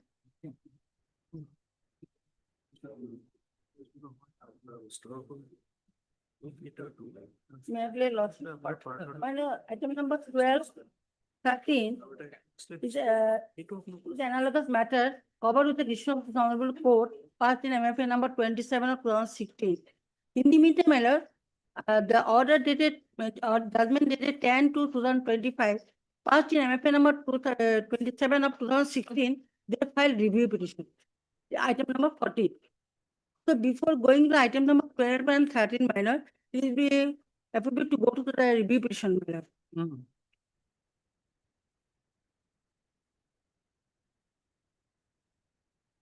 They filed the review petition.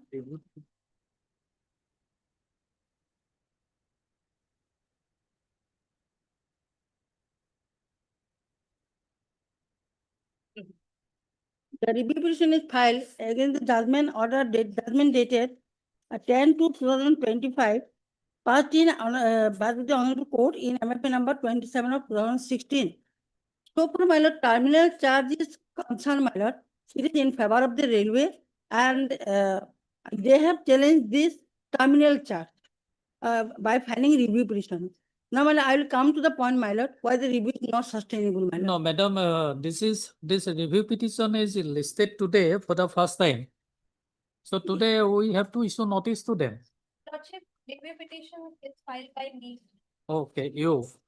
My first submission would be let this item number 14 be deducted from item number 12 and 13. Lordship.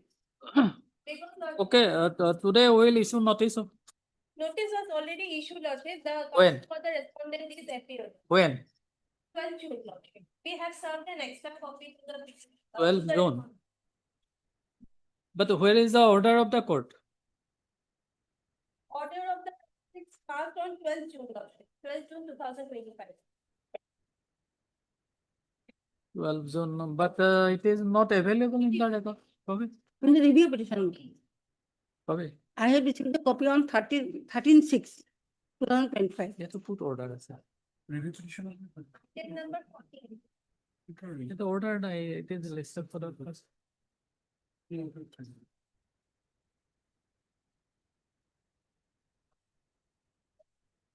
Order date?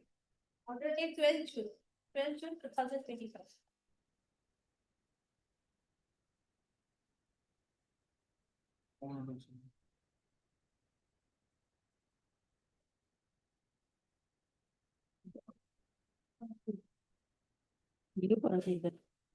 এইটো এনেকে হ'ব নালাগিছিলে elections.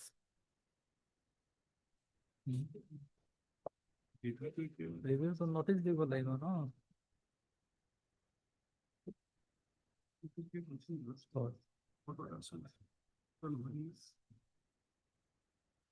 এইটো ইদিনা list কৰি একেলগে দিলে আমাৰ। The review petition was listed on 12/6.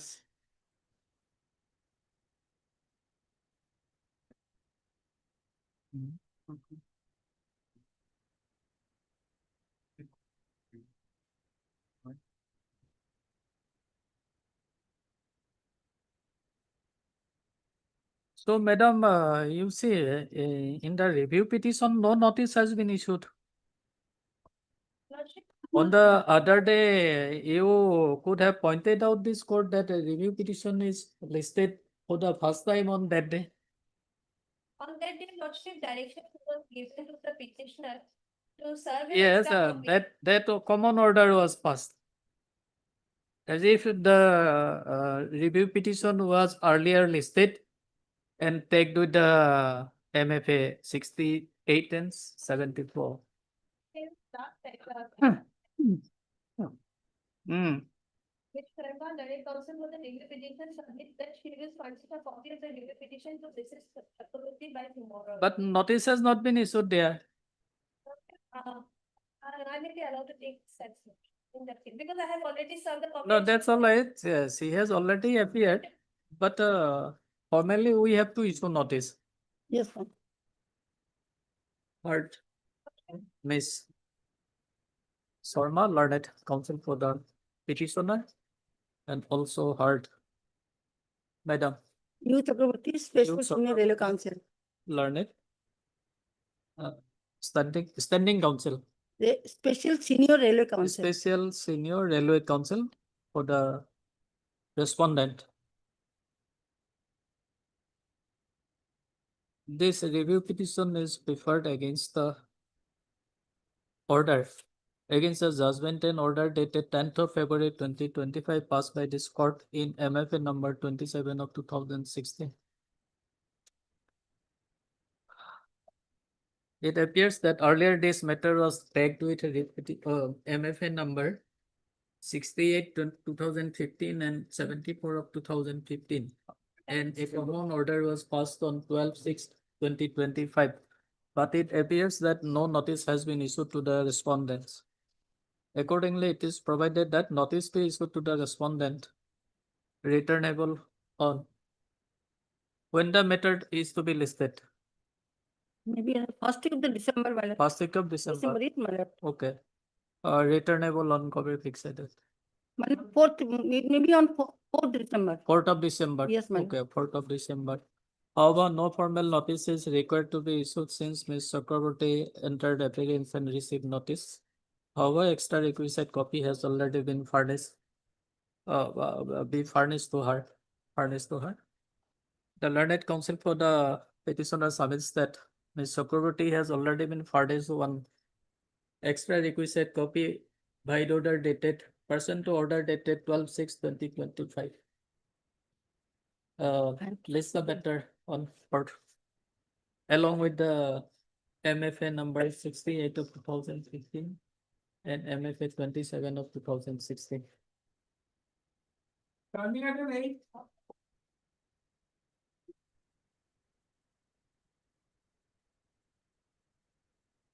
Mr. Devi has come, probably Mr. Devi has arrived, my lord. Mhm. Okay, then Mr. Devde, Yes, sir. you see the discrepancy In the earlier pension payment order, Yes. in the order, Lordship, Uh, I got it done with the department here. Hmm. And informed about the sale. Hmm. They have conveyed me that the fixation that was done earlier, Hmm. it was wrong. They tried again and again and said with the reports. And presently, which has been given to the petitioner is right. But to substantiate it, Lordship, may given next day, your Lordship, so that I can bring that substantiation before this problem. okay. Okay. Because it was wrong. It was wrong. Could not have been, my lord, because the pension, family pension amount is the salary that I received as on the date, date of death. That was the amount, my lord, so it could not have been wrong. Anyway, let him obtain the instruction. Hmm. Heard Mr. Sharma, learned counsel for the petitioner. Mr. Deuri, learned counsel for the respondent number 6 and 7. Mr. Soliha for learned standing counsel for the finance department. And Mr. Sisti for 5 and 8.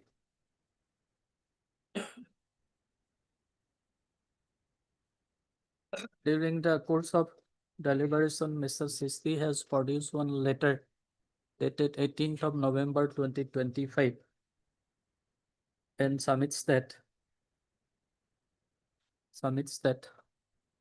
special family pension to the petitioner, namely Sharifa Begum, wife of late Habibur Rahman, holder of PPO number S/8715, has already been sanctioned and sent to the treasury. And Mr. Soliha, learned standing counsel for the finance department, has also confirmed that the treasury has received the Yes. bills. Forwarded the documents to the bank. Has received the documents and forwarded the same to the bank of the petitioner. In that view of the matter, it is provided that Mr. Sharma shall obtain up-to-date instruction in respect of receipt of the amount by the petitioner. We received just now, my lord, it has not been paid to the petitioner.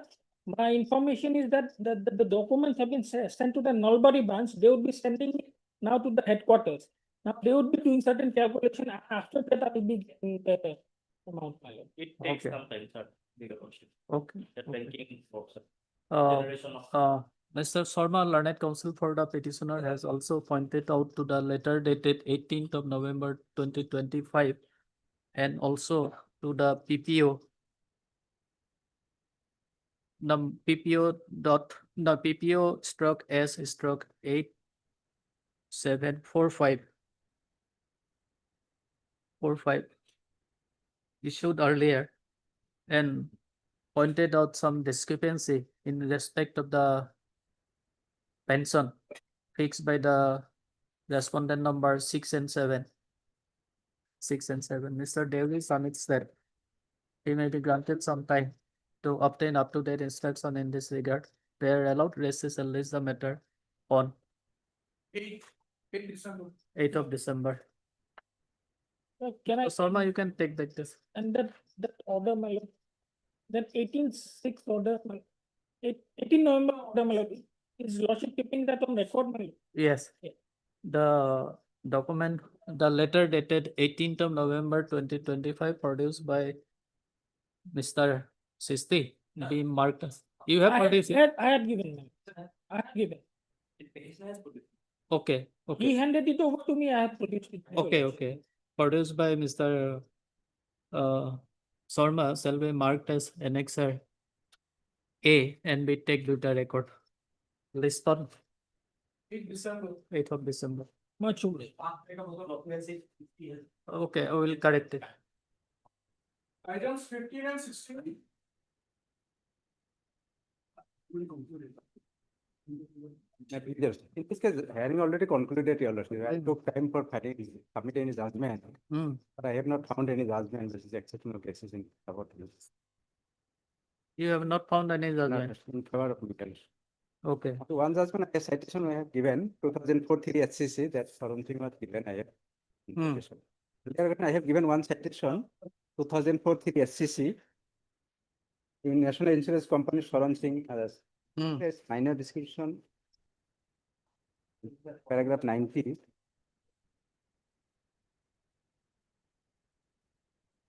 That related to driving license, that minor discrimination is related to that accident is to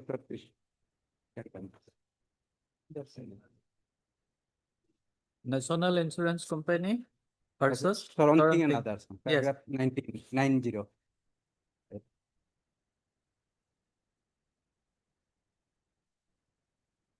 So it's related to driving license, but that Supreme Court says that minor discrepancy is not related to directly that accident, that it can be counted here.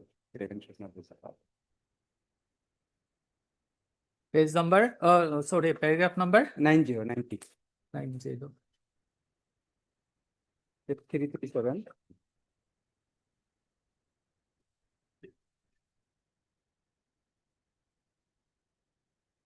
Minor and inconsequential deviation with respect to licensing condition would not constitute sufficient grounds denying benefit.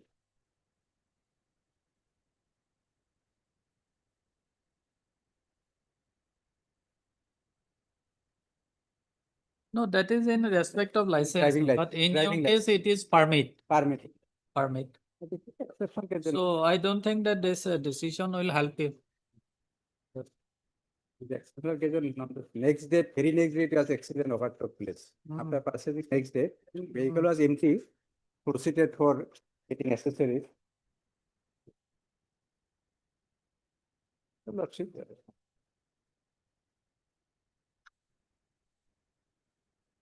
Heard Mr. Islam, learned counsel for the appellant in MSc appeal number 285 of 2020 and respondent in MSc appeal number 332 of 2021.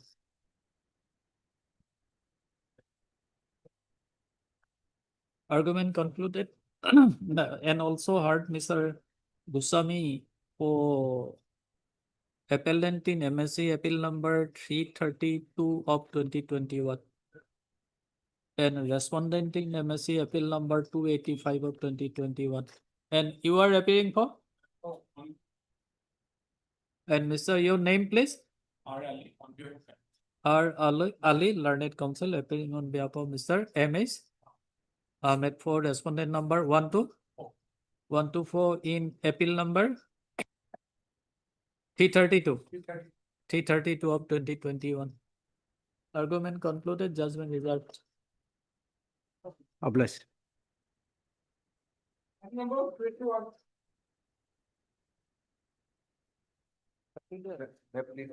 Lordship, in item number 21, Lordship, I am seeking a short accommodation. The legal boy was here, Lordship, he had to leave because of the person that he was in. Lordship, we have some urgency in the matter, Your Lordship. Therefore, Your Lordship, since he has left and now 4 PM, Your Lordship, may fix it on 2nd, Your Lordship. Urgency in the sense, Your Lordship, we are for Your Lordship revision of pay scale, Your Lordship. A new pay commission has been already been decided to be constituted, Your Lordship. Therefore, before that, Your Lordship, want the matter to be heard, Your Lordship. So on 2nd of Filed a affidavit. everything is ready, Your Lordship. Your Lordship may fix on 2nd, Your Lordship. One date, Lordship, okay. Because ready, Lordship, because of. No, that's all right. 2nd of December. Lord. As agreed by learned advocates of both the parties, the SSL lays the matter on 2nd of December.